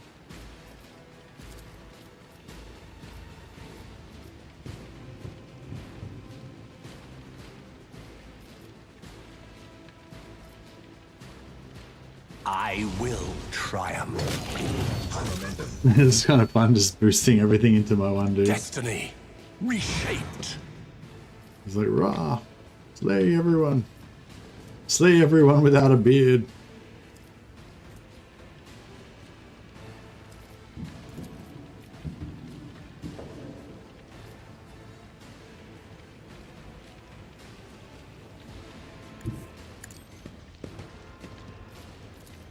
Purpose guides me.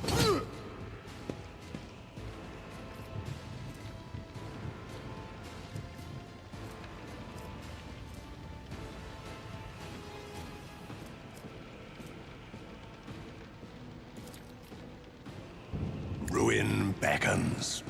A blood-soaked tribute. I will triumph. What a satisfying demise.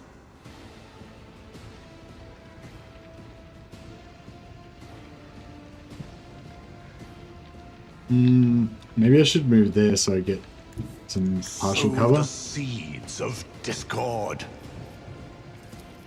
Purpose guides me.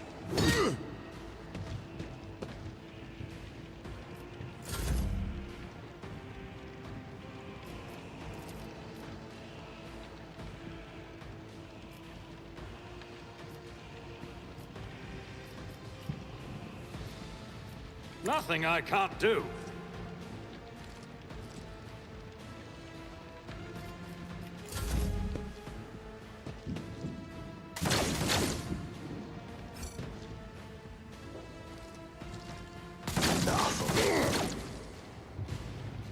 Nice, bit of friendly fire. Dodge, like a boss. Alright, let's, what about, so if I go like there, and then... The storm approaches. Nice. Now, I've got 2 action points, though... Yeah, this guy's kind of dead. One step. And then... Oh, we don't have a pistol. Crap, I guess they're just going to stand there in the middle of nowhere and get wrecked.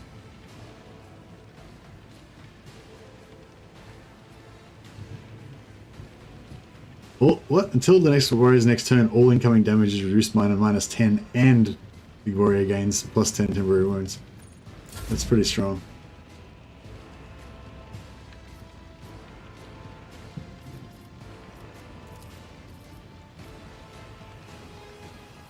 Schemes within schemes. Yeah, I don't know if that... What does that actually do? Oh, it just gives them a stat bonus, doesn't it?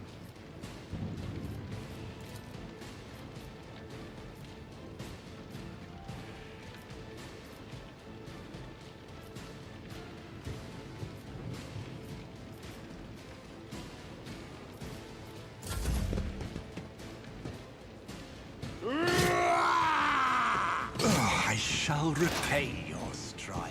Nice. Shan't I? Hanky as hell. What I is approve this of this. foreboding? Approve of this message. Nice, get extra dodge now. Extra dodge and parry. But of course, Actually,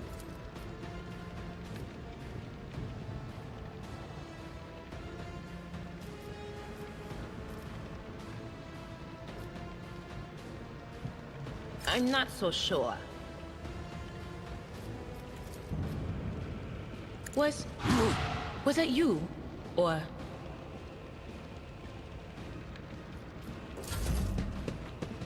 oh yes.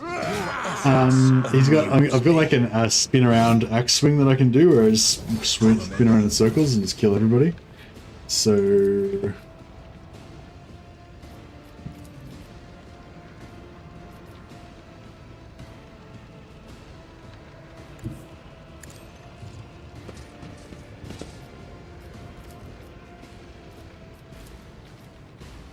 Why can't I?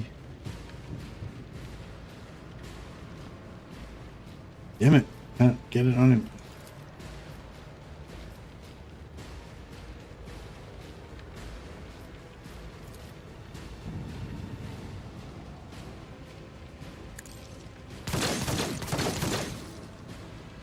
There's a lot of inaccurate fire.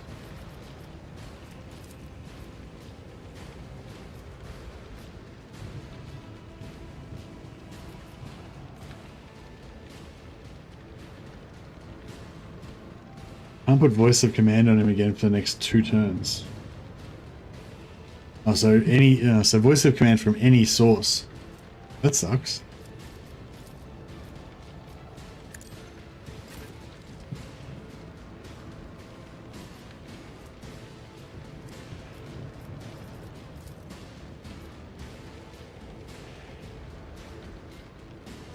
That's not the Seneschal's job.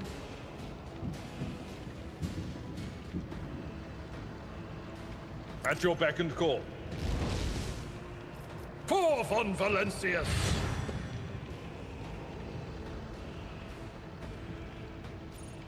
Alright.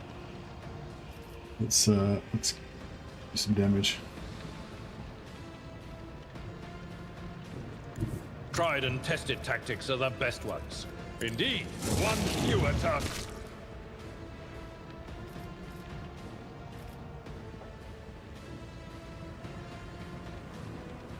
I really want to get the round swing going with him.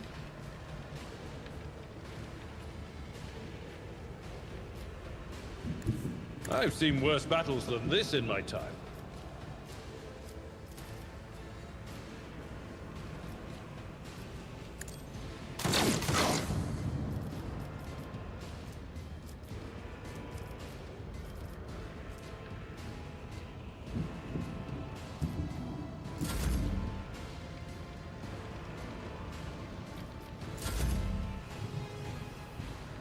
Oh, this is this guy's actual turn now. Okay.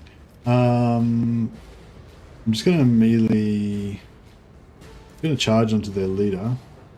It will be done. And that way, even if he doesn't die, he'll be locked in I will melee. do my duty. Reduce to dust.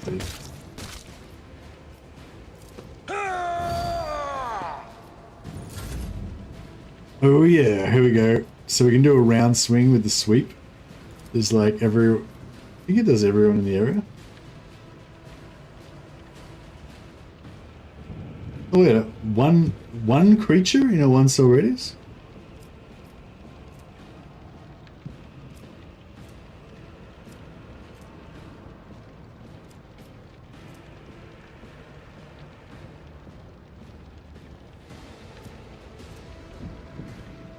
Oh, okay. I thought it was like a round swing.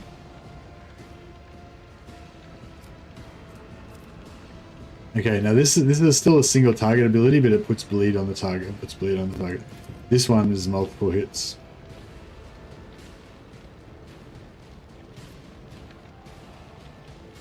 I need death shall reign. Satisfying.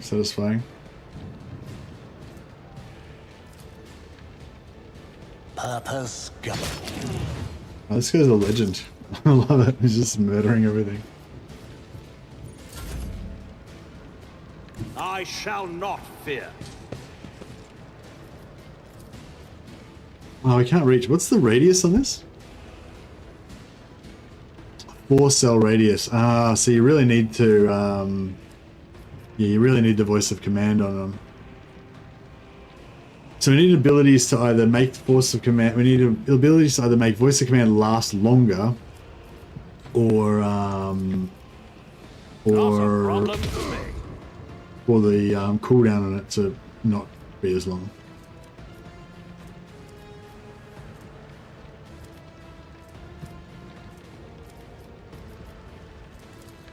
Nothing I can't do.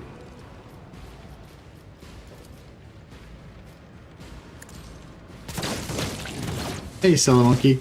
Yeah, good. I don't know if you know, but is there with the officers? So I've got a bit of a problem when I've made a whole squad basically just to boost my leader, which is pretty cool because he can just on the first round of combat he can get 3 extra turns from his 3 officers that all boost him. But after the first turn, he's got that cooldown on voice of command, because and then they have to be within 4 squares of him to be able to give him extra turns, which doesn't really work because he's running all over the place. So I was wondering, do you know if there's a perk that can make it so that they can cast, so the voice of command lasts for more than 1 turn, or so that to get rid of that cooldown so that they can cast voice of command again on him the next turn instead of waiting for 2 turns?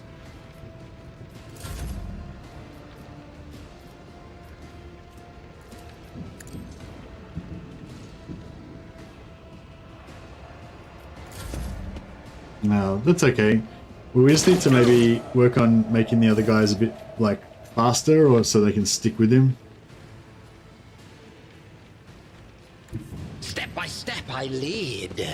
It's kind of cool anyway because they can all boost each other. A genius at work. You have an upgrade to your ultimate that does that. Oh, okay, cool. Thanks, Mana.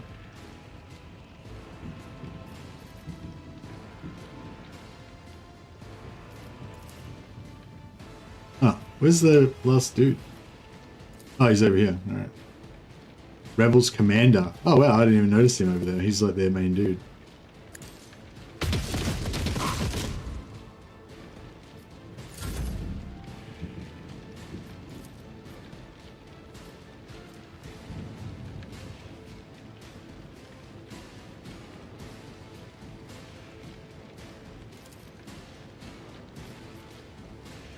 A wicked thought. There is movement in the Empyrean. On it. What's he got on him? +6. Nice. It's good having at least one. It's good having at least one operative, I think, because these exposed weaknesses. I mean, the analyze enemies just kind of stack up, and then whoever the last guy standing is, then when they've got 6 stacks of this on them or whatever, then they can just blast them. Pretty nice. Will do.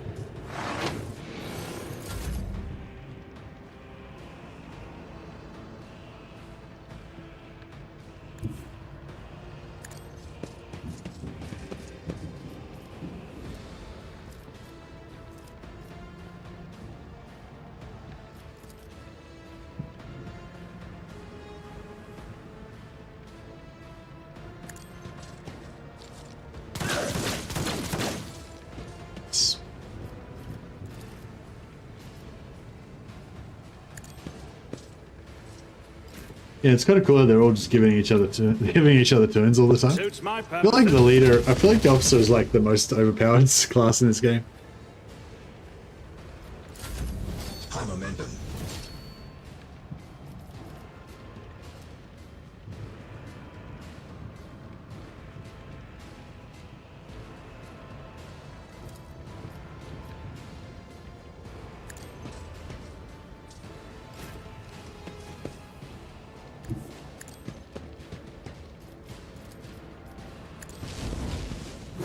satisfying demise. Yeah, so I've got 3 officers plus my 3 officers, 2 tanks, and an operative. And 5 of my guys are Psykers. Just gonna like cheese it as much as possible. Some combat knives, 9 to 11. Yeah. Carapace, yeah, whatever. Boots. Whenever the wearer deals damage to an enemy, they have a 25% chance to gain 2 movement points. That's actually really good because our guy is needs more movement. That's gonna be super good actually for our main guy because he's gonna get like 5 attacks per turn, and then that'll give him extra movement as well.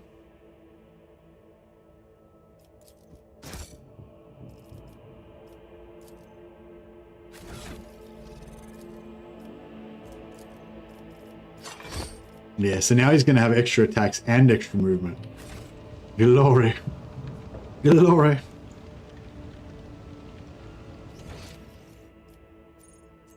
The Chaos Gods are great.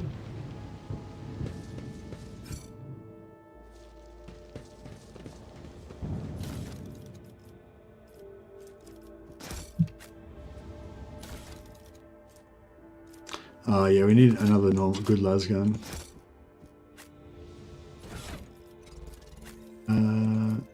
She's got a bolter, he's got a lasgun, and then he needs a good lasgun. And yeah, she needs a good long range weapon as well. But she can make do without for now.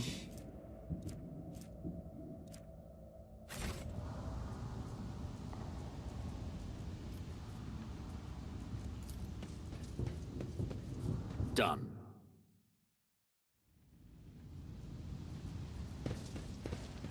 What happened then? Nothing happened. Let's seize the opportunity.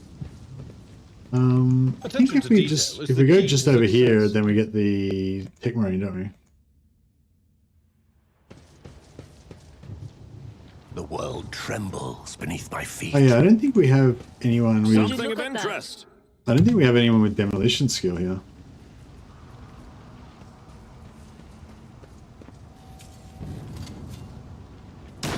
Damn it.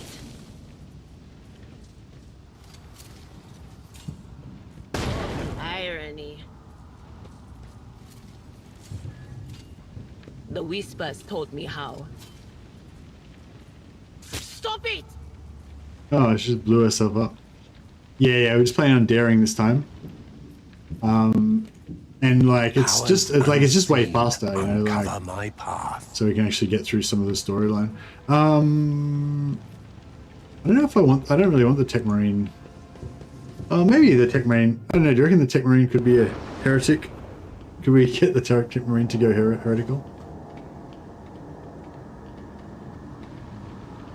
I only want characters that can be corrupted. The edge is nigh. The blinded ones are harmless. No sense in shooting them and drawing attention. Fire on the nearest target! Don't kill the tech priest! We need to take him alive! And let their enemies reap. I think he's got a pretty cool voice.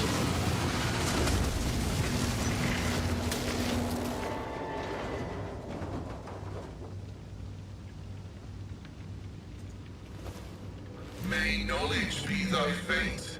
Let the cycle be discontinued. I need this voice in my life. So yeah, if we can get some other characters that kind of... Not another step. Flee. By the throne! What is that servant of the Omnissiah made of? Adamantine? Ugh, blast it!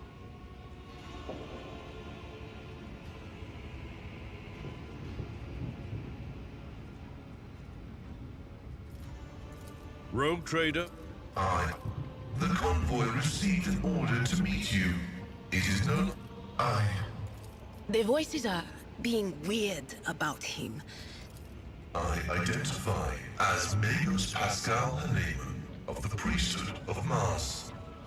By the grace of the Omnissiah, I am currently assigned to the maintenance personnel of the station Altar Templum Calixis X-17. Indeed.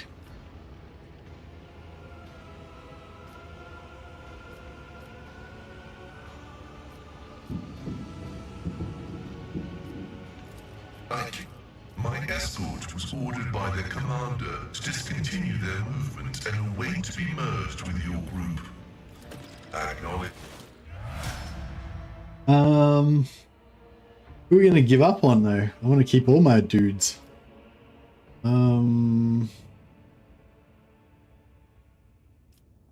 feel like Shadow's not that necessary.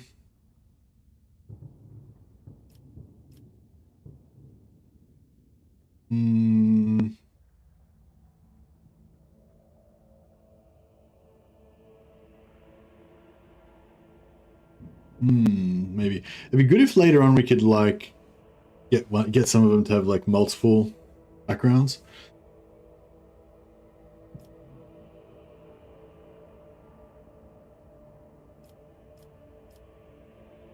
I don't know who to get rid of.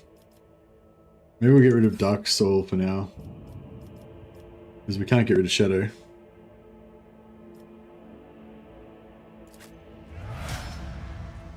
It means we won't have as many. Oh, I should have got rid of Abelard.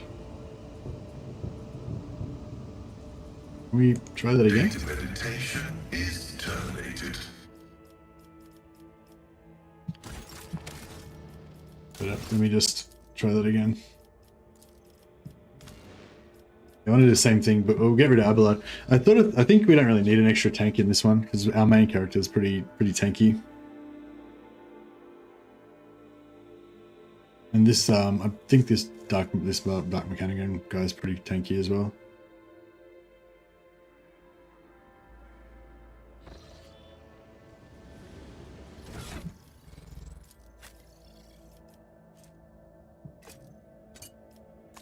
Just take all of his, yeah, we'll strip him naked before we get rid of him.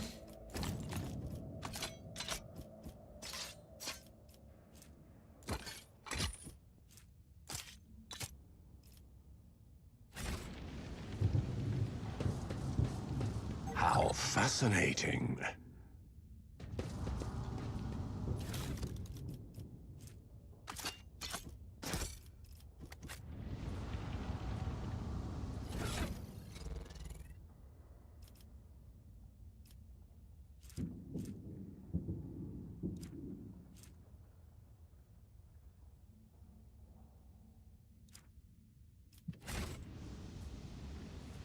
Intriguing.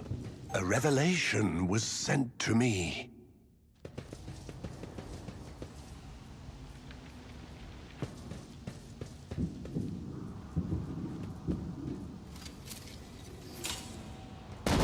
That was a good idea. Did you want something? Come on.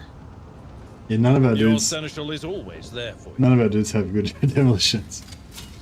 Argenta. Impossible for this old Oh, he did it. Yeah, Argenta's our. There is a further. I wonder if there's just loot in this room, or if it's actually dangerous in there.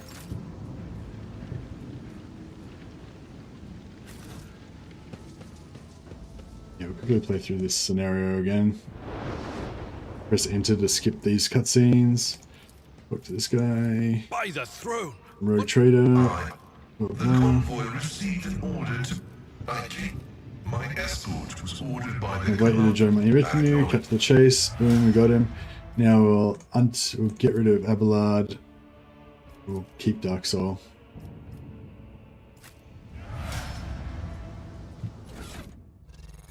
Alright, here's our new companion. So what skill setup has he got? So he's got background tech marine, obviously. He's an operative. Okay. So yeah, so maybe we'll keep him, and then we'll get rid of Adira, and we'll switch out Adira for a different Psyker guy, a different whatever she is, telepath or whatever, so that we can get the dodge skill from somebody else. And then he can be our he can sort of fill in as an off tank with Abelard, and he can be our new operative. All right, guys. Well, it's it's like I've been going for like 8.5 hours now. Can you have full chaos in this game, and can you devote to a single god or just undivided? Hey, Okitis, I don't know, man. I'm trying to this playthrough. I'm going full heretic chaos champion. I'm choosing all the evil chaotic options that I can, but it's only early in the game so far. So far, yeah. So this is my path to heresy. I'm 18 out of 45 heresy points to get to level 2, and then to the it's. No, of level 1. What? I'm confused. I think I've achieved level 1, and I need to get 45 points to get to level 2, and then to get to level 3 I need 200, and then to level 4 I need 350.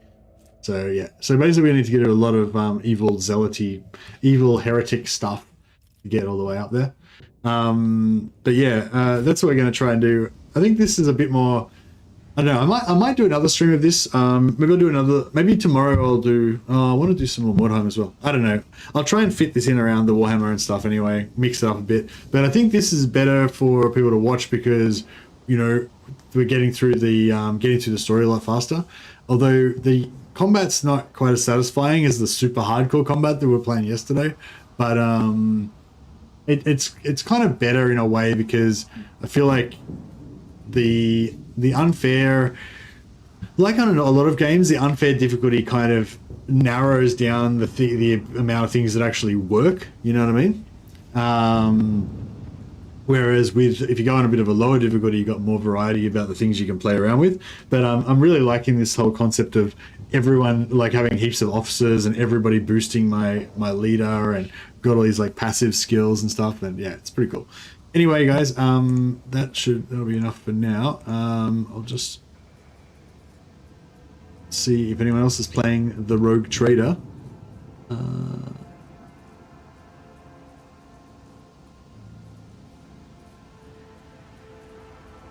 Oh yeah, RPG Division is playing Rogue Trader right now.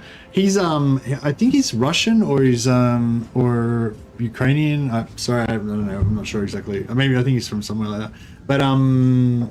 But yeah, he does really good videos like with strats and stuff, which I appreciate. Like he's, how we like to kind of science Total War, and I feel like he's a bit like that too. He does a bit of the sciencing of games, so you might learn something from him. I'm not sure if he's actually got host set up. I'll put a link there to his stream. I'll try and set up a proper host for him as well. But yeah, if you want to check that out, I'm pretty sure he streams in English, so should be all right. Nah, he doesn't have proper host set up. But yeah, if you want to just click on that link, yeah, I'd appreciate it if you want to go and say hi. And he's got about 15 people watching him right now, but I'm sure if a handful of you guys went over and checked it out, he would notice. He would notice the increase of numbers and be made happy. So yeah, he's pretty much at the same place where we are. I think. Everyone, don't move. Oh no, maybe not. I think he's on the same planet. Yeah. All right, guys. Anyway, I'm gonna wrap it up. Go check out RPG Division and learn some tactics to tell me about when you come back to my stream next time. All right, guys. Thanks a lot for your support and everything. As always, catch you later.